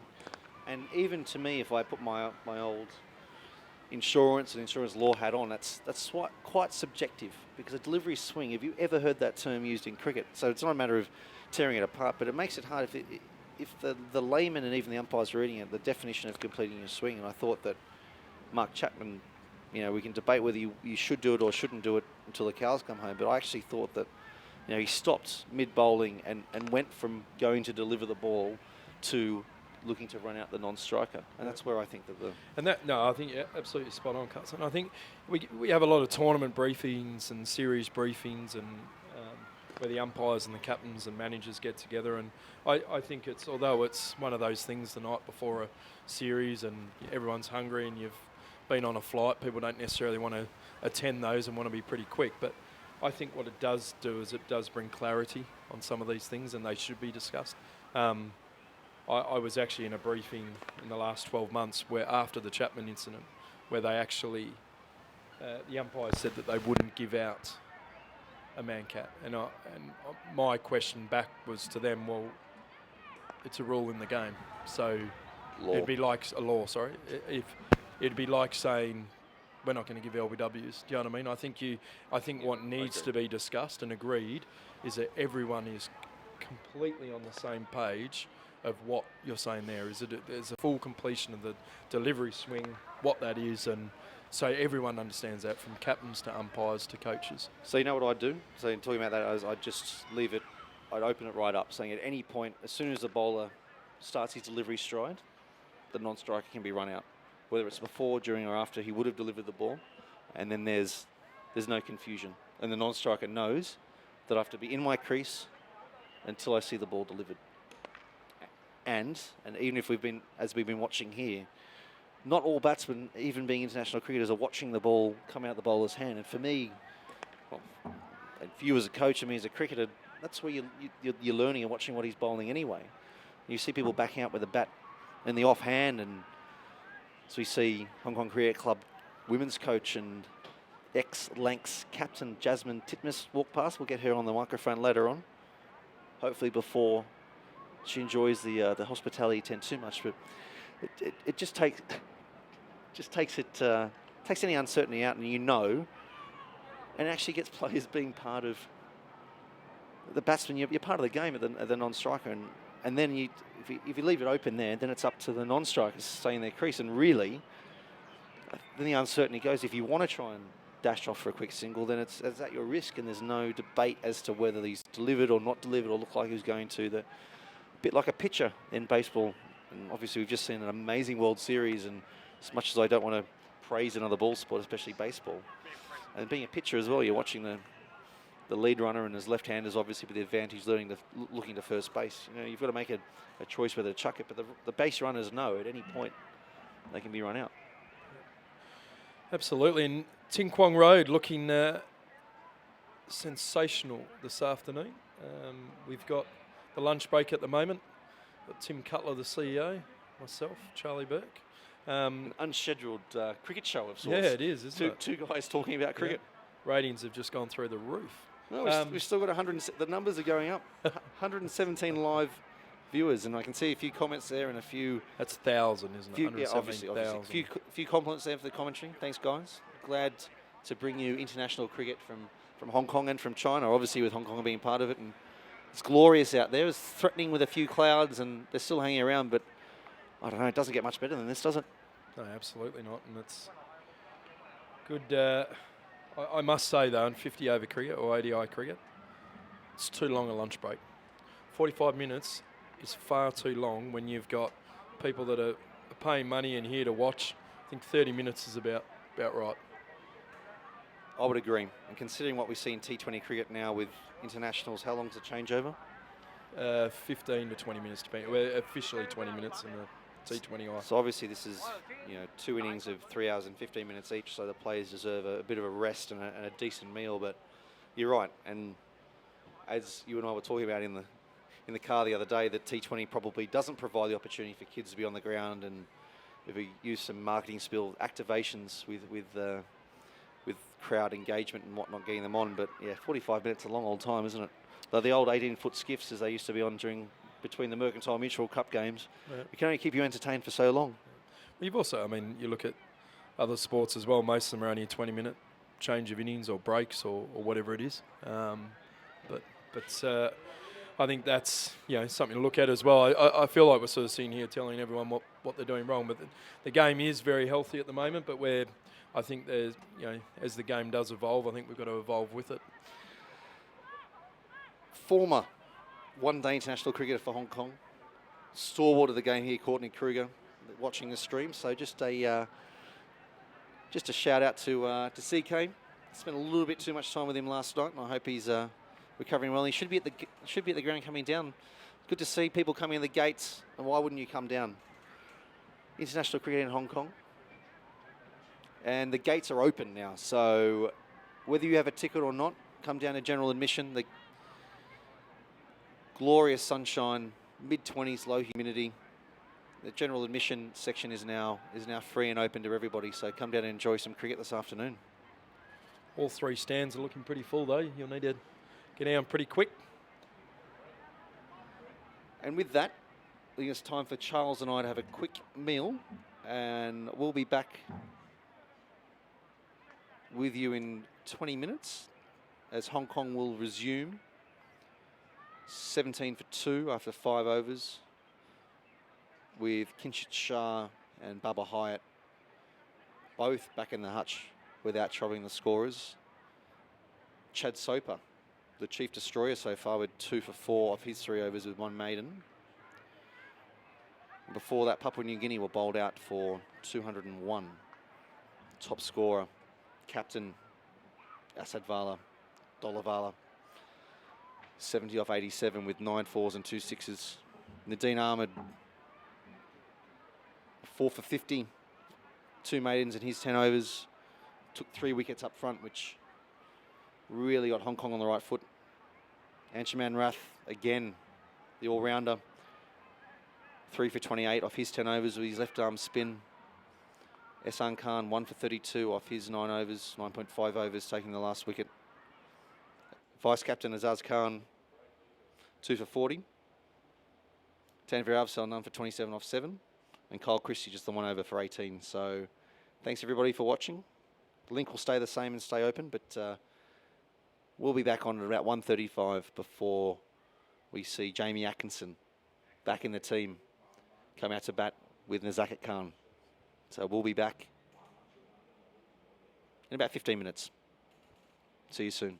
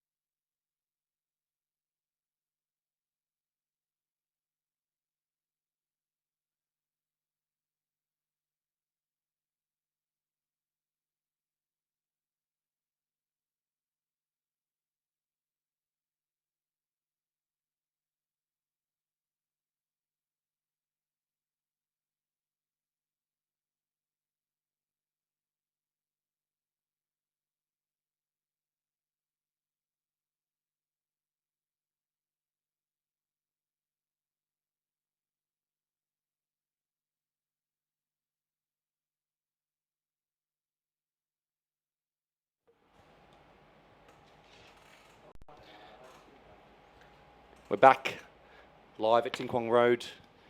Tim Cutler here.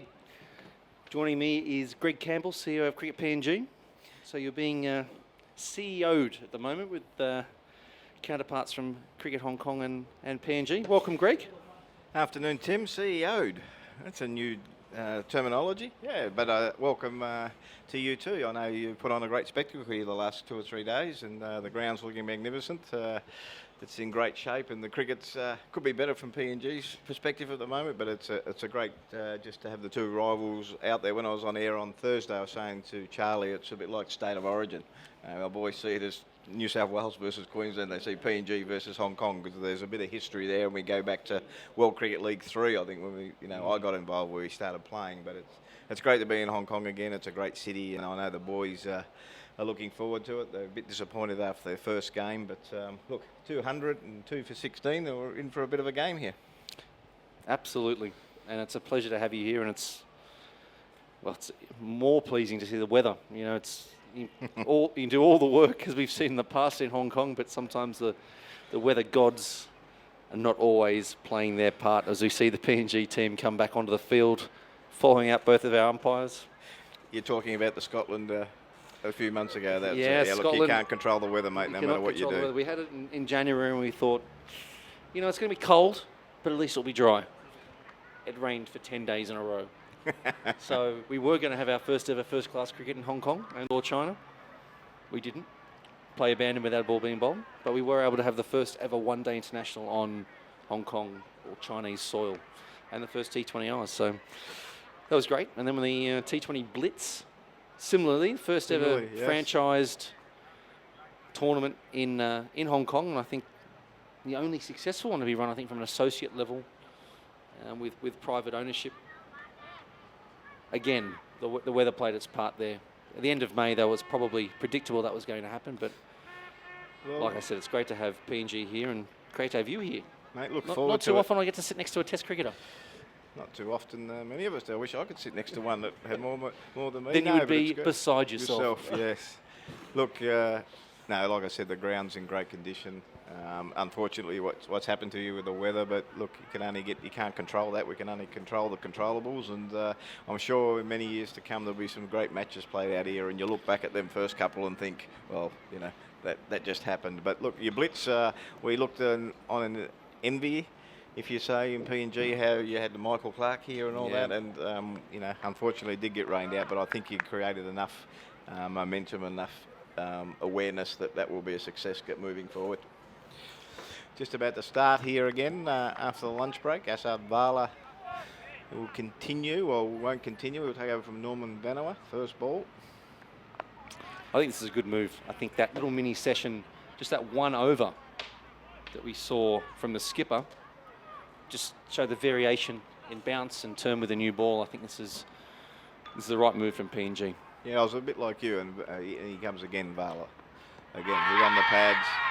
There's a little bit of appeal, more and hopeful, but yeah, I was a bit surprised actually when he took himself off Tim and brought Norman Vanua back on. I thought, he bowled a very good first over and probably didn't work, but PNG picked up 2 wickets in that little session. Isn't that look, I know it was a live stream, but it's a strange rule. You get penalised for bowling a team out early. Charlie and I spent a good 45 minutes talking about that same thing, and Nizaka Khan back down the wicket. It's a funny little quirk, isn't it, that a team can bowl a team out and be on the advantage, and I think that they should have the choice. They should have the choice, exactly, yeah. Vala again. We played down to mid-on for 1. Yeah, I said the same thing. I mean, 5 overs, you can only really, even if you score 30 for 0, you still haven't gained momentum. You can lose 2 wickets. You should have a choice in that situation. It's not going to rain today. Like you said, you're penalised. And if the captain decides, well, 9 down, I don't want to bowl them out for another 5 minutes, it's not competitive cricket, is it? I'm on your side here, Tim. Talking from that. This is the first time for everything. Yeah. And for those viewers that have been with us the entire time, I didn't brief Greg before we came back in, but it's exactly the conversation that Charlie and I had, and we were both in agreement. It's just one of those shrug shoulders and shake head, really, isn't it? You sort of wonder why. And I know from a point of view when you've got TV telecasts and deals and news and whatnot that you need to have news at the certain time. Which, just outside, no turn there. we'll call that one natural variation that Jamie Atkinson just prodding away. But already you can see the impact that spin is going to have on this afternoon's. And I think it's a sort of wicket, Tim, the slower you bowl, the better. You can actually bowl spin on it and bowl too quick through the air. You've got to hold it up a little bit. It's good to know that I wasn't talking complete dross before. Jamie Atkinson just out to point there, no run. You know, that's what I said. And I thought that Nadeem, despite taking 3 wickets early up, you know, very easy to try and over bowl it and bowl too quick when the ball's turning and really overplay your hand when you just can let the wicket do its job. That was the end of the 6th over. Hong Kong 2 for 17, chasing PNG 201 for the listeners that have just joined us. We're talking about, myself and Tim are talking about how PNG got bowled out before the allotted lunch break, and they had to go back in, and Hong Kong had to face 5 overs. Yes, and we understand with, you know, sponsors and news and time framing, but, you know, you can be disadvantaged by bowling a side out early in a one-day game. You know, no, Tim, it wasn't an hour early. It was just enough for 4 or 5 overs.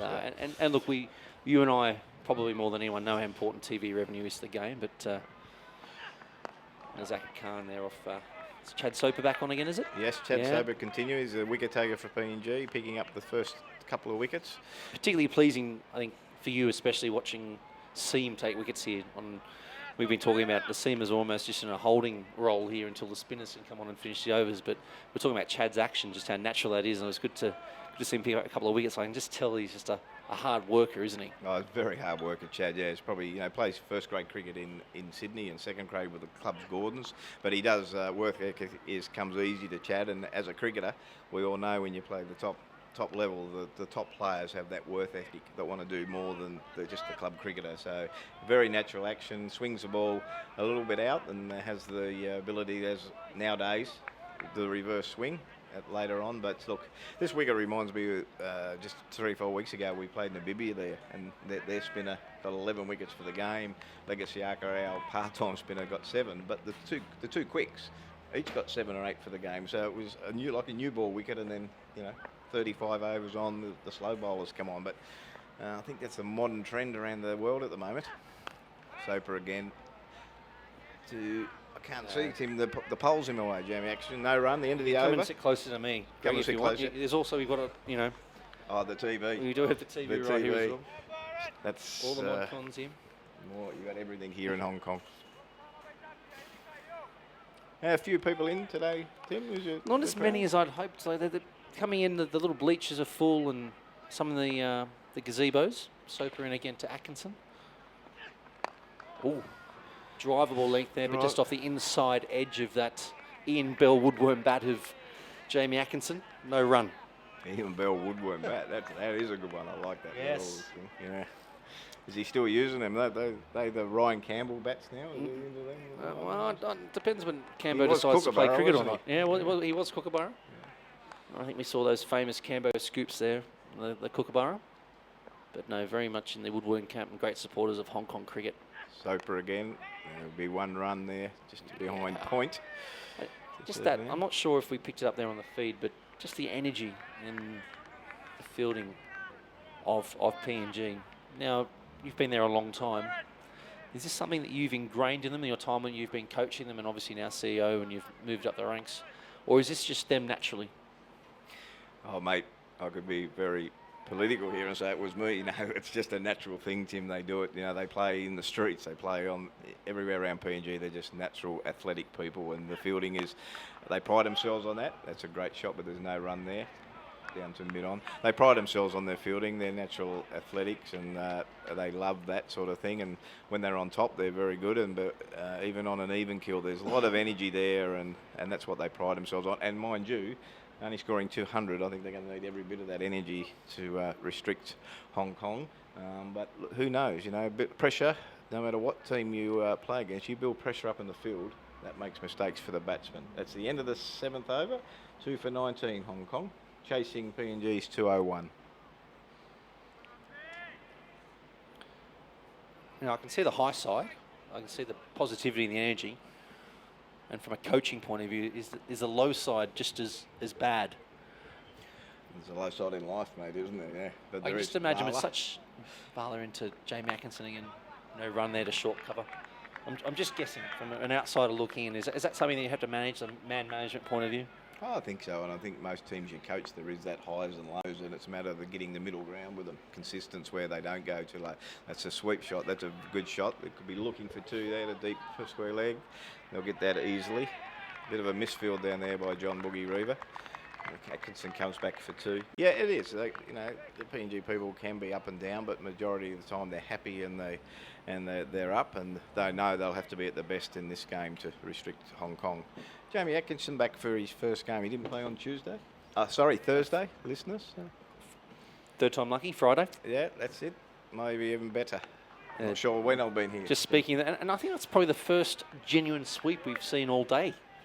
Something that normally the get-out shot against the spinners, especially on a turning wicket, but that's the first one we've seen. It was a full pitch ball there, and Jamie Atkinson's played that out for a single back to a square. But yeah, it's good to have him back. But geez, it's tough not having him, that's for sure. Nazakat Khan back to the just down the wicket there. Just down the wicket. A little bit short that from Vala. He just knocked that down the long on for one. Maybe if Nazakat had his time over there, he may have been able to be a little bit more attacking and actually play a pull shot to that. But I guess when you're 21 for 2, it's be a little bit more circumspect. But yeah, with Jamie's full-time job as a sports head at French International School, great opportunity for him and his career. Yeah, that's associate cricket to a T, really. Yeah, it is, yes. Vala again to Atkinson. Played defensively for no run. It is, and it's the modern day cricket, as you know. We can't afford to pay the big contracts to keep them financially viable in the modern day world. So when a job comes along, they have to take it. Vala can continue to Atkinson. Oh, that's a big shot. That is very, very well. That's 6. And that is high into the trees towards the tennis courts at Kwong Road Recreation Ground, and 6 runs to Jamie Atkinson. It's the end of the over. That's 8 overs. If the score is up to date, it's 2 for 23, but I think it could be 2 for 29. There it is, just clicked over. Very good shot from Jamie. He just saw that one above the eyes, used his feet well, up he went. And we'll get a replay of that between overs, but just in here we see the free arms. Oh, he's just... Well, he wasn't quite to the pitch of that, Tim. No. He just went through with it. Yeah, it's good. Hit it very high, to be honest. Yeah, but it's still high, handsome for 6. Yeah, I'm with you there. Maybe a little bit risky in the circumstances, but you've got to play with your natural yearnings here. Yeah. Just stepping across his stumps there and working it wide of mid-on for 1. So Nazakat moves on to 4 off 11 balls, and Jamie Atkinson now 23 off 30 balls with Hong Kong 31 for 2, or 30 for 2, 31 for 2, sorry, 8.1 overs. So, Test cricket. Yes. What was it like playing Test cricket in a nutshell? In a nutshell, it's a lifetime experience. I probably didn't play enough to elaborate too much. You've got about 30 seconds here for me to elaborate on that. I'll give you a little bit longer. 4 tests. In comes Soper again. 12th man quite a few times. I probably held the record if they were counting back then for a couple of years of 12th man. To Andy Bickle reckons he beat it. And Michael Kasper. Had you played though? At least you had a baggy green to go out and be 12th man. Okay, you played beforehand. So had a baggy green. You didn't wear the... Went on one of the best tours former Australian captain said he ever was on, Alan Border, the Ashes '89, when we were the worst team ever to go and won 4-0, and then Steve Waugh probably came of age in that Test series. Mark Still playing Taylor. the hook shot back then, wasn't he? He was, yeah. Mark Taylor became of age. Yeah. 219 and what an innings it was. Yeah, and Dean Jones was hitting the ball all right at that stage. He was hitting the ball right, and the little medium pacer, as I call him, Terry Autumn, another 40 wickets in Ashes series. After. He had the ball on a hoop, didn't he? It's an amazing series. Soper again. Oh, straight through him. Good wicket. A little bit low, but Jamie Atkinson played around that one, and a key wicket there, and you can see the PNG lads celebrating. They know how important it is. Jamie Atkinson goes for 23 of 31 balls. Very important. We'll have a look at the replay here. I think Jamie might have got caught on the crease here. It probably has kept it a little bit low. Here's the replay, as we say again. It's probably a wicket you've got to play forward on. Oh, yes. It's probably just, well, Tim, I'll let you. He's probably just played all around that, to be honest. Yeah. I'm not Ryan Campbell, so I'm not the batting coach. But it's not, that's that kind of, that wide backlift and just left a really big gap there. And as we talked about, Jamie not playing as much cricket, he said, but even so, danger man, and I'm sure, although you're doing your best not to do it, I'm sure you're a happy man sitting next to me to see the back of Jamie Atkinson. Oh, he's a dangerous player, a very good player. Played a lot of county cricket, I think, but I think Jamie will look at that replay and probably won't be too happy with himself, no matter how much cricket he's played or, recently. I put the moz on this young boy on Friday. Tim was sitting here saying how good he was. Well, big a rapper he was and how consistent he's been. I think he debuted in Townsville against us a couple of years ago. Scored 50 on debut, I believe. Yes, built him up that he's got a very good head on him. And then he got our first ball. He got a first or second ball. So really, you should just be quiet. I'm not saying anything right now. Yeah. But he is a good player, Tim. He is a very good kid, and he seems a level-headed boy. Not that old, is he? No, I think he's just ticked over. I think he's just hit 19, I believe. Well, 19. And I did hear you talking about on Friday as potential captain material. Yes. And the only issue with Anchi, which is a great one, is that he is in the UK almost full time these days, part of the Middlesex setup. Yeah. And hopefully we'll see him make his first class debut this year. But here he is facing his first ball against Chad Soper with 3 wickets. Very solid there. Solid defence. Just a little bit of an adjustment there. So good to get him back, Tim, if he's well, because it is the cricket season in the UK. No, it's not. They're finished. What am I talking about? No. Well, we are in the Northern Hemisphere, but again, that's the quirk of Hong Kong. We play our cricket. Too much travelling like well, that. yeah, surprised when you that much travel up the front of the plane. You notice, just with these lie flat beds. Chad Soper and Anchaman Rathri, second ball. Just no run there. The front of the plane. Although the pilot sat there, Tim. The rest of the people sat down the Let's not split hairs here, Greg. Yeah. But yeah, Middlesex, I think he played this year and at least a bit of last in Middlesex 2s and did very well. And I think they're just managing his development really, really well. And you can see that in the way he plays his game. You don't look at him as doesn't play cricket like a 19-year-old or you'd expect would. No, exactly. And just as we say, that plays a nice got a probing cut, you'd say. Sorry, Tim, you got a couple. Even young Mark Chapman, who's going to probably debut for Auckland. He's already played first-class cricket. He played last year, Yep. but that is why we don't have him here, because he was selected in that Auckland team in their first-class competition. But he scored a one-day century last year for Auckland as well.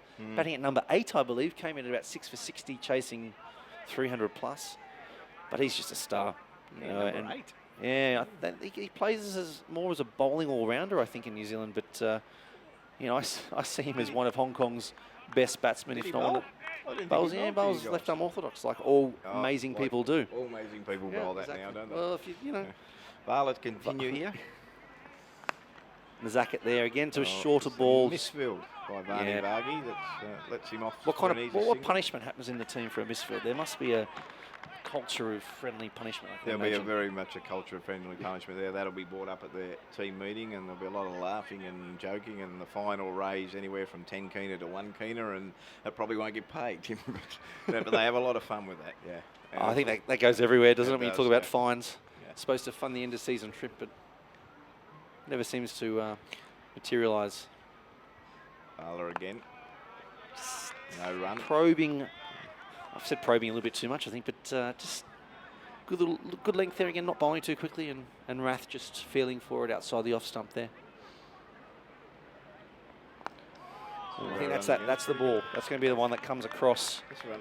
Yeah, I'm looking forward to Maharu Dai bowling again. I thought he bowled very well on Friday. A couple of big turners there, so he's probably the number 1 spinner, but Asad Vala doing a great job here with PNG. Mind you, the Hong Kong batters have plenty of time too. I think they can get through to their 50 overs, they'll win the game. I mean, PNG has to bowl them out in this situation.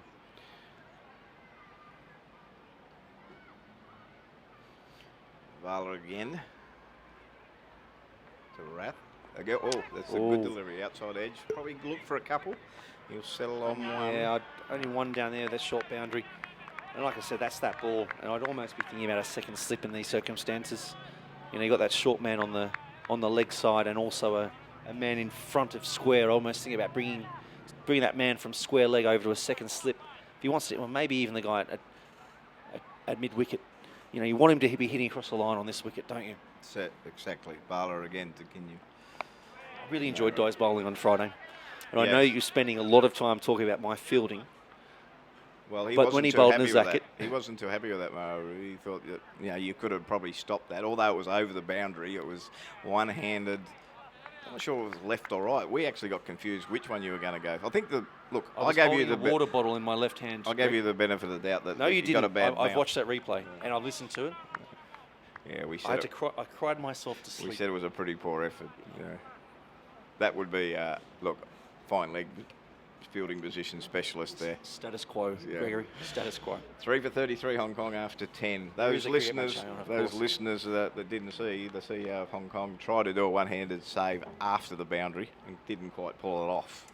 And made every excuse under the sun why he didn't. I didn't have a chance, Didn't even get a chance. Oh, that's not the end of the over. It was the end of the over. It's not the end of the over. It is the over. It is the over. No. But no, I think no. that. Oh, well, we got one more. Oh, one to go. More.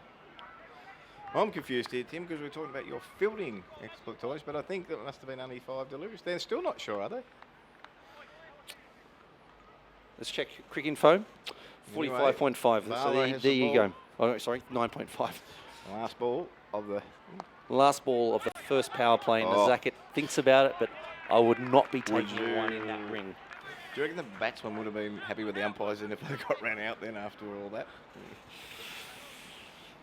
But anyway. Really, if you get run out, you've only got one person to blame. Negotiate the other that. batsman. We'll negotiate that over. That is the end of the 10th over. That is the end of the 10th over. So end of the power play, Hong Kong 33 for 3. Nazaka Khan 5 off 14. Anchi Rath 1 off 6. Chad Soper has been the destroyer. 3 for 7 off 5 overs with 1 maiden, and he continues. I thought that was a magical ball that got Nazaka out on Friday. Had him probing outside, dive back between bat and pad. Very good delivery. And at that stage, he didn't look like getting out. No, he didn't either. Soper to continue to wrap. Oh, that's that second slip Mr. Cutler spoke about, probably to the spinner, but that's gone through for 4 runs. Not for the first time today either. We've seen a ball go through where second slip would have been.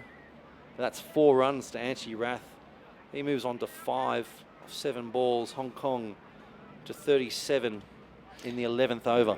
And not to harp, but hasn't Tim Cutler, the CEO of Hong Kong, managed to deflect that question very quickly about the fielding? You actually jumped. Oh, I was livid. I went down with one hand, not low enough. Being 6'5", it's tough to get down. So again,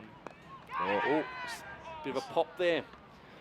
Soper already with a caught and bowled off Bubba Hyatt, looking for another one. Yeah. Look, he plays first grade. If I can tell you, I'm unhappy about my fielding, and I'll do better next time. Thanks. Does that make you happy? Yes. I think you used to bowl a little bit, Tim. I know that you'd have been too happy as a bowler in that situation, but I was on the other side of the boundary, Greg. I was on the other side of the boundary. Yeah, because you wasn't walking in. I'd just come out of the commentary box. Oh, that's okay. With a bottle of water. With a bottle of water, hydrating the VIP guests. Soper can continue here, listeners. We've got off the track a bit. And that's a lovely shot. And that's 4 runs. That'll be a boundary. They can chase that down, but that's not coming back. Anchi Rath, if I can say so, pure class there off the back foot. Very good. And you talk about shots of the day, but training manual, that's how to play the back foot drive. He moves on to 9 off the same number of balls, and Hong Kong to 41 in the 11th over. A couple of boundaries off this over from Soper, so he won't be happy. That'll be a 1 down the final leg. I think this is suiting actually Hong Kong Tim, the left and right hander. Chad's, if you look at his figures, probably not being too critical, but when he had the 2 right-handers bowling, he was, he can get your line and length. Now the left-right, it just put him off a little bit. He's 5.3, 3 for 15. He's gone for 9 in this over. I can imagine, very much getting into routine, and that's switching around, especially when he was bowling so well. Even at the highest level, still makes such a difference, doesn't it, having that left hand, right hand, especially when you're turning the strike over. Yeah. Soper to continue. And Nazaka Khan, what a drive through cover towards the new flats there. Over pitch there from Soper. That's a real half volley, and he's got away with that. That's a slashing shot through cover. I think it's even worth to have another look at that. I think you'll find over pitch from wide there. He's gave him a little bit of room, and the batsman's dealt with that. And those hands of Nazaka Khan have just come through at pace. I'll retell a little story about me. Well, we might just hold off that replay where we watch this next ball, but Soper into Nazakit here. Just off the hip there, and that They're looking for two. that They should be get two. That They should be get two. Nazakit coming back. Ball goes to the bowlers in there. Easily two.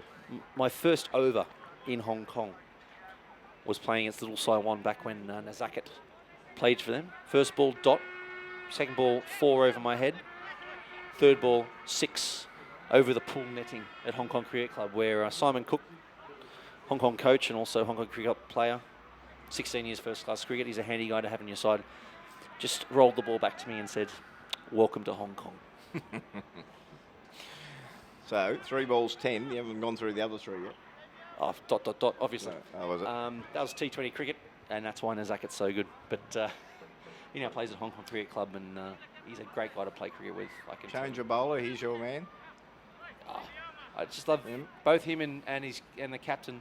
No nonsense, no big strides, no long run-ups, but just great craft and good work on the ball.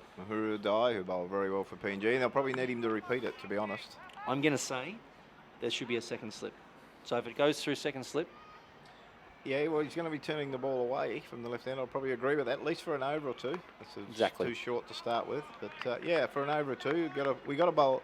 Well, PNG have to bowl them out. So you can say we, it's fine. So I think, yeah, I agree with you, Tim. There should be probably a little bit more attacking, but again, it's easy from us from 70, 80 metres away, isn't it? Well, the game's always easy unless you're here. fielding the ball. Yeah.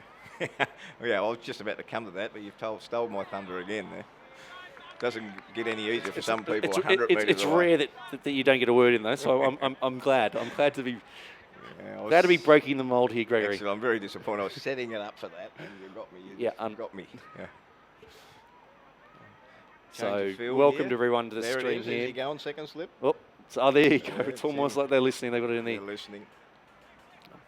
Welcome everybody to this stream. Very happy to bring this to you. Get easy single. They'll look for two. I don't think he'll. Oh, No. Little misfield, but no, only one. Fair enough. No, we've got Tim Cutler and Greg Campbell here. Very happy to bring this stream. Blazing sunshine of Hong Kong, the second one-day international of an unnamed cup. An unnamed cup between Papua New Guinea and Hong Kong. And I must admit, Papua New Guinea will have to take the blame for that. We couldn't quite get the response back from the elders and everyone back involved in PNG about a name in time for Tim. That's a very good shot. Bit short from Dye. He's put that away for 4. I'll tell you what though, he misses that one. I wasn't watching the replay, Tim, so I'll take your... Misses it? No, I'm saying if he misses it, if he misses it, he got right across his stumps there, but Okay. good shot by Nazakit. Yeah. Those wrists, as we talk about frequently here, about that flair that comes from the sub-comp blood, mixed with the coaching here. Great combination, really, and really hard to bowl to. Dye again. There it is again, Tim. Yeah, he's getting a long way across. He doesn't want to miss one of them. I think that's how he... Was he out LB? No, Or was he bowled? He was bowled. That's the ball we were talking about that went through bat and pad. He and Bubba had put on a few. Well, he might have learned from that. He might be trying to negate that at the moment. But, yeah, he doesn't want to miss one of them. You see him batting there on off stump and coming across. There so it is again. taking LBW out of the equation, they're being outside the line. Be careful the arm ball. Does he have an arm ball? Well, it's a modern day one that doesn't spin, isn't it? Natural variation, we call that. Yeah. It's the end of the over. 12 gone. Hong Kong 3 for 53, chasing PNG's 201. Game still in the balance, I'd say. You know, very much so. More wickets. So this partnership's 22 runs at a brisk rate of 6.6 runs per over. Nazakit Khan 15 off 19 and Anshuman Rath 11 off 13. And it's great to see again two guys that Anshuman Rath born in Hong Kong. Nazakit Khan's been here since I think the age of 6 or 7. Two true products of Hong Kong. Nazakit Khan spending most of his junior years at Little Saiwan, and Anshuman Rath, a very proud product of the Hong Kong Cricket Club and the Gappers program. Just to see that the cream of what Hong Kong can produce out here in the middle. Change of bowler, Tim. Norman Vanua back on, changing from Chad Sober. Had a very good spell, 6 overs, 3 for 22. Vanua to Rath, no run, just to backward point to the captain Assad Bala. There's a good spell from young Soper there. I mean, the last over probably went for 1, 2, 3, 13 runs. Yeah. So, you know, he's 3 for 22. He's bowled very well there. Put PNG back in the game. Young Norman's probably been our find over the last 12 months, to be honest, Tim. He's forced his way into the game. He's probably good friends with Chad, so the work ethic has sort of come on to Norman. He's probably ended a long 12 months. He probably needs a break, which they have, but he's played very well at times with the ball and the bat for us. Young boy, we expect big things out of him in the next 2 or 3 years. It's nice high action as well, hasn't he? That sort of reaching high and coming through. Would he be your quickest bowler? Yeah, he'd be up there. Him and Willie Gavira. Willie's a bit older and played a lot more cricket. I think the thing we like about Norman, I don't know if I can explain this to the viewers and they understand. It's a natural action, but it's not. So what they say, he bowls a pretty heavy ball. It doesn't look like it's that fast, but it comes onto the batsman pretty quickly. So. And Sean Hutton, we've got a suggestion here about the Amini Atkinson Cup. It's interesting. Yes. Thank you for that suggestion. Yeah. Now, of course, Hong Kong have played PNG before ODI status. Norman Vanua too. So it's Vanua rather than Vanua. Well, look, because a few Charlie people, was correcting me before. A few people will come back to me and say it is. I'd say call him Norman Vanua, and he always answers me. It can be whatever, but look, like I said, going back to his ability, he can bat. He's got a 60 against state cricket, I think WA this year, earlier on, so he has got ability with the bat. He's very early into his cricket career, so he'll learn as we go, and he'll be a very good player for PNG going forward. It's a little bit short there. Oh, that's a great shot. Probably where you can't bowl on this wicket. No, definitely. Width and the length was wrong there. I think he'd be kicking himself there, and as they say, money for old rope. Yeah, a little bit wide from Norman there. Not a lot of feet movement from the batsman, but I think the wicket's fairly true. It's probably more of a slow turning wicket, so once the ball's wide, you can free your hands, and that's what he did. It's probably a great shot, yeah. Oh, and that is a typical subcontinent shot, that is. Yeah, and we're back live.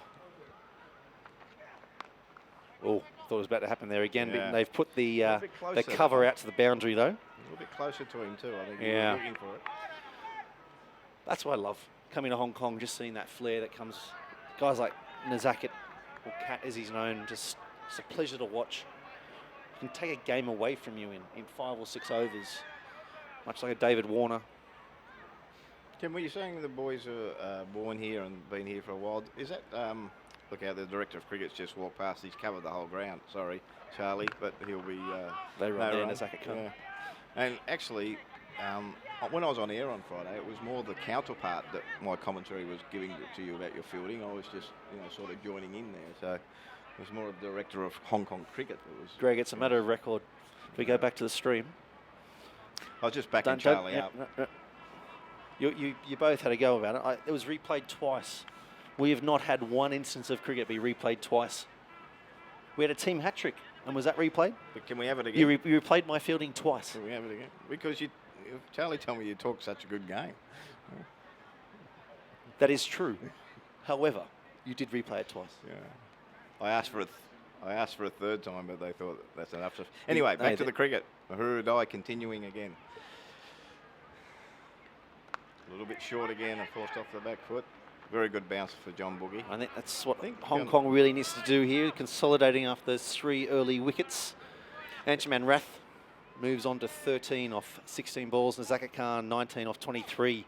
Tim, it's a sort of wicket for a spinner. Because they're short, straight boundaries, you need to bowl slower and toss it up a bit, and you must be willing to probably get hit for a boundary or 2 and a big 6. But if you can keep that courage, you might get one that goes through the gate like he did on Friday.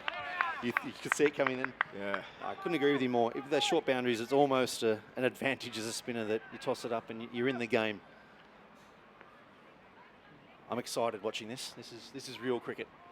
Yeah, this is going to be spin bowler very and a batsman looking to get on top of the bowler. It's just probably a little bit short and probably a little bit straight at the moment. Try and get 2 there. No. Yeah. Probably a little bit straight. The wickets he got the other day were pitching outside off stump and turning back. He's just probably a little bit straight at the moment. He needs to redirect his line to probably a foot outside off stump because the wicket is turning. I wonder if Nazaket's change of stances has changed his line, because the ball he actually got Nazaket out on, it was a good 9th or 10th stump, wasn't it? Yeah. It was a long way out and came back to hit middle and leg. Anshuman Rath on strike now. Full ball. Well fielded. Really well fielded there. And Just what we're talking about, that energy. That's as they say, one to us. if the batsman has, or it's good batsmanship, as they call it, isn't it? To change Good cricketing. to change the line of the bowler. You know, Yes. that's what it's all about. Same as, wait, just come back after this ball. Rath on strike, works it down the ground to long on for one. It's always trying to get the batsman or the bowler to do something different. If you make them change, or I think anyway, you make them change what they're doing. Yeah.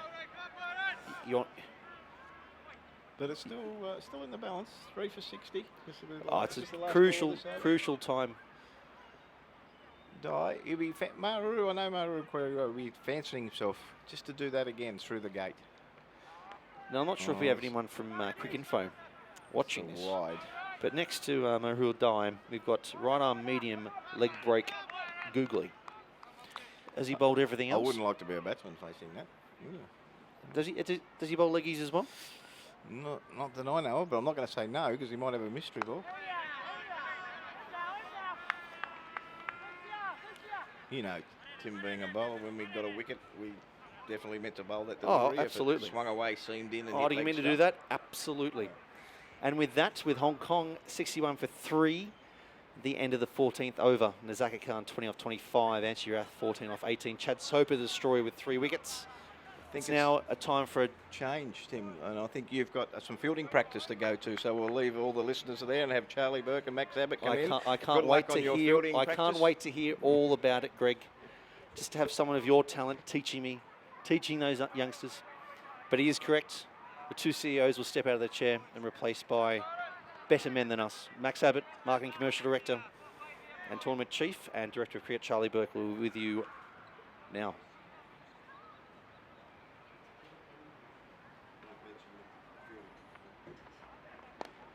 Thank you, Tim.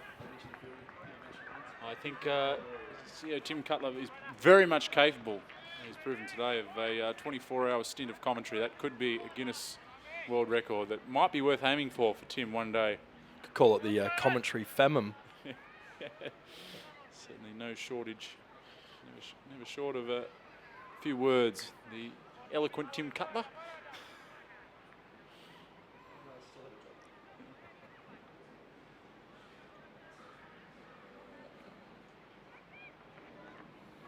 Ooh. Just giving a little bit Norman Vanua here.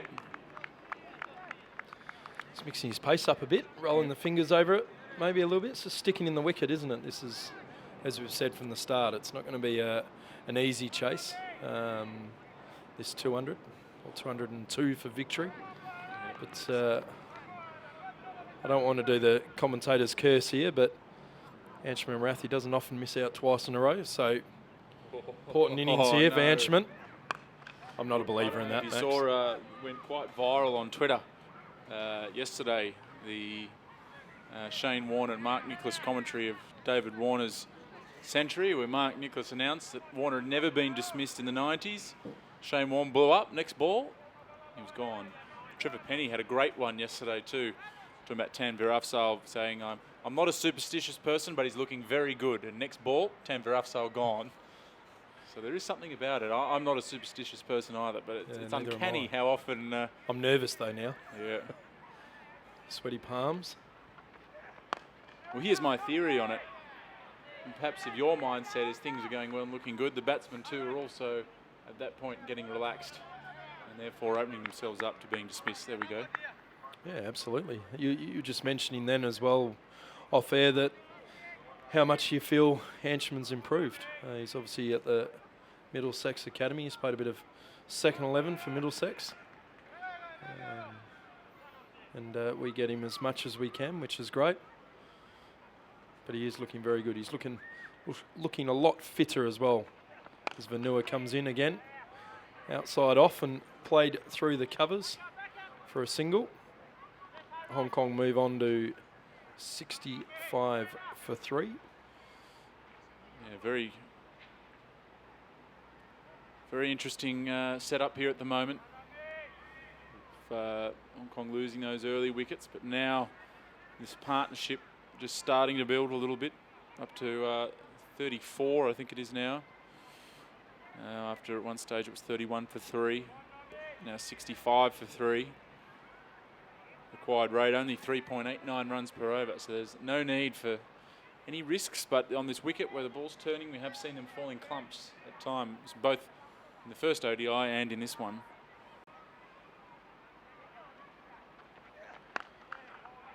Vanua again, that's the length to be bowling, I reckon. Hitting the deck hard, back of a length. Into the over there. 65 for 3 after 15 overs. Sorry, Max, I do have confirmation from the groundsman that we're going back to the other wicket for the third ODI on Tuesday. So this wicket will only be used for today's game. They have played almost identically, haven't they? Surprisingly, because Wednesday, I reckon, Thursday last week, they looked two very different wickets. I would have said that this one has played how it has played, and the one that we used on Friday I thought was going to be a bit quicker and more skiddy. But Asadola Vala comes on to replace Mahuru Dai. How many overs has Vala bowled? This is his fifth, is it? Yeah, this is his fifth. This is his fifth. So they've got 8, so they've got 14 more overs of spin. So that's going to be a interesting battle here, because you'd imagine those are 14 crucial overs for PNG. Despite the fact Chad Soper, the medium pace, has got 3 wickets, but despite that, I mean, the spin certainly through the middle overs, as we've seen from both sides so far in the just over 1.5 matches so far, that it's been the spinners that have looked more effective. And we did see that after these 2 spinners, there wasn't another option there for PNG. They tried to bring on another part-timer, but it didn't quite work out. Impressed how much Vala's improved, though. The skipper here. It's a good length, that. Very good length. I think we've noticed as well on these wickets in the first 2 ODIs that getting the right pace is the key here for it to turn. Yeah, the slower deliveries have been the most effective. Oh, that's dropped. Zakat Khan hit it straight back to Asad Vala. And the skipper's put down an important chance, and he's got a ringing hand there as well as punishment. Yeah, good old fine, drop catch. Vala again into Nazakat Khan. Shuffles across. And we'll that's just end of the have a over. Replay here of that drop chance. We hope we will. And Nazakat Khan. 60, here we go. Here we go, tosses it up. Hit it pretty hard, but it was at a comfortable height. I think Asad Vala will be disappointed he couldn't hang on to that. Recent studies do confirm that caught and bowled are the most commonly dropped catches on a cricket field. And yet, as a bowler myself, I've never once practiced catching off my own bowling, so there might be something in that too. And guess what? Guess what fielding position in T20 cricket gets the most catches? Is it caught and bowled? No. Guess. Oh, delivery. Oh, I've got no idea. Let's just say deep mid-wicket. Far away. Take the deep out. You're spot on mid-wicket. Believe it or not. go. And nowadays, often a spinner will bowl with 3 on the leg side and no mid-wicket. So, surprising stat that. We got. It's a good shot from Anshman Rath, just punching that out. They run the first one hard, but there's no chance of a second.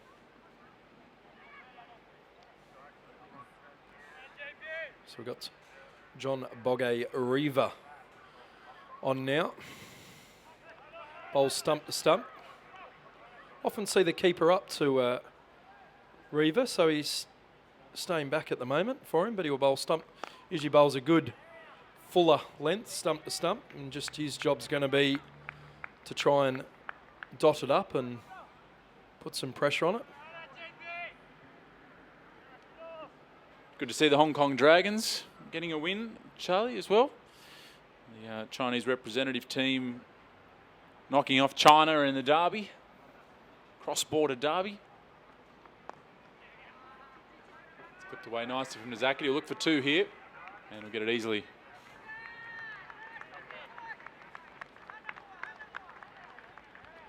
Max, you're a fashionable man. Thank you, PNG's one-day kit.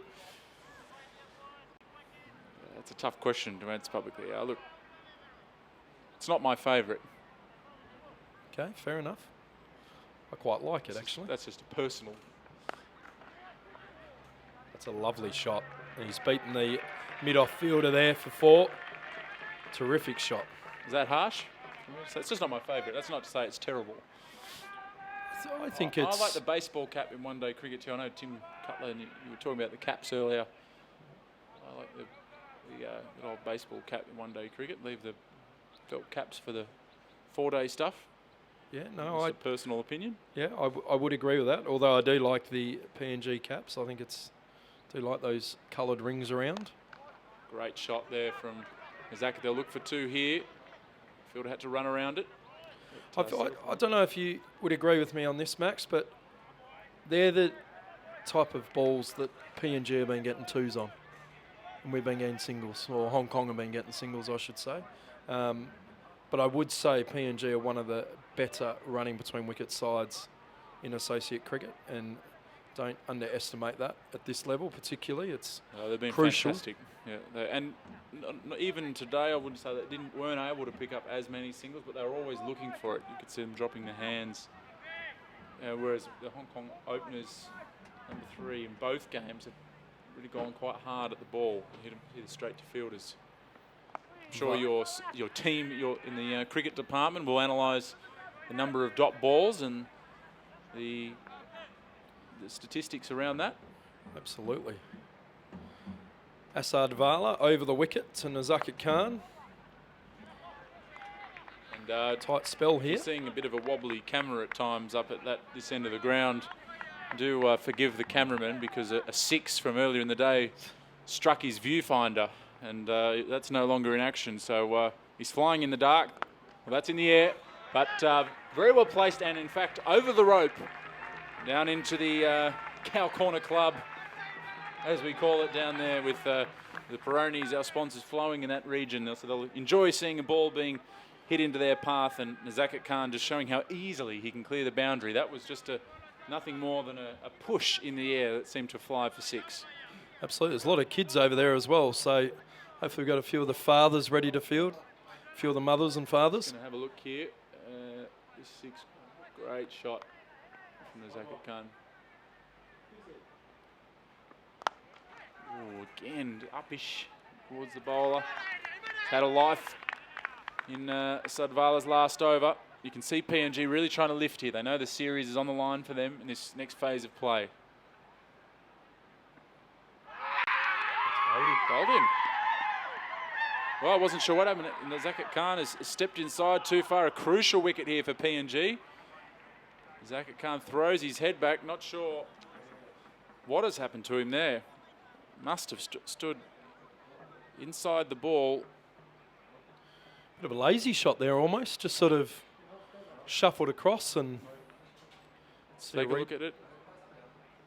Yeah, he has. Just stepped too far inside. Went to line up to smack the stumps over.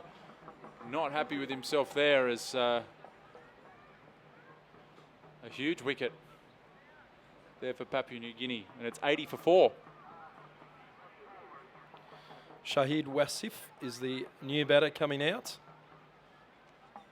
He hasn't quite got going yet in his international career, but maybe today's the day.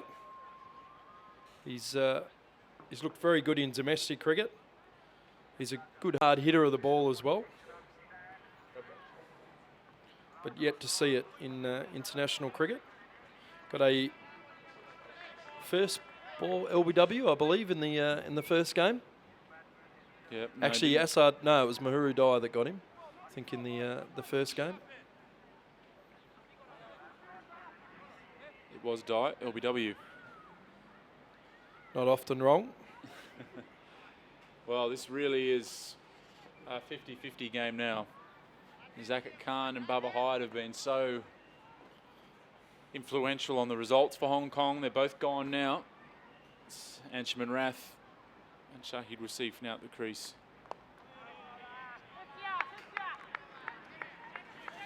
It's end of the over. Hong Kong 80 for 4. And as Max has just pointed out, it's game on here. Beautiful afternoon of cricket, and it's not going to be an easy chase at all. So I think the biggest challenge is probably for PNG now, whether or not they continue to put the pressure on the new batters, or they actually leave some of the overs a spin for later in the innings. I think they've got to go for it now. I mean, you saw Hong Kong recover from 111 for 6 to make 280 in the first match. This is a different story, of course, chasing a target on a wicket that's probably now deteriorated a little more than the one that they played on Friday. So that's what's needed. Little clip to the onside from Anshman-Rath, picks up an easy one. In these situations where you've just lost a wicket, that's exactly what you're looking to do. Yeah, definitely. And I hope for Hong Kong's sake and for the fans that are here that we get to see Shahid Wasif here. Very talented young cricketer.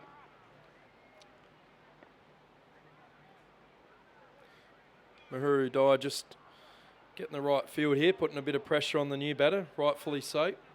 Looks like they're going to have a slip, a gully, and a backward point. Oh, bat pad. Oh, bat pad, sorry. I was going to say, I didn't think a slip would be a right option with a off spinner to the right-hand bat.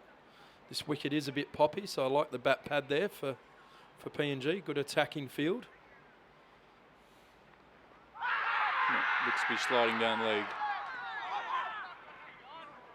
I think, is that an overthrow? No, I mean, that looked to be sliding well down.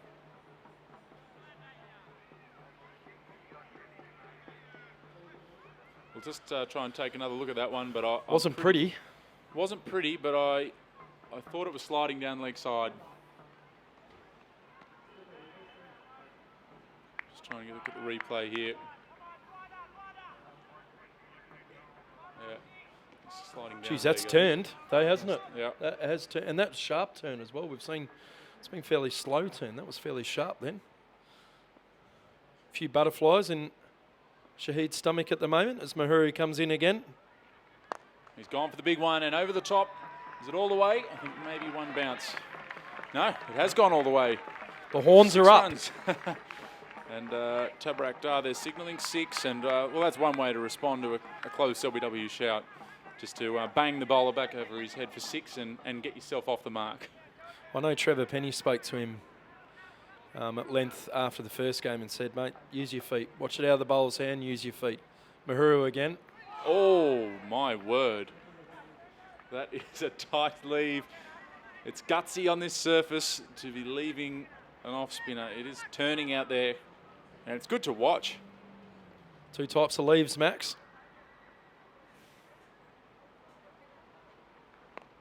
It's got to put something in the back of your mind there when you know you've seen the ball turn sharply like that. Shahid Wasif, best known in domestic cricket for a pretty phenomenal innings he played last season. So we just watch this ball from Diet. See if he uses his feet nicely and manages to beat the cover fieldsman. And they'll come back for 2. These 2 quick between the wickets. Yeah, he, I believe, came in at something like 5 for 25 in a club match and banged out 180 in a one-day match, domestic cricket match there, and since then has continued on in good form. I think made a match-winning innings of 59 unbeaten in the recent Premier League. So a young kid, I'm sure, that's on your horizon or front of mind all the time as a selector. Yeah, absolutely. No, he's a talented cricketer. He's a gun fielder as well. So it's always nice to have, and he's the backup keeping option as well, if need be. Not too bad with the gloves on as well, but important partnership here for Hong Kong. Score moves on to 89 for 4.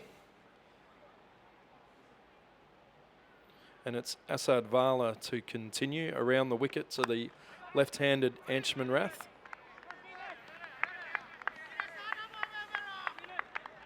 They're up and about, PNG. Good energy. Yep.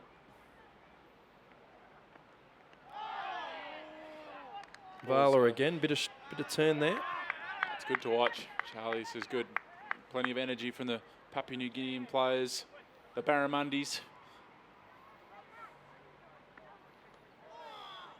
It's just great to see associate nations play, you know, two really evenly matched associate teams. Both really wanting to win this series, not for the World Cricket League Championship, but when you don't play that often and get the opportunity, you can see it means a lot to these players. No, well said, Max. Couldn't agree more. The passion and the interest in it. As an associate cricketer, you might get 4 or 5 ODIs a year if you're lucky. Vala again to Rath. That's well played from Anchman Rath. Just going back. It's a slow delivery, not lured. They're forcing the pace, just finding an easy single. Really would like to see, from a Hong Kong perspective, Shahid Wasif get in here, because I've not seen him play in domestic cricket, heard a lot about his talent. And as you've mentioned so far, had limited opportunities so far with the Hong Kong team. I think only 2 or 3 matches, and hasn't been able to show his true colours as yet. So, and his family are here as well. They're at Long On at the moment, so hopefully they can see a good performance for him as he knocks it out to deep mid wicket. It was an unconventional shot there. It was sort of almost I thought he was going to sweep it at one stage. Yeah, there wasn't a lot of face to the bat showing the cameras there.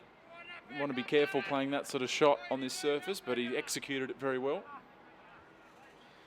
He's going to flight this one, I think. Asad Vala, the skipper, the PNG skipper. Everyone in Hanua Butter, his village, will be watching intently as he comes in to bowl again, the skipper. It's well bowled and well played.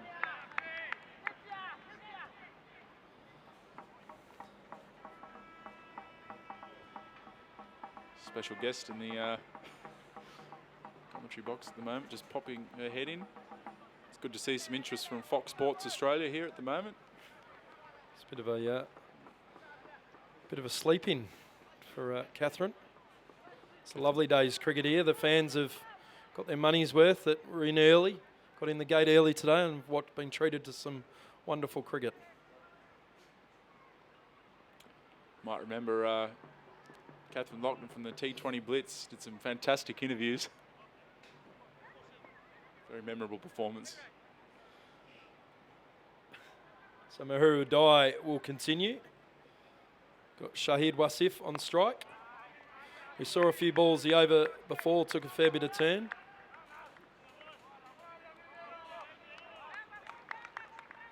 Just getting a bit of grief for my polo at the moment. It is a little tight. Ask for the media, might need the large, Charlie. I think you look good in it. Max, as Mahuru continues. Oh, missed out there. The umpire's put his wings out for a wide. Tabrak Dar, Hong Kong local umpire. I think Mahuru Dai's overly happy about the decision there. This is the other thing with one-day international status. It's great to give our leading umpires that earn their spot in the A&A panel an opportunity to umpire at the highest level.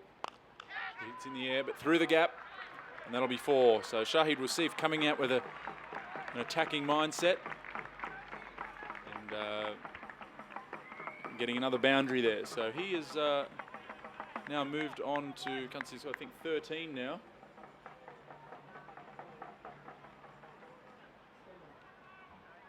I think we have a replay of that. That was a delightful shot. It's a bit upish, but hit it into the gap.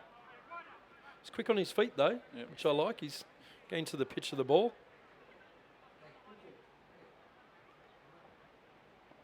Certainly looks like he's in an attacking mood here. Brought a bit of energy out there. Yeah. Mahuru Dai, match winner for PNG. Fan favourite in Port Moresby as well in Papua New Guinea.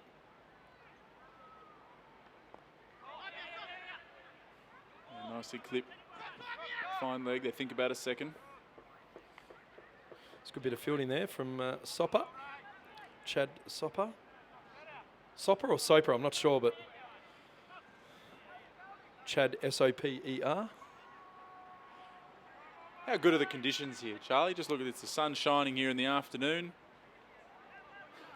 I know the Peroni ice box out there is full, broken with wines. Yeah, shame I got to fly out tonight. I would have taken full advantage of the Peronis. Oh, that's a terrific delivery. That spun sharply. He's getting some major turn here. It's like a fourth, fifth day wicket. Yeah, very much a fourth day wicket it looks, and it's had plenty of cricket on this square. We obviously hosted the ICC Women's World Cup qualifiers Asia recently. Oh, that's well bowled and caught. And the finger goes up. That's a big wicket for Papua New Guinea. Anchman Rath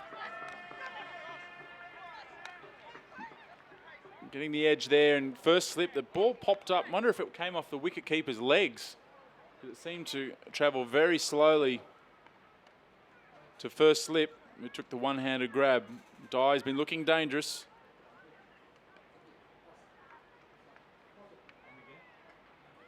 I'm not sure what Just that's come off. again. Yeah, I think it's come off his pad. You may be right there. I reckon it's flicked the top of his pad, the keeper's pad there. Terrific delivery. He's edged it. Yep, I think straight off the leg, and good reactions from Tony Ura. Tony Ura, terrific catch there. One of the better fielders. Lega Siaka and Tony Ura probably lead the way almost in associate cricket for fielding. So good to see. And Ehsan Khan, who bowled okay today. He's doing okay. He's a very good batsman as well, so he'll be keen to get some runs here. He also missed out in the first ODI. He was adjudged caught behind, or a diving catch from the keeper. Also off Mahuru Dye, I think. Well, this is a big challenge now. There's sort of the three real solid middle order batters for Hong Kong all gone now. Got a young guy, Shahid Wasif, in with Ehsan Khan, so got Tanvir Afzal and Azaz Khan to come, who both made runs in the first ODI. But that not really an anchor there for the innings. I would. Hong Kong do bat deep. I know we talk about it. We don't necessarily always show it, but did in the first game, I think. And I'd say it's anyone's game right now. I reckon it's 50-50. Yeah, I think I'd just rather be PNG at this stage. I think 5 wickets down, it's going to be... The trick's going to be the amount of overs they've got of spin left. That's a good shot. See, that's slightly short, and he pounced straight on it, and that'll be 4 runs. That brings up the 100 for Hong Kong as well. 102 for 5, 22.1 overs. Good shot there, a short delivery. Dispatched appropriately. But I'd go back to that question I had for you before, Max. I think it's anyone's game, I really do. But you're saying that you'd rather be in PNG shoes, knowing the bowling to come. Well, yeah, Sard Vala's got 3. Marika Dye has still got 6 overs to go. Mahuru Dye, I should say. So I tend to think at this stage, I mean, it's only 9 overs of spin. Well, what's on the plus side for Hong Kong is there is absolutely no pressure on run rate. There's pressure on PNG they have to attack the new batters because they have to take wickets. They have to bowl Hong Kong out to win this game. And the overs left from the 2 off spinners, I'd rather be in Hong Kong shoes.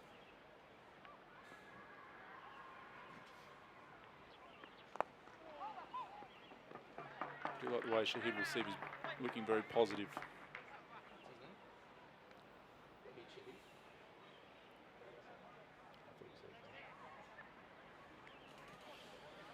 Asadola Vala, the skipper, going over the wicket to the 2 right-handers. Ehsan Khan, a wide stance. What do you reckon the crowd figure is today, Charlie? What are you calling it? 300?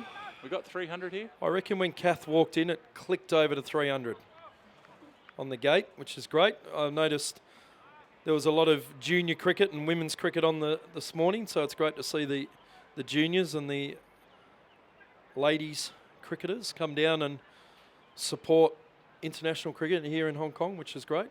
But I reckon, look, it'd have to be 300, I think. We're including the the commentators and the cameramen, aren't we? Yep. Okay, yeah, 300.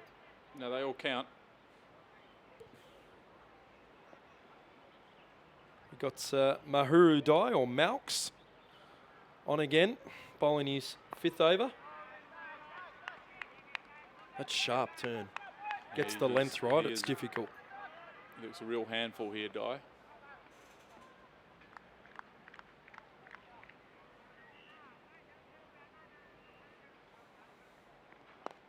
Shahid Wasif sweep. No, you will not see him sweep. You may see a slog sweep, but not an out-and-out sweep. So in that case, maybe looking to play from the crease here. I mean, He's going to use his feet here and go through covers or down the ground. Okay. Well, it's a short ball. Let's put it Cut away. again. That could go for 4, I think.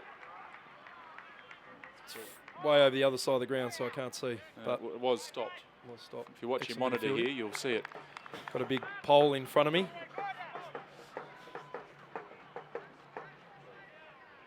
Couple of drums in the crowd too. Trumpets, or versions of. It's probably a gin and tonic day, I reckon. That's It what I'd is. be going for. Yep.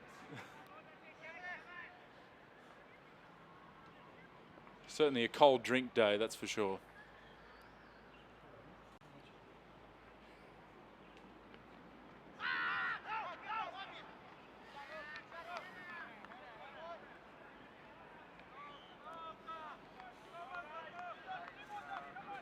I think we'll have a change of commentary after this over, Max. I think so. I think it's everyone wants more of Tim Cutler. There's no doubt about that. And all we can Well- do is help give the people what they want. Yeah, absolutely. Well, I think great to have Jasmine Titmus as well, who's going to come on. Debut stint, I think. Yeah. Former. Someone lied. Yeah, well, I did just ask the director of cricket a moment ago if he played the sweep shot, to which he said no. 2 balls later, we see the sweep from Wasif. So Well, I don't know who's watching or listening from PNG. someone must be coaching him. But at the end of the over here, and the score 104 for 5. We'll hand you over to Tim Cutler. Thanks, Maxi. You two on fire as always, and funnily enough, you're both fired. And it is my great pleasure to welcome for the first time on a Hong Kong microphone, Jasmine Titmus, former Lancashire captain and semi-pro broadcaster for BBC Manchester. Welcome. Thanks, Tim. My I'm not pleasure. sure semi-pro commentator is the right thing, but I have done it a couple of times. So, Jazz, you HKCC head coach, ladies, Yes. and qualifying for Hong Kong soon, hopefully. You were Yes. born, and then what happened? I was born, After that, and then tell us about you. A lot has happened the last 27 years. Started playing cricket. Thought it was actually something that I really enjoyed.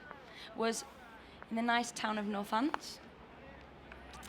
Ehsan Khan can't get that away.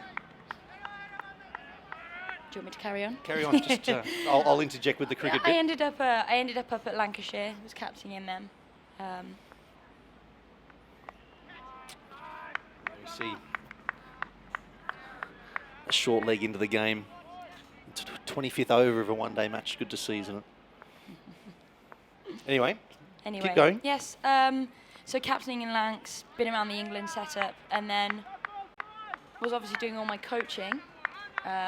Came out here on an MCC tour, which was fantastic, and then here I am, ending up in Hong Kong as a women's head coach for the cricket club, and I'm loving it. Ooh, leg buys. That could be 4 of them. It has gone for 4.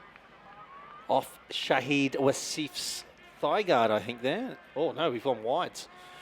So that's 5 runs to the Hong Kong total.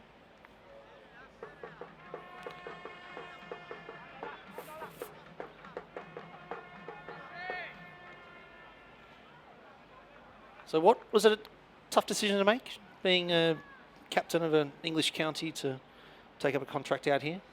It was a little bit. I think I still had a little bit of fire in my playing days. And obviously the Women's Super League in England was just kicking off. May have been in the shout of a contract there. May have been. But then personally and development-wise, it was just a very good time to come out, and it just happened, and I jumped on it and flew over. There And are worse places to be, aren't there? There are a lot worse places to be. I could be in rainy Manchester, 0 degrees, and I'm here on a lovely afternoon watching international cricket. So it is very, very good. It's good to have you here. So you also assisting with the ladies team in the recent Women's World Cup qualifier that we were lucky enough to host here with Hong Kong, China, Thailand and Nepal. And what's your viewpoint and opinion of, well, ladies cricket here, but cricket in general in Hong Kong as a somewhat newbie? I am a newbie, and last year was a really good learning curve to kind of learn a lot about cricket and about cricket over in Southeast Asia, and especially in Hong Kong.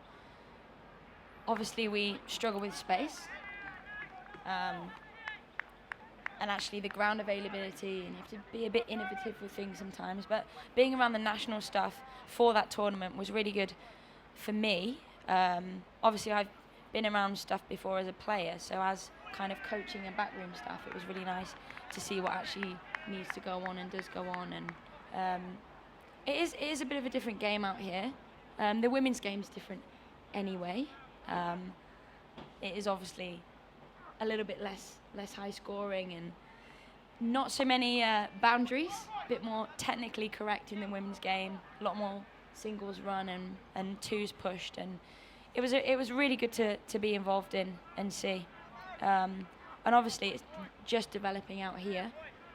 Being around it in the UK, it's got quite big over there now, so hopefully we will see that happen over the next few years here.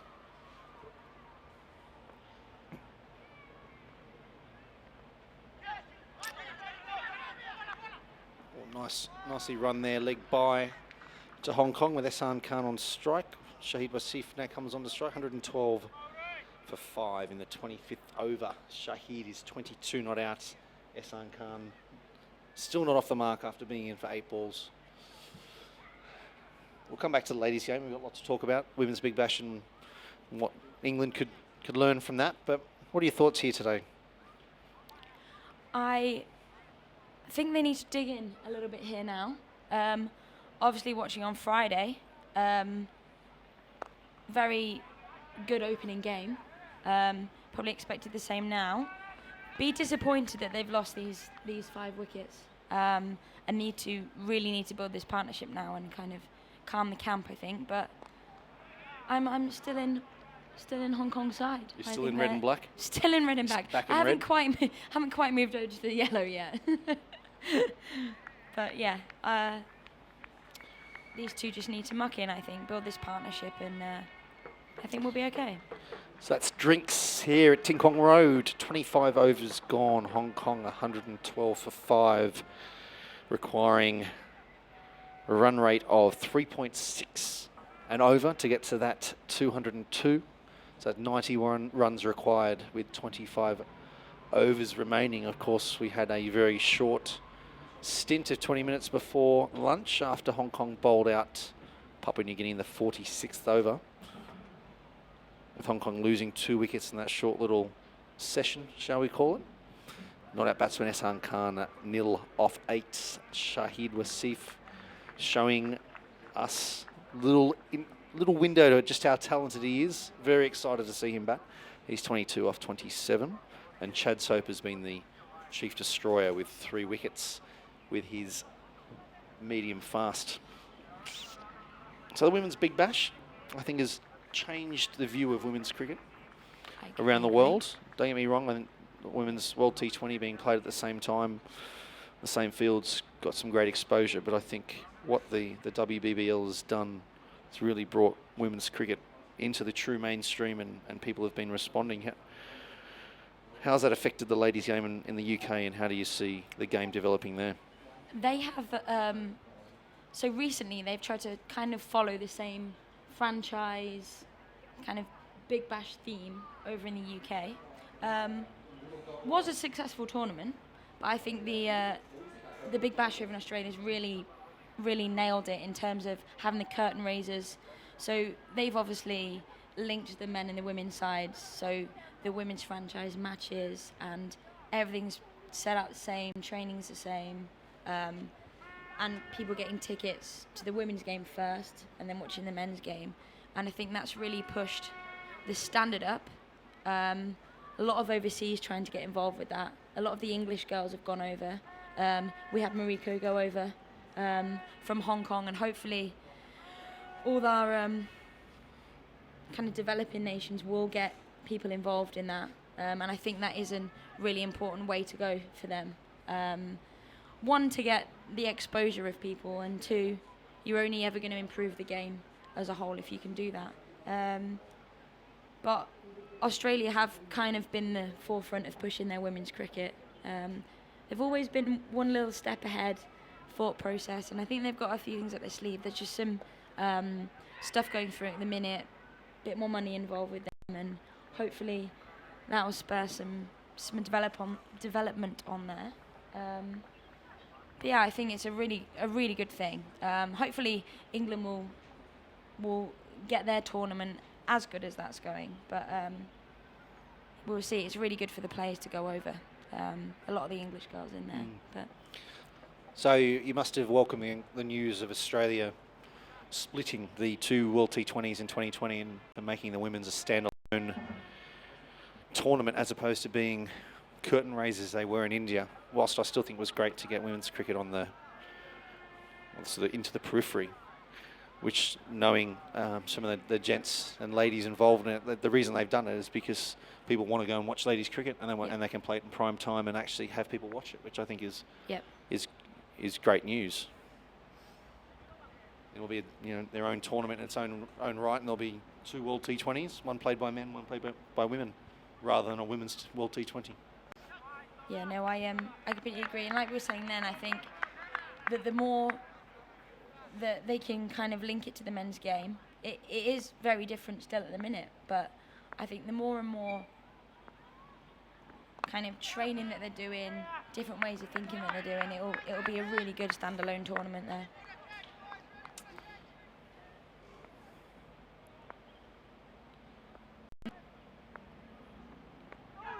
Shahid Wasif covering that spin, sharp spin quite well there, even with the man in close, as we've talked about, the short leg there.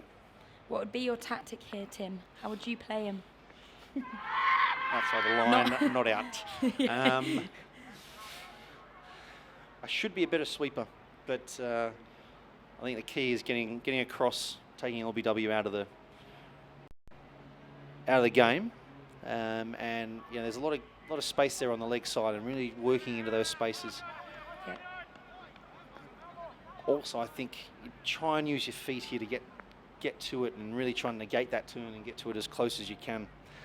But I just watch this ball.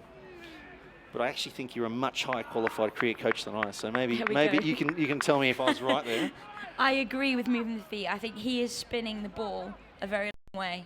And letting that ball spin, as you said, is only going to bring that LBW into play. Going back on here, if they can move their feet, just keep those ones ticking at the minute, build that partnership. I think Shahid, if he can stay in here, it's going to be the pinnacle of their innings and try and get them over the line. So what we've seen here, we've only seen the two spinners being used by PNG, and whilst Chad Soper has got those 3 wickets, I think the game is really going to be won and lost by the spinners, I think anyway, the spinners here. So it's 20 key overs, and Asad Vala's already in his 10th over. Was just finished his 10th over with the great figures of 1 for 33. And beyond that, I think I'm just checking up now, I think we've only got a good sort of 5 or 6 overs left of spin, with Marud Dai having bowled 6, 1 for 27. So we get through, saying we, Hong Kong get through those 4 overs left of Marud Dai, and then it's going to be interesting to see how this game develops, because we know how flat the wicket is. We've talked about it over these 2 one-day internationals here at Kwong Road, and how PNG play it.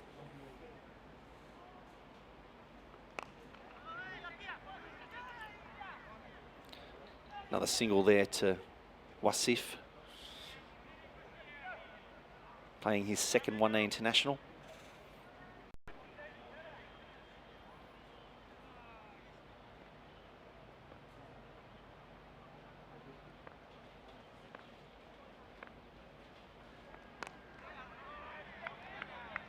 Of course, Shahid's also a wicketkeeper, and I think there was a bit of concern over the back of Chris Carter during the week, so I think there was a chance that Shahid could have also come in as a wicketkeeper. Of course, we got Jamie Atkinson today, but just an additional talent that he has. Can also bowl as well. All-round helper. Shahid, of course, did play his first one-day international against Scotland, so apologies to him. This is his third one-day international. But Ehsan Khan there, just playing off side of the wicket there for no run.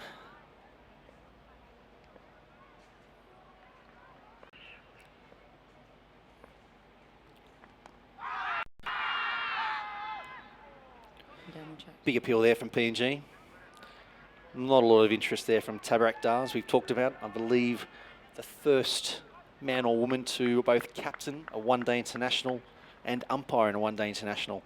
Was, of course, skipper for Hong Kong in the Asia Cup in 2008, where Hong Kong played against Pakistan and India, and is now, he made his debut on Friday in the umpiring Blues.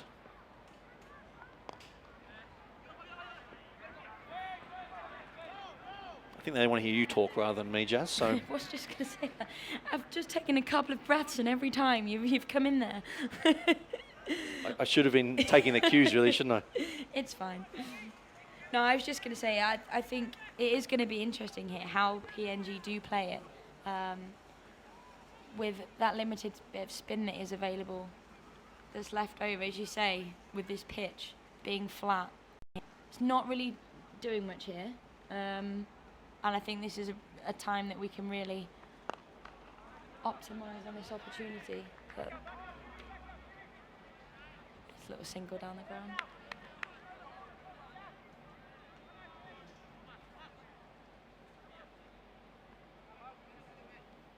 It's actually, obviously being coaching at the cricket club, I've managed to watch a lot of games, especially a lot more of the men's game than I did get to in the UK, because obviously I was playing, working, coaching, busy. So it has been really good, and it has really shown the effectiveness of spin for me in the men's game. It's very effective in the women's game, just any pace off the ball, trying to get the girls to move their feet. I think it's kind of a confidence thing as well.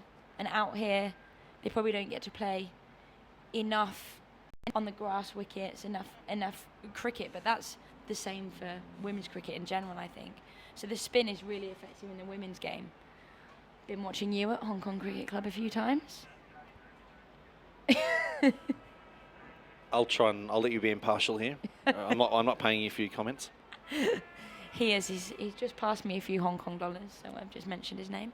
No, but watching how effective it is out here as well, on the small grounds, especially over at Hong Kong Cricket Club. It is a very small ground. So there are some big hits made up there. Obviously, this is a big boundary.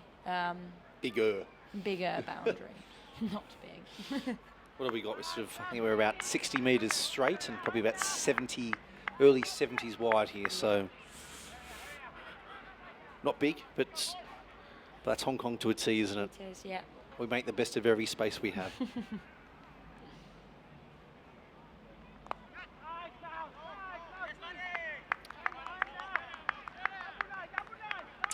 Wasif there looking for the big one there, just inside edge to short mid wickets. He's on 24 of 30 balls.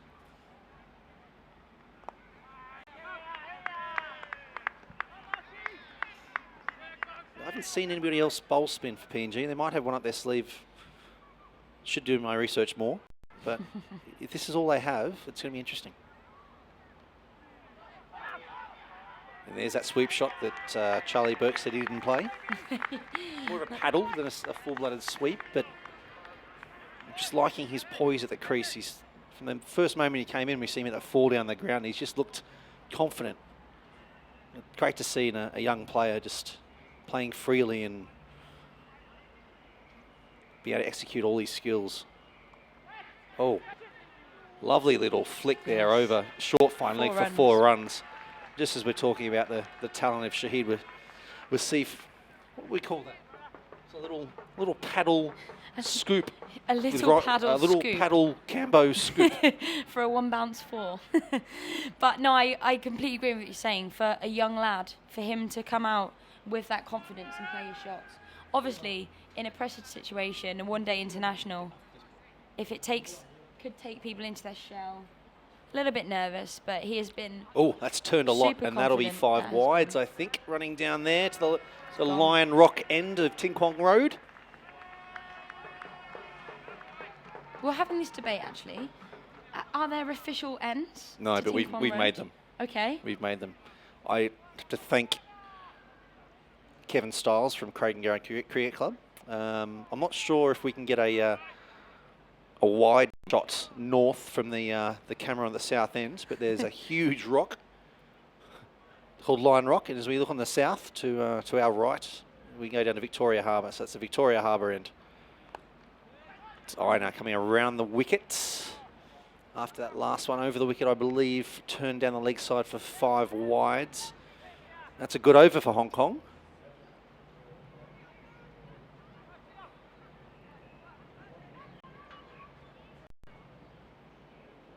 It is great to see how confident they are looking. I mean, when they're 5 wickets down, got a little way to go. But it is great to still see that confidence. Very happy in the camp, it looks. Simon Cook looking very relaxed and he never looks anything else, though, let's be honest. Saw him on the sideline with Hong Kong edging to victory over Bangladesh in 2014.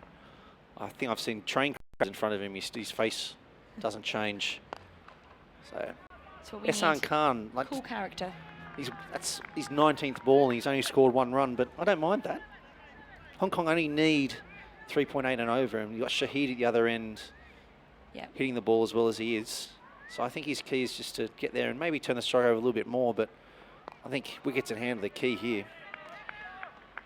Yeah, I think him really staying there, supporting Shahid. If he can, like we say, would like to see him rotate the strike a little bit more.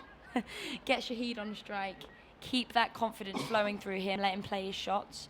But if he does his job, rotates the strike, that's what he needs to do.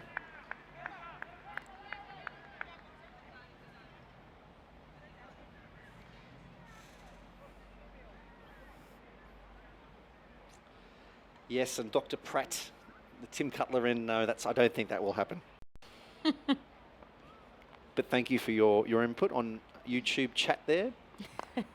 Ehsan Khan on strike, just can't get that through the field. Hit that quite well, again, inside edge of the bat. Picked up by short, mid-wicket there. Asad Vala there. Imposing figure there.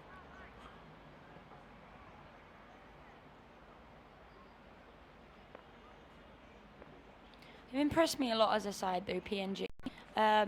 Obviously only being in Hong Kong for a year, probably being involved in a lot of cricket over in the UK and probably visiting countries to there and actually seeing the associate cricket here.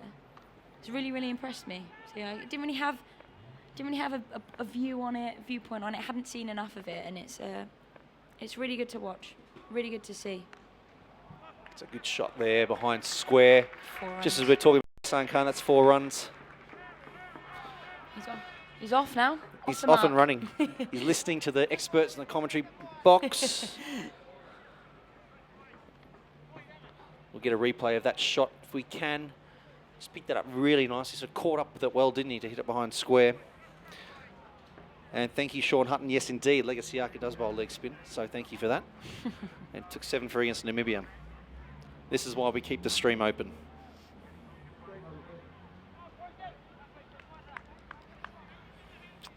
Just see that replay now. Oop.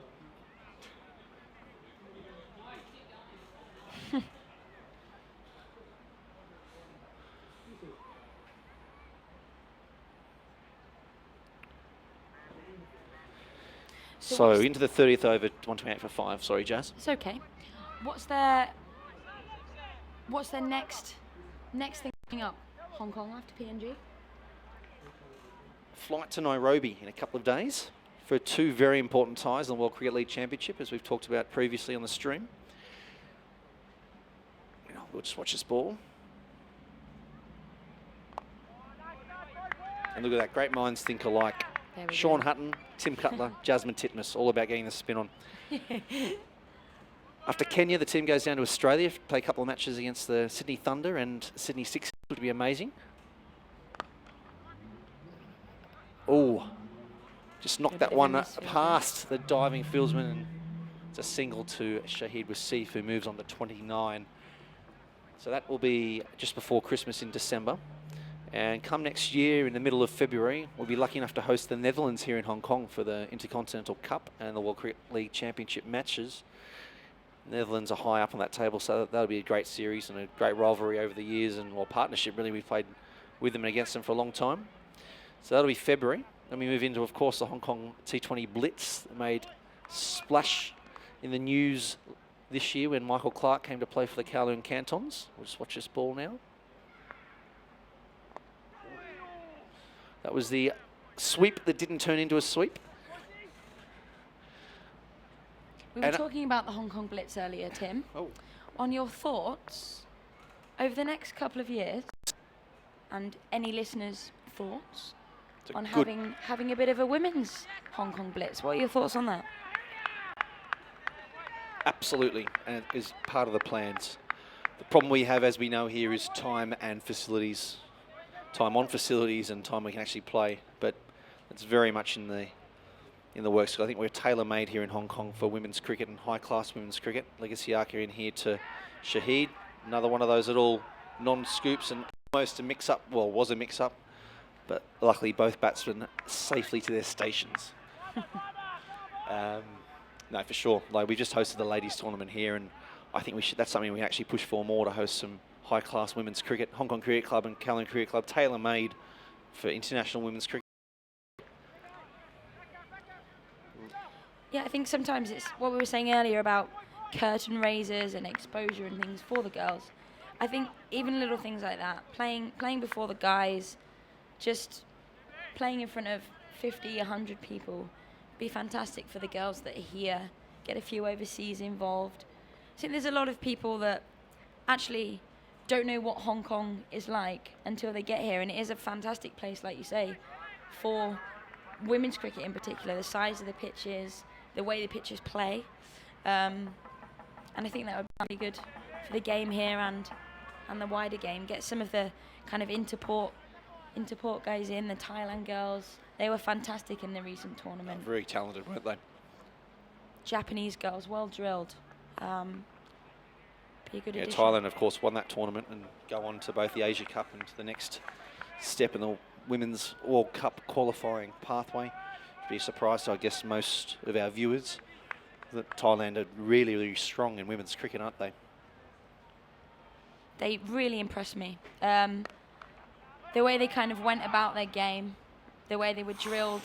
Again, Shahid just wandering out, and sometimes that sort of that confidence, just sort of wandering out, and you don't want to be doing that against a sharp PNG fielding side. Go on, Jazz. I think no, it's okay. I will talk. I think here as well. Prime example. Maybe getting under a little bit of pressure. Need to kind of rotate that strike a little bit more. I think he might be pressured that he's not maybe hit the boundaries he was hitting, and Eshan needs to support him, I think, in rotating that strike. Getting a little bit stuck at the minute, getting a little bit stuck in the wicket. Yeah, and as we're saying, that the run rate, I'm not that concerned about the run rate. It's more just about the pressure, as we've seen the highest levels of cricket, that you put 4 or 5 dots together. Yep. It just puts a little bit pressure on the guy at the other end as well, the guy or girl, of course, that sort of then has a bit more on that batsman thinking they need to do something. Yeah. And those sort of gaps. This lovely little flick off the toes there by Wasif, another single to him. That takes him to 30 off 40, 31 off 44 balls. Hong Kong 131 for 5 in the 31st over.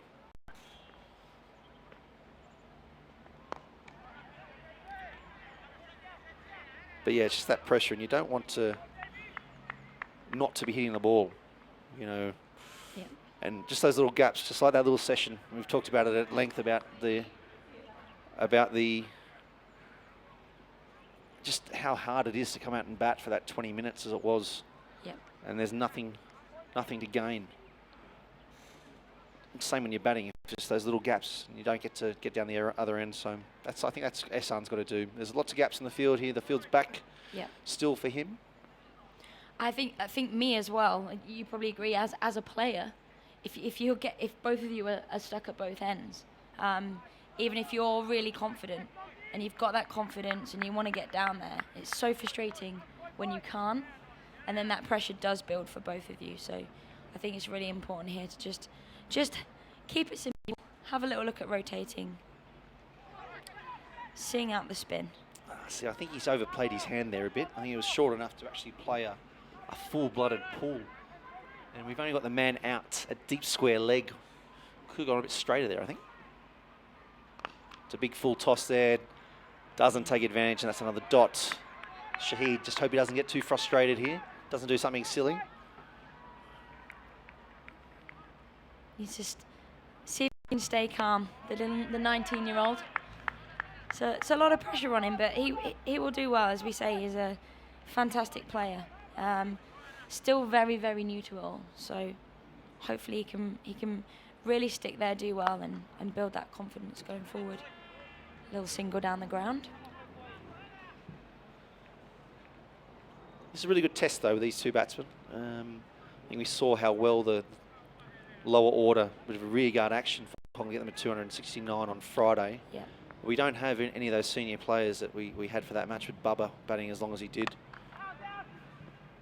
Ehsan Khan, unlucky not to get that away. So it's just good to see these both new players to the team. Ehsan a little bit older, 31 years old, but Shahid 19 and 175 days, I think Cricket Universe saying, for these great experience, great pressure here for them in this challenge for Hong Kong moving forward. Yep.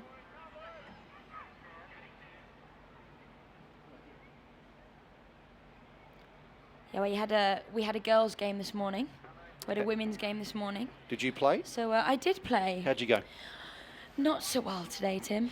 Not so well today. I was on the losing side, but it was a club derby, so everyone's a winner for me as coach. And that is a great shot for no run. Hit that very crisply, a very nice sound here across Kwong Road Recreation Grounds. Hong Kong 133 for 5 in the 33rd. So when you say you didn't do well, yeah, just what happened? Well, I just tell the people. Didn't have a. I tried to play the famous sweep, bottom edged it onto the stumps. I was on about 6, so we didn't have a very good day today. Didn't have a very good day. Not so much to do in the field either for me today, really. But as I say, player coach. Both teams were playing, so everyone was a winner.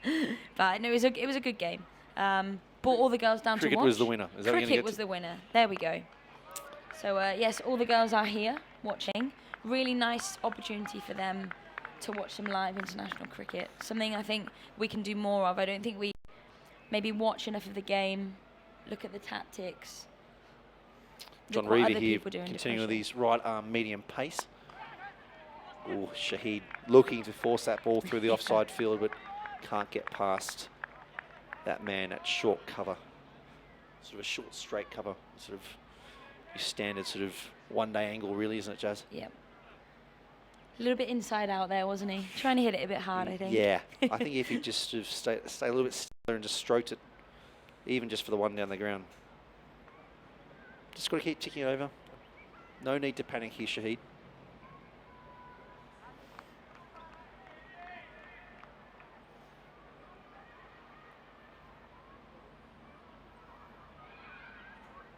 Have one request for you, Tim. On yes. On the on the VIP hospitality tent.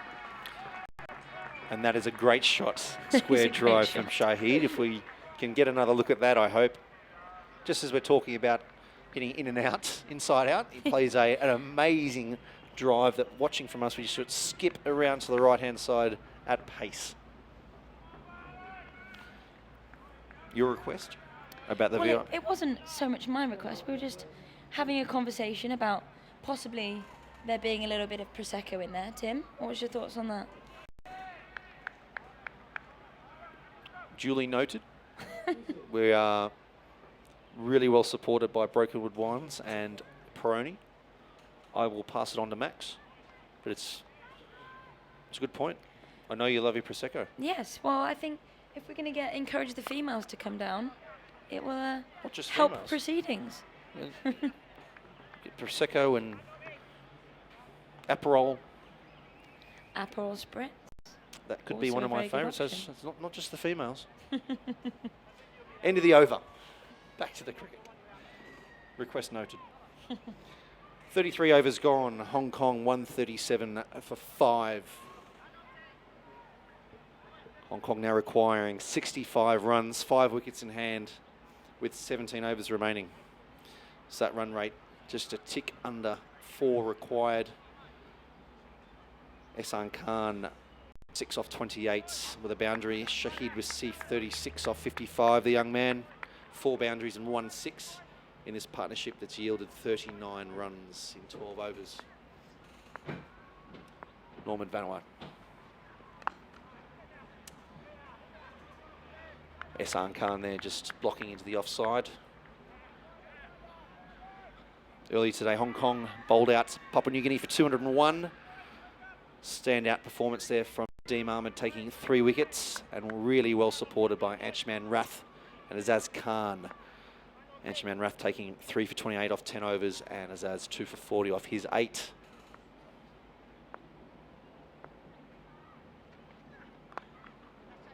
So nicely worked single there for Ehsan. Skipper, Dolavala, 70 off 87 was the linchpin. When he fell, a lot of wickets that fell after him quite quickly. The only other score of note was Sasu Bao, 40 off 49. Were you watching the stream at HKCC, Jazz? I was watching the stream. Yeah. I Just checking if you're listening. I had That'll be a wide down the leg side, despite the appeal. I had a bit of a nervous wait at the game, waiting to go into bat, but the stream was on. Thought I'd prepare myself. Still get nervous, huh? Always still get nervous. I always still get nervous when I have to run in and bowl. Still, whatever game I'm playing in as well. Always still get nervous. But that's a good thing, I think. Just the single leg by there. Shahid with a little bit of a limp as he runs down there. Might have just missed the pad. Those ones sting, don't they? Awful. And you always get hit in the gap that you may have. It will always hit you there. However much padding you've got on, the ball will find a little bit of flesh, and it does sting. Ehsan Khan now on strike to Norman Vanuatu. Slower ball there, and we'll work down to third man for 1. That was very well worked. I think for me here, with the pace on, with the field that's set, with the boundary riders out, I think for these two, just to start rebuilding that confidence, rotating that strike and hitting that 4 and over, just use the pace of the ball, get the ball into that gap and rotate that strike. See a question there on the chat. We'll come back to that. But Vanuatu in to Wasif. Just defends off the back foot into the offside. No run. About Mark Chapman, not playing for Hong Kong today. Left-hand batsman.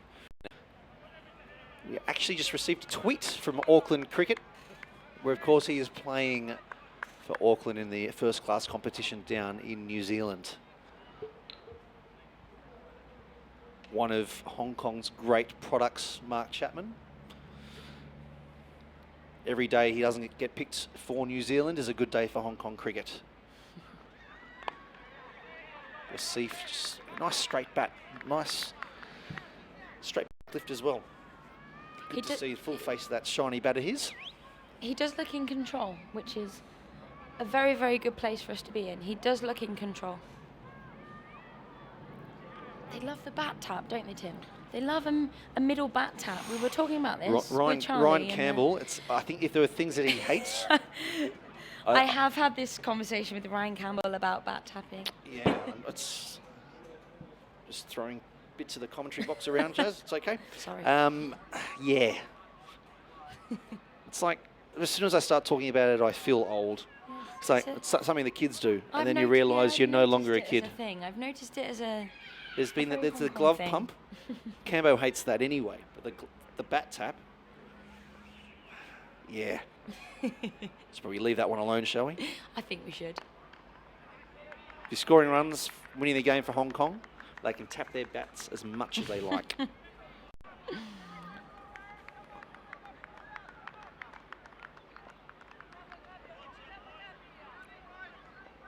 Reaver continuing here with his medium pace. What's the plan here? Is he just trying to tie it up? I don't know, with mid-off is up, but mid-on's back. Nicely worked there. Yeah. By Ehsan into the leg side.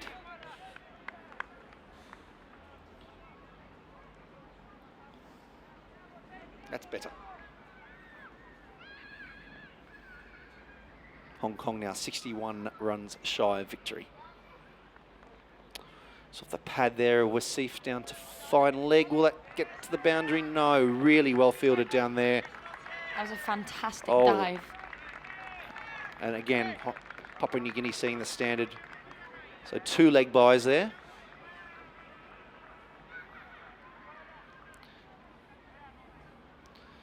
John Reaver in his 6th over.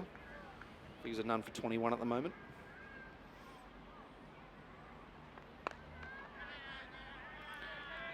Yeah, he's bowling a nice little niggly back of a length here, and it's proving a bit difficult. Not so tight with his line, clipped a couple leg side, down to that fine leg boundary, but he is bowling that very niggly back of a length. There we go. A little bit shorter that time.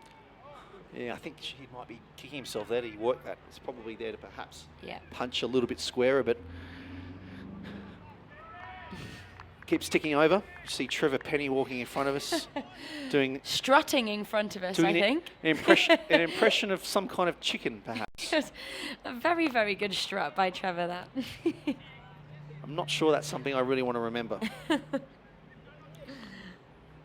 It's great to see the kids in the background playing cricket, isn't it? The kids over there in the nets, and even behind the private boxes over to the southwest of the ground, we've got a game of impromptu cricket being played. Even after the match on Friday, I even went over and faced 5 balls and got out twice. One to Stuart Bailey, who has reminded me no end, but that's what it's all about, really. Being able to see high-class cricket in Hong Kong, but then also giving everyone an opportunity to play afterwards as well. It's very easy to forget what that felt like when we were kids, before you started training and playing, but it's just great to see that pure joy. They were my best days. We used to just get a wheelie bin after the men had played. They were our wickets, and we used to play out there for hours. Oh, the bottom edge there. It was really good, wasn't it? Really good. Sorry, everyone, had to do that. I can claim a dad's joke, being a father. No, it's honestly, that's one of the things that has impressed me most about being out here. The junior development that we have. All of the cricket clubs work really hard, especially Saturday mornings. The amount of kids that are playing the game has been so impressive. Well, Hong Kong Cricket Club leading the way there. I think we've got 500 junior kids playing. Yeah, no, we have a Gappers program on a Saturday morning. Sounded very Australian there with the yeah, nah. Yeah, it's because I spent too much time with you guys. I start sounding Australian soon. Yeah, the Gappers program that we have on a Saturday morning is over 500 kids. We've had to move a little bit of it to a Wednesday afternoon to accommodate. Wow. Just so we're really providing that strong coaching, but it's really good for the development of the game, and it's really impressed me. Yeah, we had Mark Wright, the sports development manager and ex-Hong Kong player and coach, of course, during the World Cup qualifiers in 2014 when Hong Kong were just one win away from making the 2015 World Cup. Talk about all the great work that's done by the Hong Kong Cricket Club, especially with Hock Shan School, and if you remind me the name of the orphanage as well that you do all that work with, it's amazing to see. Oh, they're playing a miss on the slower ball, and a area there will give up a bye. It's good to hear, actually, even me to hear, that cricket isn't just this sport played by a bunch of adults on a field, that it really is deep into the community here in Hong Kong and does a lot of good. You know, what we see here are the cream of the crop, but it is making a difference in the Hong Kong community. It is, and you just mentioned Hock Shan School there, who are one of our long-standing collaborations. They actually have a team dedicated into our under-11s. So Scott McKechnie, I know he was. Yeah, he led off on Friday, and he would be here if he hadn't have booked a boat trip today on a one-day international. But I'm sure he is listening if I know Scott as well as I do. Shout out to Scotty. But I can only imagine how small the shorts are that he's wearing right now. Booking a boat trip during the second one-day international between Hong Kong and PNG. Yes. He was good on the microphone. So I will let talk, I promise. No, but he put so much work into our GAPAS program, and he looks after that under-11s program. We have 10 playing under-11s teams, which for any cricket club, I feel, is a fantastic achievement. And as we say, Hock Shan have a dedicated Chinese team. Great. And they've really enjoyed playing, so they come How's along. How's your Cantonese coming along? Not so. I'm trying. Not so good. I know the basics if I'm in a taxi. Yep. What are the basics? Lido. That means here, I think. Yeah, stop here. Yeah. Bassi Jam. That's bus stop. I feel my pronunciation is not ideal, but it's developing. Yes, it's developing. You got Chad Soper back in the attack. I think. Little single there. Fine I leg. think that's Soper, isn't it? Yeah. Just run with Soper until I'm corrected. Yeah, so bus stop and stop. Yes. Junjao, left and right and left. Still actually not quite. Junjaw left. Something like that. Just point. Yeah. How about Joe-san, good morning. Good morning. That's always a good one. How about, oh no, possible run out or direct hit would have been very, very close. Great fielding there again, and his teammates go to congratulate him. Just backing up again a little bit too much. If you're going to do it against any team, you don't want to do it. It's PNG.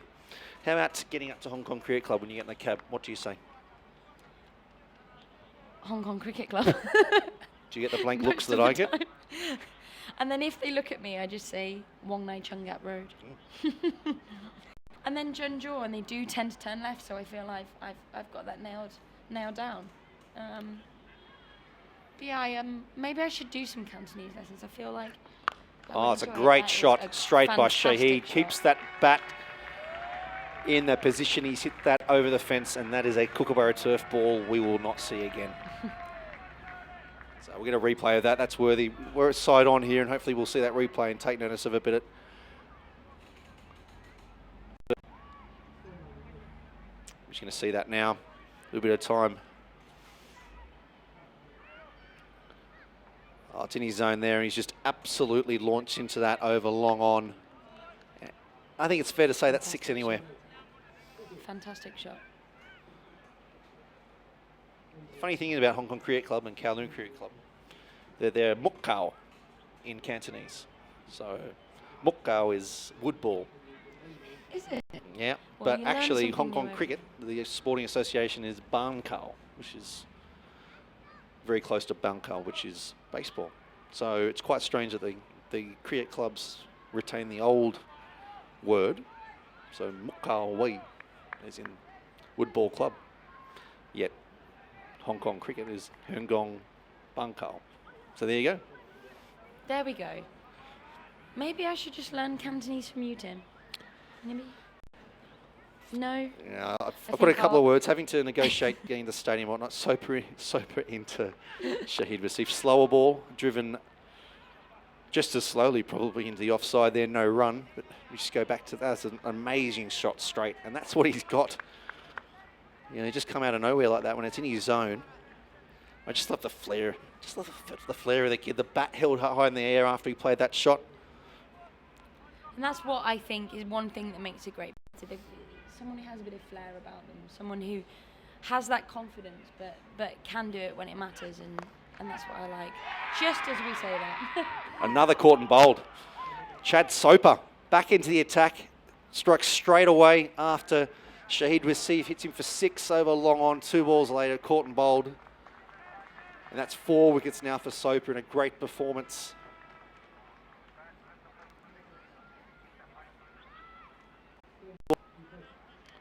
We'll get that replay up now to see. Not too often you get 2 caught and bowls in one match, Jazz. Not too often.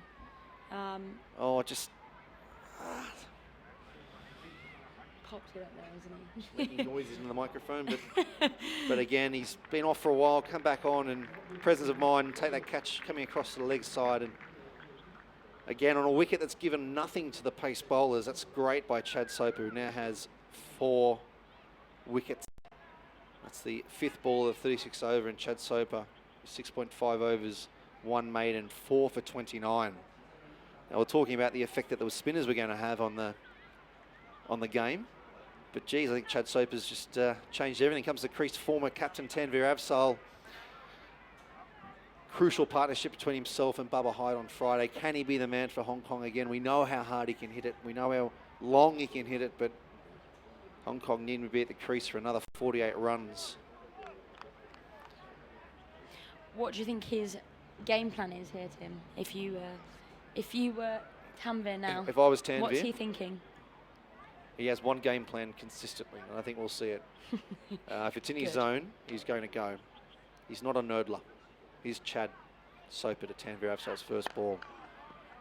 He's got, that's a characteristic of a lot of the Hong Kong batsmen, is just amazing hands that come through so quickly. Yep. They look like they're not going to hit it, and then whip through comes the bat, and we saw Tanvir Avsal take 30 off and over here in a T20I against Scotland earlier in the year during the Braidwood Cup. 30 would be good here at the moment. Yep, it would be.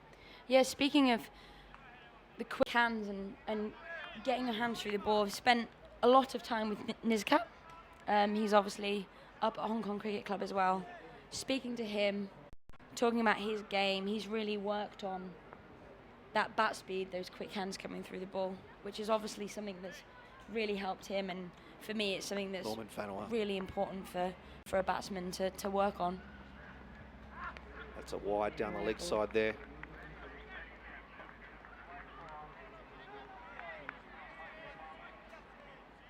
Tim Cutler here with Jasmine Titmus.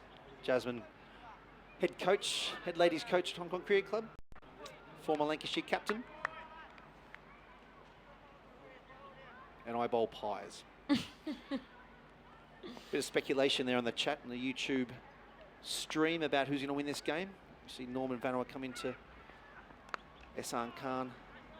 No run there to point. In the balance, I think, at the moment. I think with that wicket. Yep. Although it's only, just under 50 runs for Hong Kong to win. As we've seen in these 2 ODIs, almost 2 ODIs, the wickets seem to come quickly. Yeah. So I think, well, the equation's simple. I think if Hong Kong don't lose wickets, they win the game.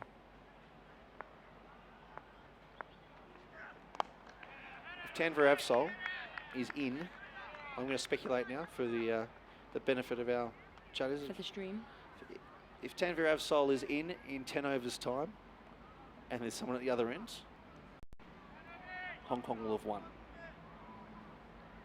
That is 48th over, so that's a long way. Let's say 6 overs, just to get a bit of spice to it. Things will warm out really nicely here, though, for an excellent finish. Of course, the gates are open. No ticket required to get down here to general admission.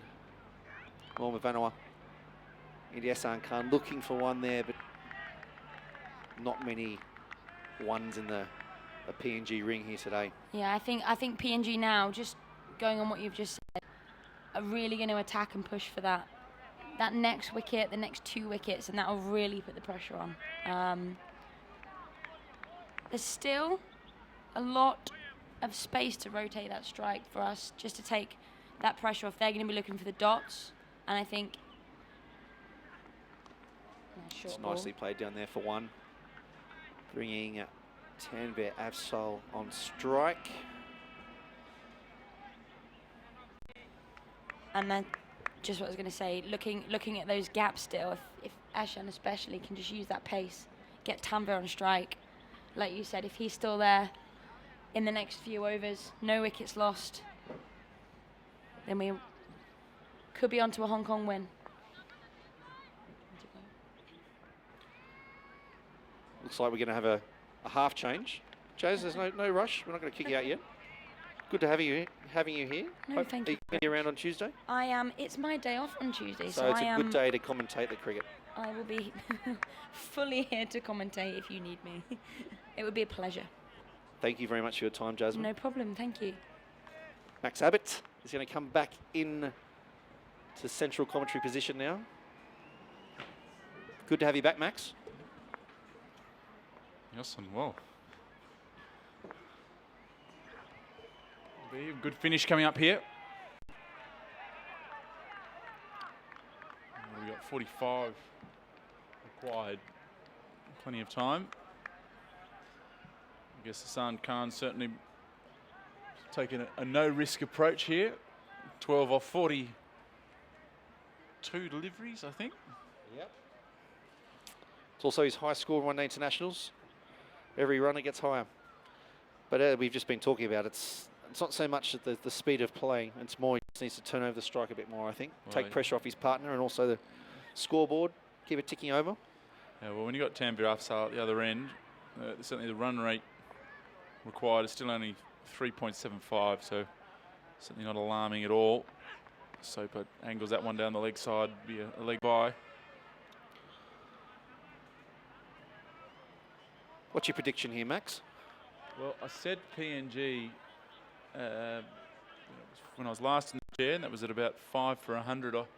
And I'm just sticking with PNG here. I know it's only 44 runs and the run rate required, but I think it's a tough wicket to come in and play on at this point. At the end of the day, we saw 4 late wickets fall in PNG's innings, and yesterday in the first ODI, and I know that's only one partnership for Hong Kong, and they're pretty much there, but I think it's going to be pretty tough for this lower order.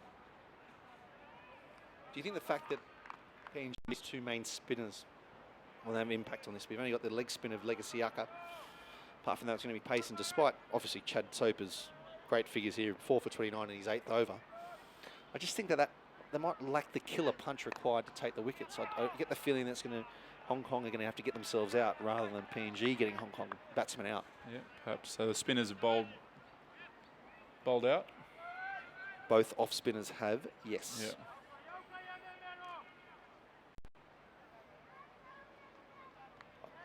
Stand corrected there. Ruadai has 3 overs left. Cricinfo was obviously still updating. I'll blame that. But take I think that's responsibility. I always do. And cutter. And that's a great shot by Ehsan Khan, breaking their shackles there with a lofted cover drive, 4 runs. Yeah, I good think shot. those 3 overs from Dye, 4 overs. They've got to get him on now, I would have thought. It's one of those he ones, was really turning the ball sharply. Yeah, I don't think you don't want to save time. They're not going to restrict. They need the 4 wickets. So Dye's got 3 overs left. Vanoa has 4. Soper has 2 after this. Johnny Reeves bowled 6 and Legacy Aka's bowled 2. But yeah, they're 3 key overs. I think it's got to be. You've got to get the spinner on. He's been there. Well, he took 3 wickets in the first ODI. He's taken 1 today and could have had more. He's got to come on for Papua New Guinea. Hassan Khan well set now. Still Azaz Khan as well to come, who made 44 in the first ODI. So a bit of batting left. And Kyle Christie, who's making his debut, will probably come in at number 10, but from what I've been told, certainly no mug.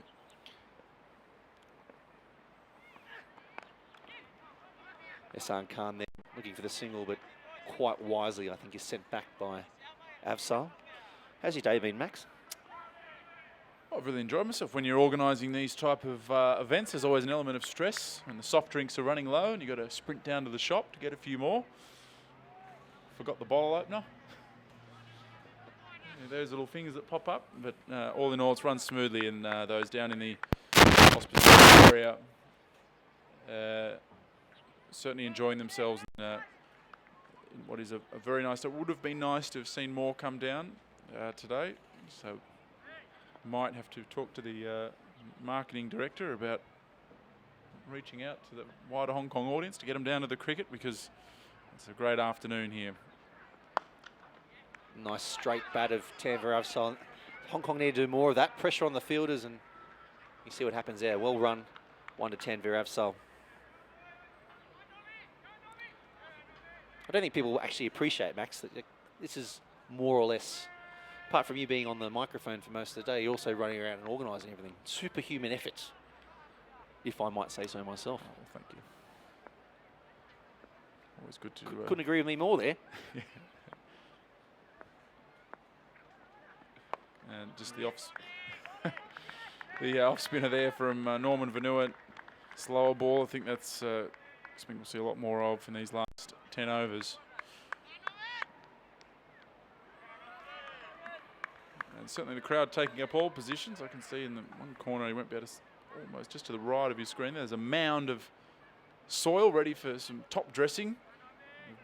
Fans are using it as a bit of a grandstand. They're probably a decent view from there. Kids playing cricket. Perfectly worked down there, off the leg stump by Ehsan Khan getting across.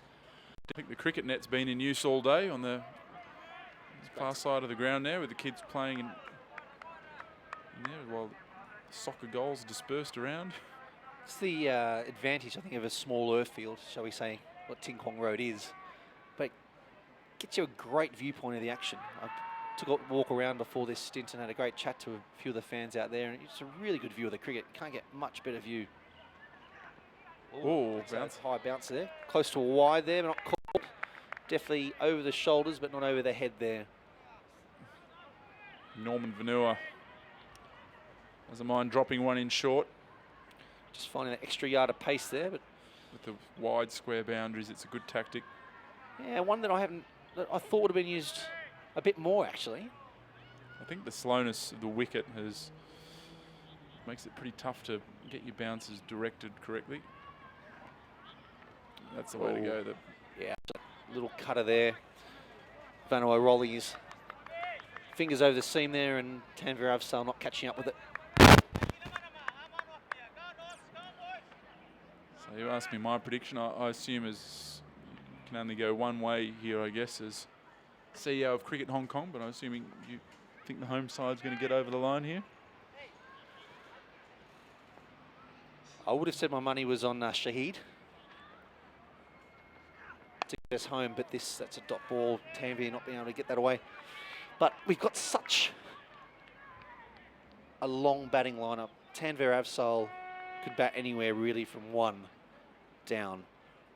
Tanvir, Azaz, as you mentioned, and Kyle Christie, who I'm sure is excited at a chance to make up with the bat, I think, from what's a first over in international cricket.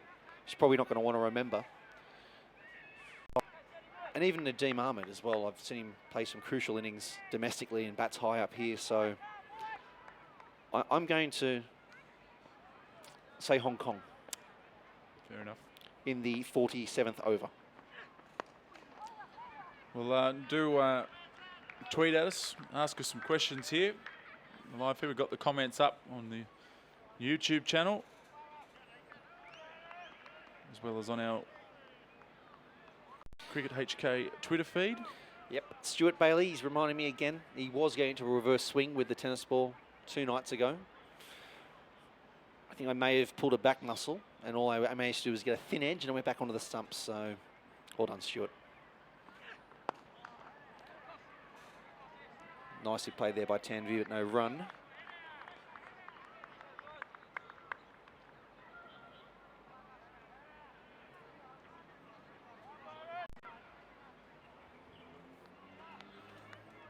cricket is the winner, John James.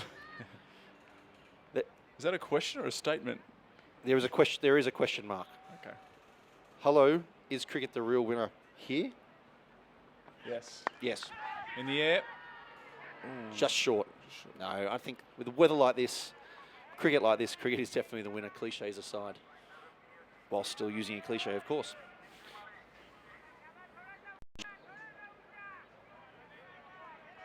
What's been your highlight of these one-day internationals up until now, Max?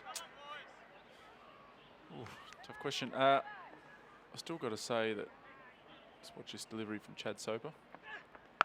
Oh, that could be it right there. That is Tanvir Afzal, huge 6. Just as we've been talking about earlier about his 30 runs against Scotland earlier this year, that has gone further than any shot we've seen. Well, there's my highlight right there.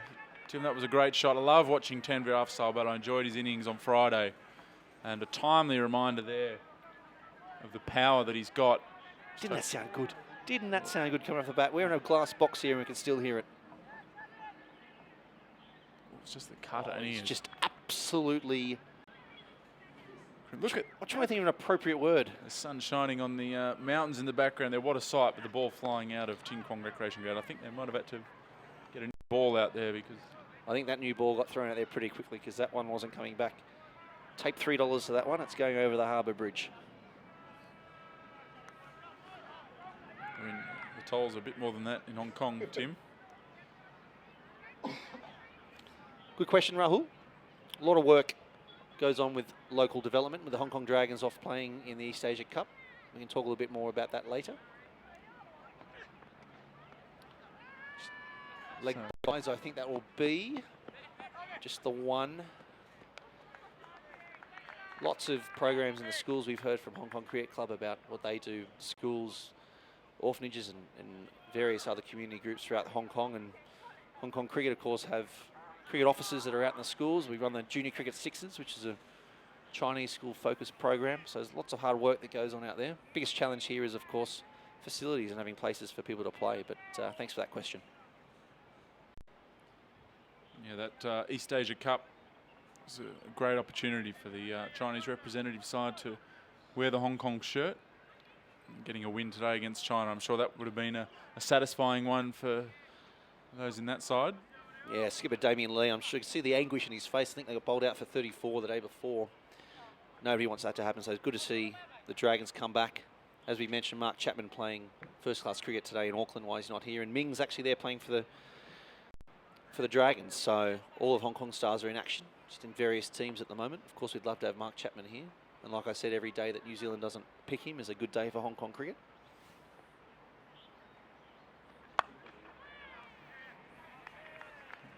Here's our man that we've been talking about, Marud Dai, back into the attack.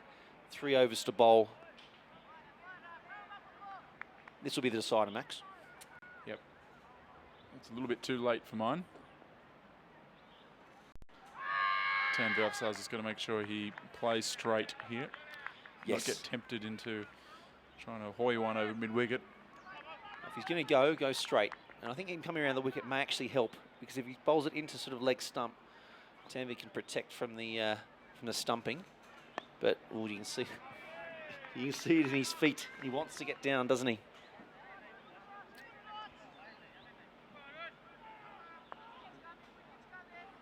There's no need to do anything silly here. 30 runs needed to win. That's all that's required, is just to knock the ball around. You and I know that, Max. I think Tanvir wants to deal in 6s, though.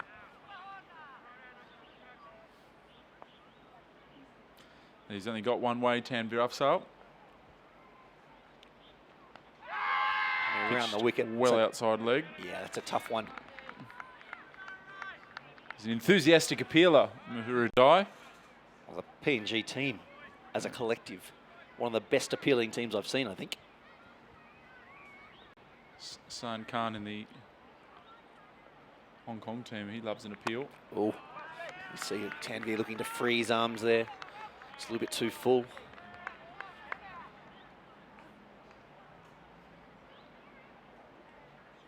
Well, Rahul, questions keep coming.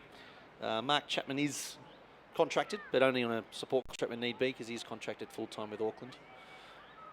and keep close touch with Mark and his development. Great relationship between Cricket Hong Kong and Auckland Cricket. It's great seeing his success, but contract him as much as we can.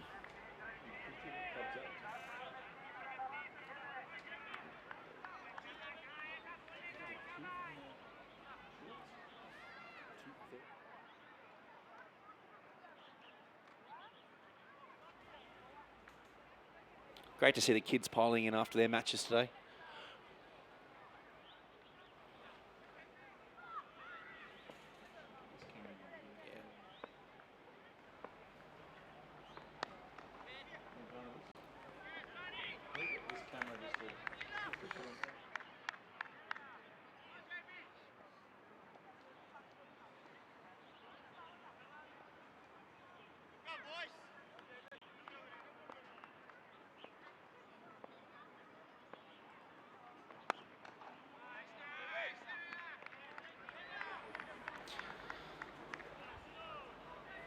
Hong Kong edging towards victory here. 172 for 6, needing 202 for victory. 48 balls remaining, 30 runs. A few kids there. See the smiles on the face. And great to see. That's what it's all about, isn't it, Max?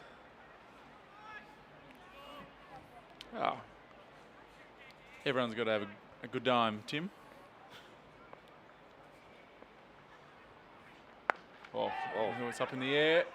I think that's just going to be Fielder's safe. coming in. And oh, unbelievable.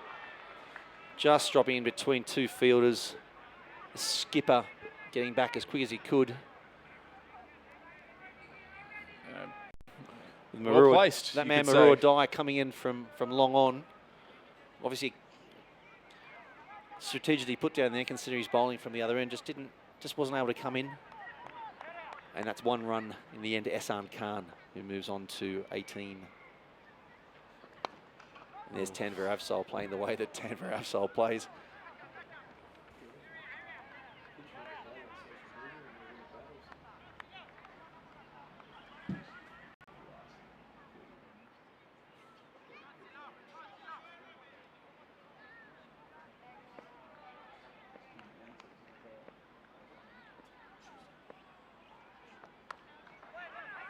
Ehsan Khan working that down to third man for one.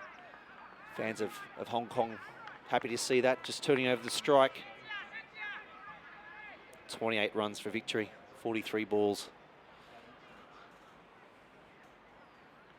So we stop for drinks here. Or a quick drink, it looks like, not an official drinks break, I think. What's going on here? Oh, it is an official drinks break. They got through their overs that quickly. That was a lunch break. So it's thrown me.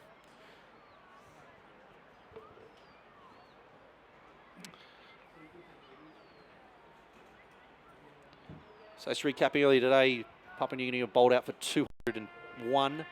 Nadeem Ahmed taking 4 wickets. Anshuman Rath, his left-arm orthodox spin, taking 3. And vice-captain Azaz Khan taking 2. Papua New Guinea skipper Asad Vala top scored on 71. And a very short session before lunch. Hong Kong lost 2 wickets, including the key scalp of skipper Bubba Hyatt. But since then, we've seen a nice little knock from Shahid Wasif, who was out caught and bowled. Chad Soper's second caught and bowled. He was out for 45 off 69 balls. And other scores of Nazakat Khan, 33. And Jamie Atkinson returning back on the side, including a huge square drive that went across Ting Kwong Road. He was out for 23. Chad Soper, pick of the bowlers by a long, long way, 4 for 40 off his 9 overs. And a single each to skipper Asad Vala and Marua Dai.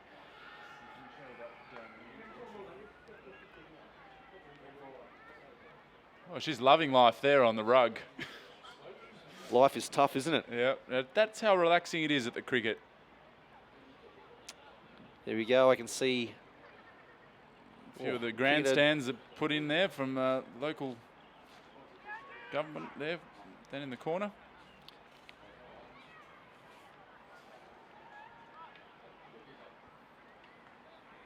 Good to see the enjoying themselves here. So, Max, have you changed your prediction yet? Are you still on PNG? I'm just starting to shift to Hong Kong now. I'm not a stubborn person, Tim, so I'm happy to change teams. Of course, if a wicket falls, I'll be straight back to Papua New Guinea. But I think right now with 27, 28 runs, given Hong Kong are 111 for 6, the last game still got a couple of batters in the shed. I mean, if PNG to have any chance, it needs to be a wicket in the next couple of overs. But we've seen, we saw PNG yesterday lose their last 4 wickets for 7 runs. So on this surface, I wouldn't want to be calling it too far from the finish line. Anything can happen. As you say, those wickets have come in clumps. Just 1 run there to Ehsan Khan out to man covering that mid-wicket boundary. Don't have to do anything different, but I get the feeling Tanveer Avsal may have other ideas.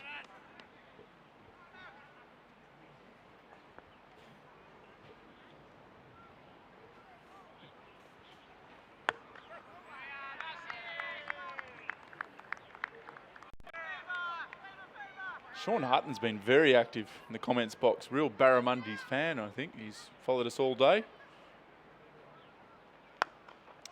Good shot there, but for no run. Just hope he doesn't get frustrated here from a Hong Kong point of view. No need to do anything silly. Only 30 runs to go. Less than 30 now, of course. Well, saw a question there from Rahul about the T20 blitz. Oh, that's very close. It's a pitched in line and that's out.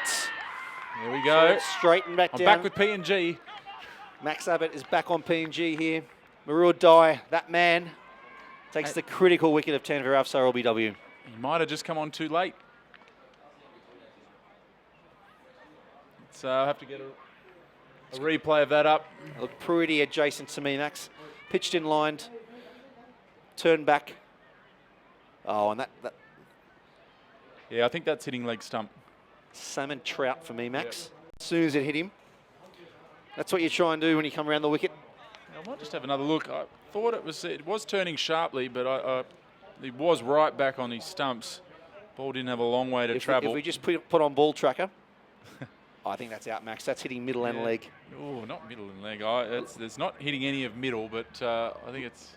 Maybe leg onto middle. Yeah. When the PNG CEO is saying it's maybe clicking leg.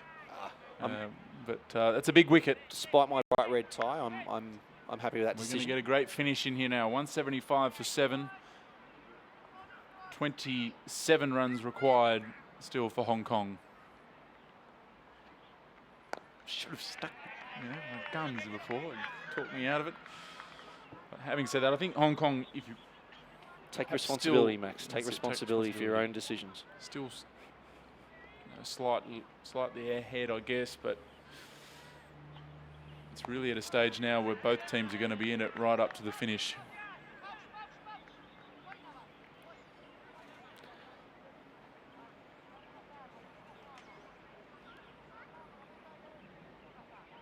Dr. Pratt, I'm not sure about that being plumb in and should have walked.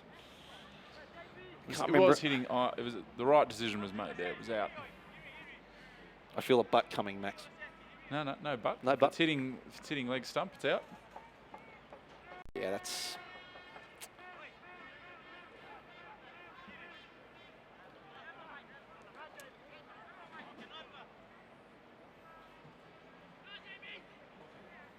So Johnny Reaver comes on for his 8th over. He's gone for 27. Right down to the wire here. It's in Kwong Road.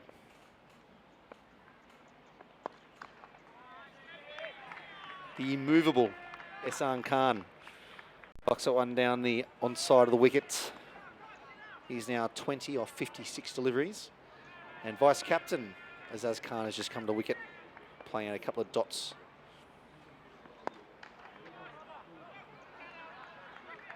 Single to Ehsan Khan down to long on there.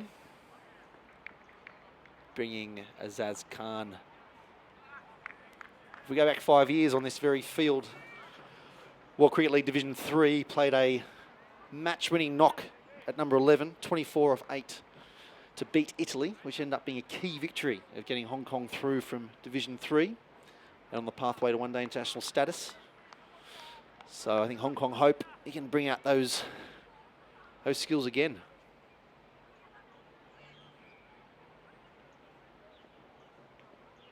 A walking encyclopedia, Tim. Or could be a run out for a direct hit. He was miles out. Basically gave up there, didn't even slide the bat.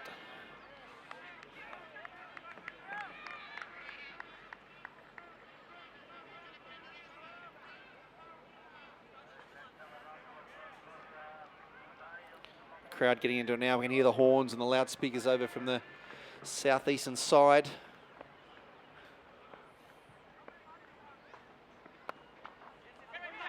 Oh, tight again. Oh, that's very, very close. No, very, very close, but not out. Right on the line here in the commentary box, and I think he was home by a foot there. So notice the umpires are still standing to the side of the crease line, even though we don't have the TV replays, Max. Yep. You didn't seem too impressed with that.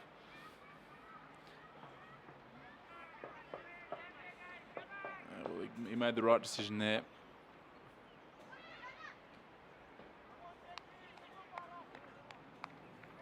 Rahul asking about the T20 Blitz. Yeah, there are some big international players being mooted. Nothing we can really announce. It's going down way leg down for leg. me. Tarak Dar, umpire at the line rock end, gives that not out. I think he's not happy, but it was not even close. We'll try and have another quick look at that one, if possible. But I think that was the right decision. Definitely live, it looked to be going way down the leg side.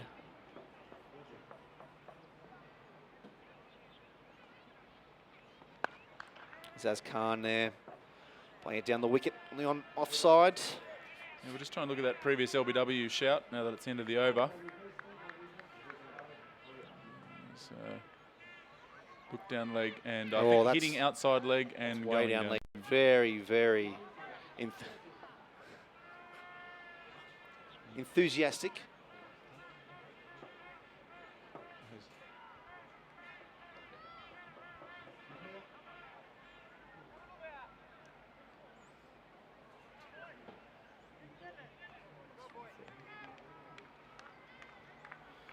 Key last over here, Mahur Dai, 9 overs, 2 for 37.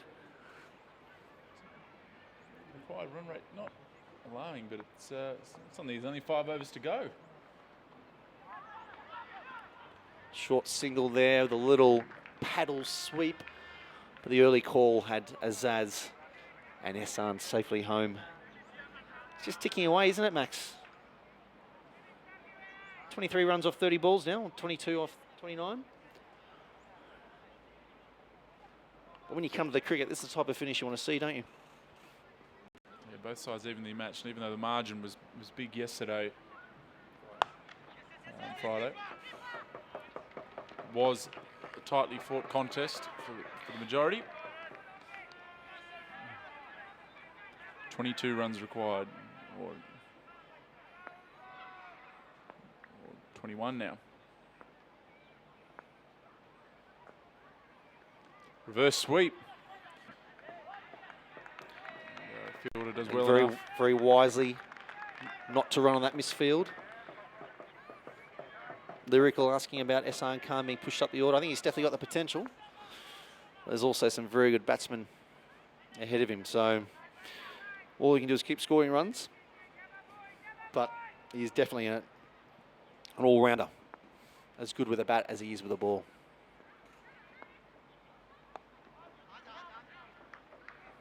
It's good from Hong Kong here. Turning over the strike.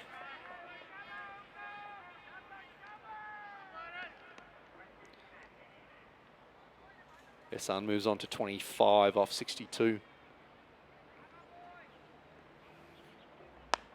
In the air, just short.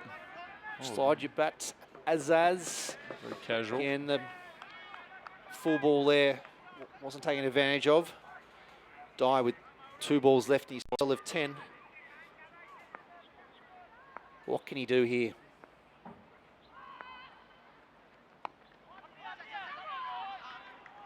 Oh, Zaz was slow out of the blocks there, but so was that cover fielder.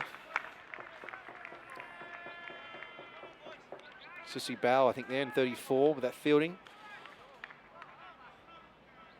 Good pressure here from Hong Kong. I think the PNG fielders were probably being able to just sort of edge back to the circle before this, but now that they're picking up those singles, you just see them creeping in a little bit. So creating a lot more space there if they are looking at going a little bit more expansive over that infield. So just the 17 runs required now, 4 overs.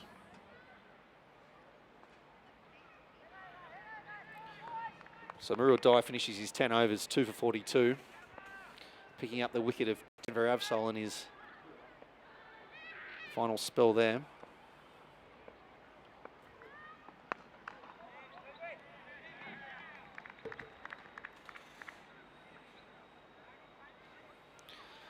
John Reaver continuing here in his 9th over. He's gone for 30. Ehsan Khan on strike, 26 from 64.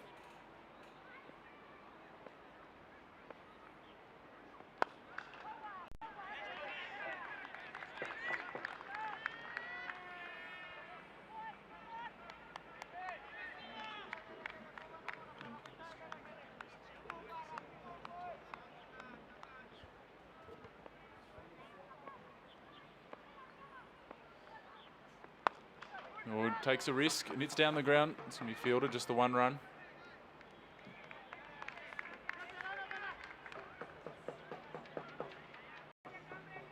Just feel for Hong Kong, it's just one big shot can really put them in a great position here. The temptation must be there now to try and get it under 10 with a big 6. It's going down leg, mix up. A little bit of panic. This is certainly getting a bit tight now. 185 for 7.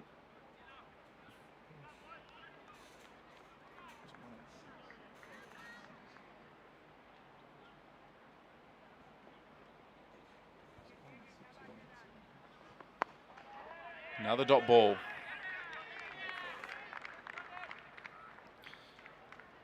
So all of a sudden it's close to 6 and over. And with only three wickets in hand, pressure's on. Great over here from Reaver. Just the 1 run off 4 balls.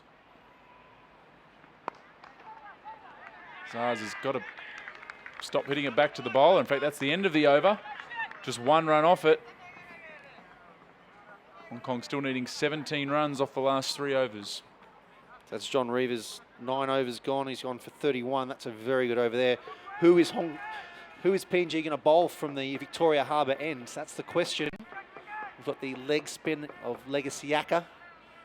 He's only been used sparingly. Who do you go to here, Max? Well, they've got to go to Chad Soper. I think he's got 4 wickets. Still got a couple up his sleeve. Looks like Dye wants another over, but he's had his 10. Soper, 9 overs, 4 for 40. Are they saving him for the last one? Is it going to get that far? Norman Vanoa's got 3 left. John Reaver from the other end, he's got 2. And as I said, Legasiaka's just bowled the 2 overs. Chad Soper. Here comes Chad Soper with 1 over to go in his allotment of 10.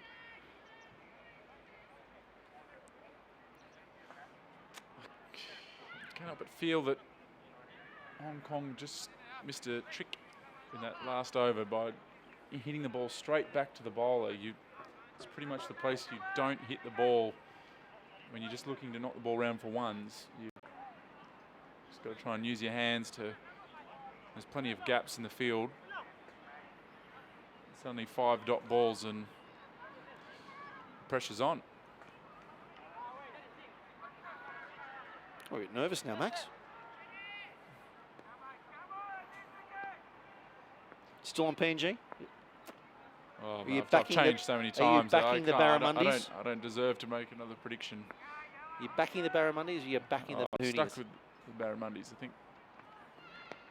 Oh, leg by.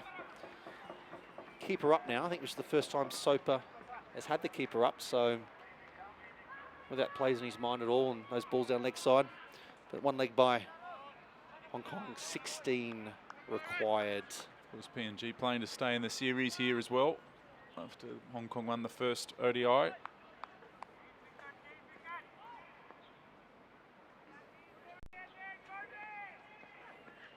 Hold him! Azaz Khan. Cross the line. And it's advantage PNG here now. Kyle Christie on debut. Cometh the man, cometh the hour. Kyle Christie on debut. 1 over for 18. Here's his chance, as we mentioned. Here's his chance to win an ODI for Hong Kong. Sazkan batted beautifully in the first ODI, but just couldn't get going today. Cross the line. And we'll just take another look here in a moment. That's 5 wickets as well for Chad Soper. Well bowled. Not a great shot. On this wicket, Max, I think if you're going to go, you've got to go straight. Won't be happy watching for Azaz when he goes through the video tomorrow, perhaps.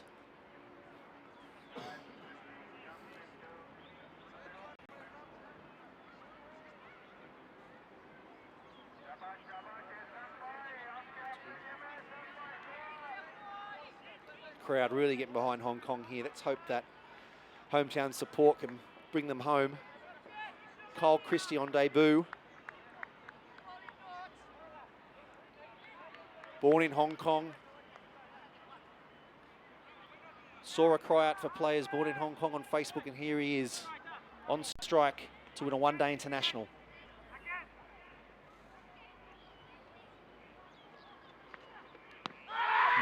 Going down leg. Going down leg. I think that Max, you're on the money there. We'll try and have another look at that, but I think it was just going down the leg side. I think. Yeah.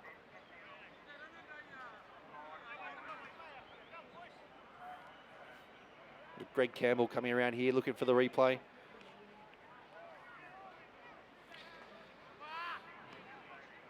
Just try and get a quick look at that one, hopefully.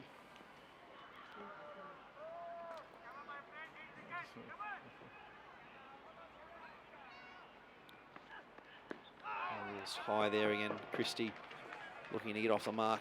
His ODI career. Looking to play straight here.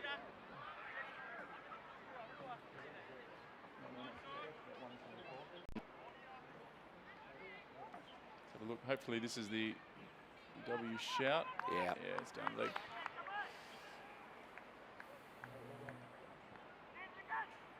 Soper into Christie.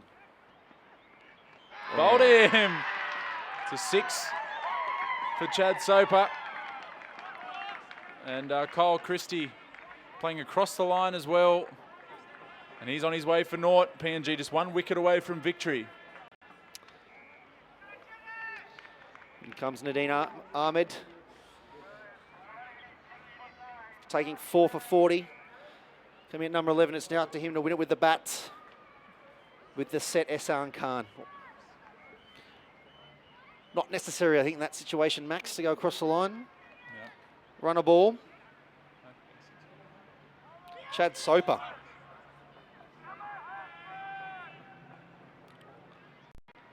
Dean Ahmed still can hold the bat, but poor batting really from Hong Kong here the last couple of overs.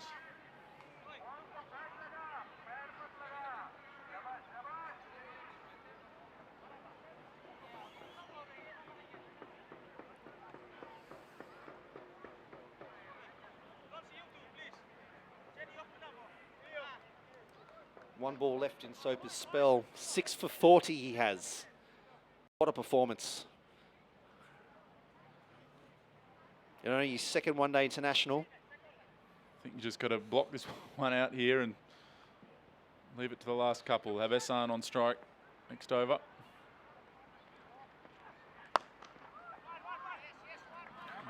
Nadeem very nonchalantly plays that down to long off. PNG keeping the field back. Try and get Nadeem on strike, and he accepts that, takes one. Bad from Chad Soper. 6 for 41, his figures from 10 overs. Well bowled. The 2 crucial wickets, including that of Bubba Hyatt in a little short session before lunch. He's kept that throughout his full 10 overs.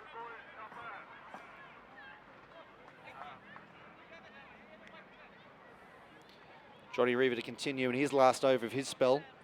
Well, the last over from this end. From this end, you're right.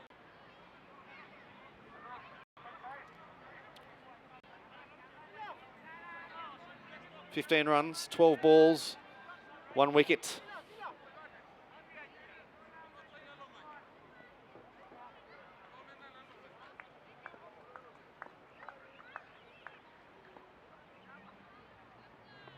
Bowled him, it's all over. PNG win by 14 runs. A late collapse from Hong Kong, and aren't they delighted?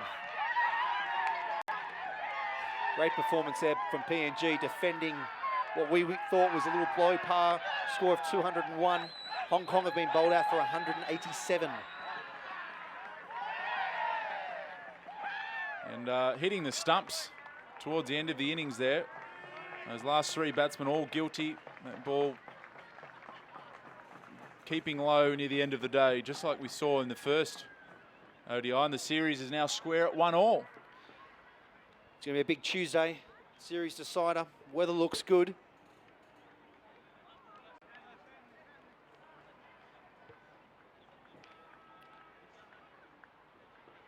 And Chad Soper, what an effort. 6 for 41 from his 10 overs.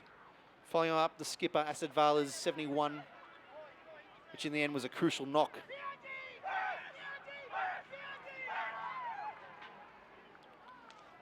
I'd say a stunned crowd watching. His last 4 wickets fell very quickly.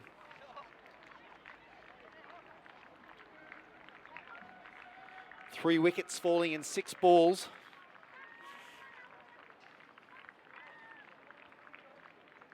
PNG successful in this second one-day international.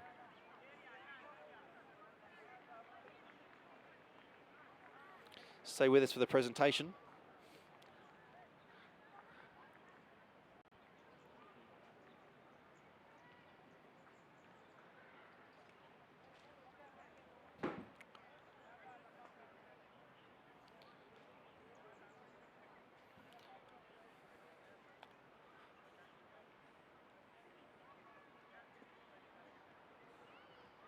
Great performance there from PNG to pull that back.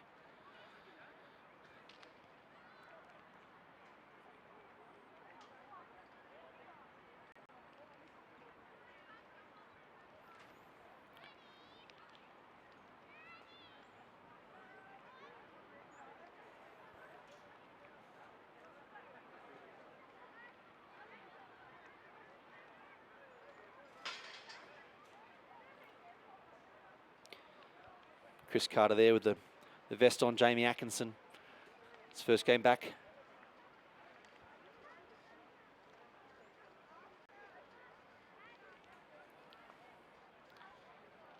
PNG did very, very well there. 201. Probably thinking though 30 to 40 short of par.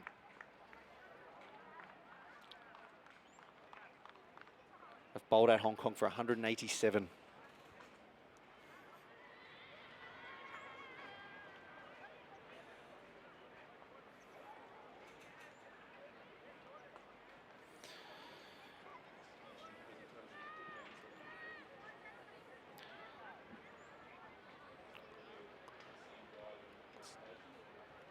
So we'll now get things arranged for the presentation, but thank you very much for watching the stream. Great to have your company. Stay with us for the presentation of Man of the Match. I'm not sure it's going to be the most difficult pick. It's our pleasure to bring this stream to you, the second one-day international between Papua New Guinea and Hong Kong from the Kwong Road Recreation Ground. Stay with us for the presentation, but join us again on Tuesday when these two teams play in the decider at 1 apiece. The last match, 9:30 Hong Kong time. We'll see you there. Thank you very much.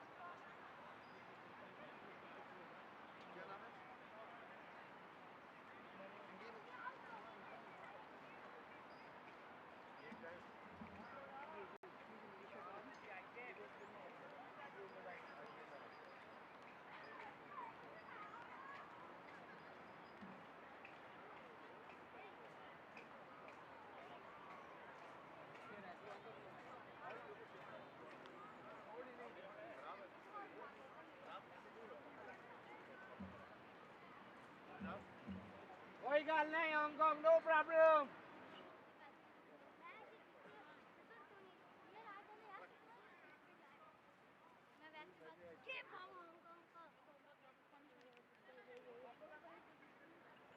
भाई जब bubble out होता है ना तब out होता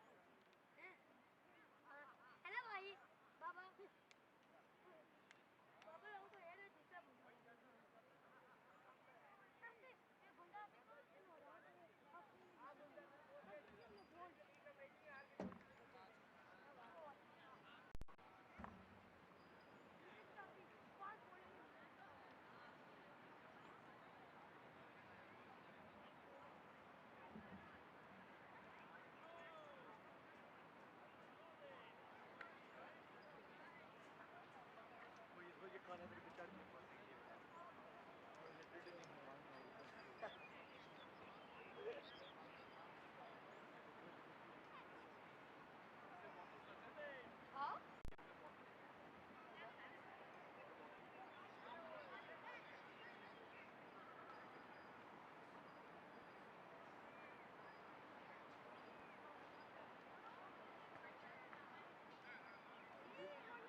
Trouble too. That's why I stay over this side. There's trouble in this. Yes. Trouble. It's good commentary. Yes, we heard you. I can get in early so that we do after.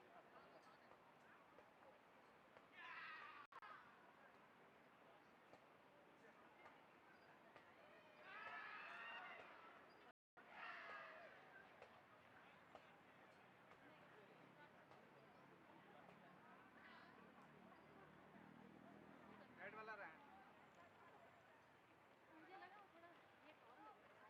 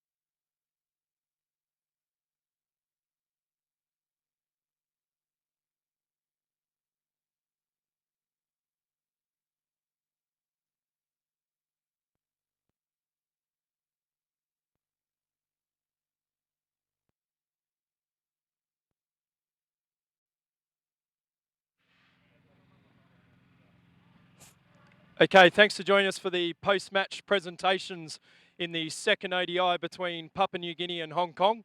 Papua New Guinea have levelled the series 1-1 after a terrific fight back, so well done to Papua New Guinea.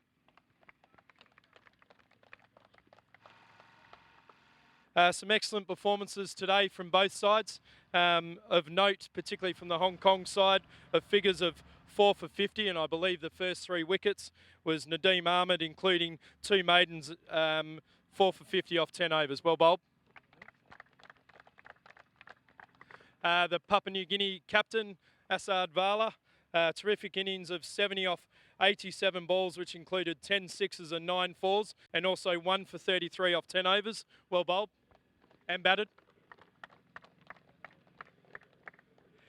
And man of the match, and I'll ask our President of Cricket Hong Kong, Mr. Rodney Miles, to present the man of the match trophy of figures of 6 for 41, including 1 maiden, to Chad Soper.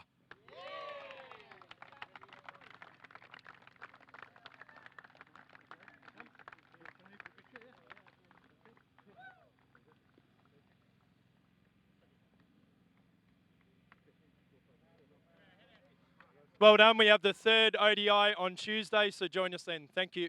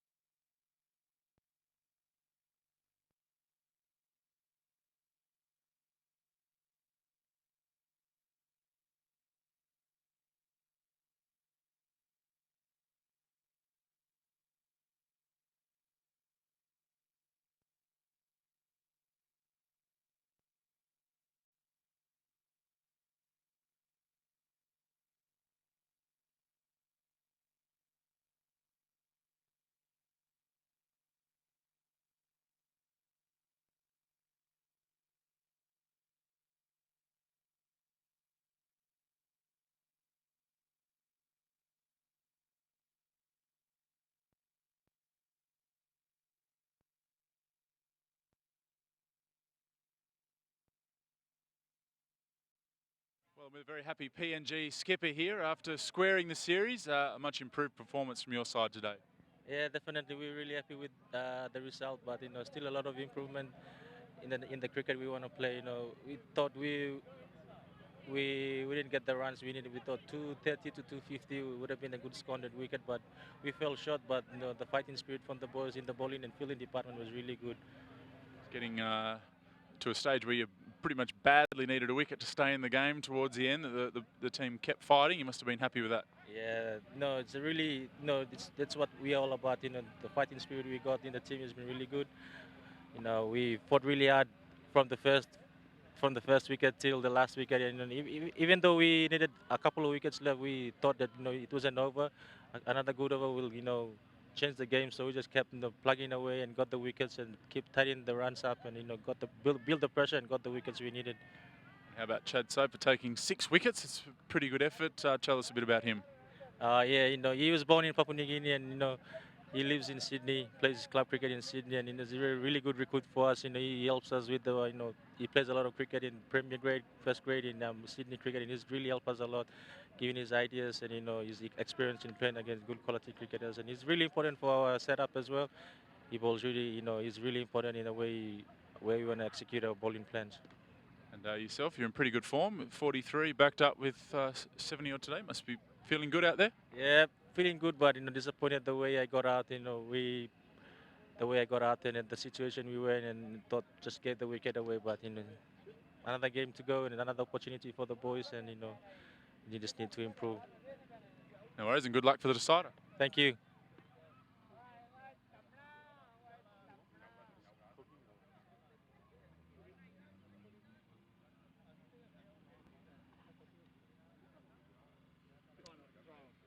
Hong Kong coach Simon Cook stepping in. Simon, it seems that we were well placed for victory there, and very quickly it turned into a loss. Yeah, I reckon we probably threw that game away 3 times in the course of our batting innings. So very, very disappointing. Particularly as we'd spoken a lot about rotating the strike and just being able to face not more than three dot balls in a row, and unfortunately we were unable to do that today on what was a tough pitch.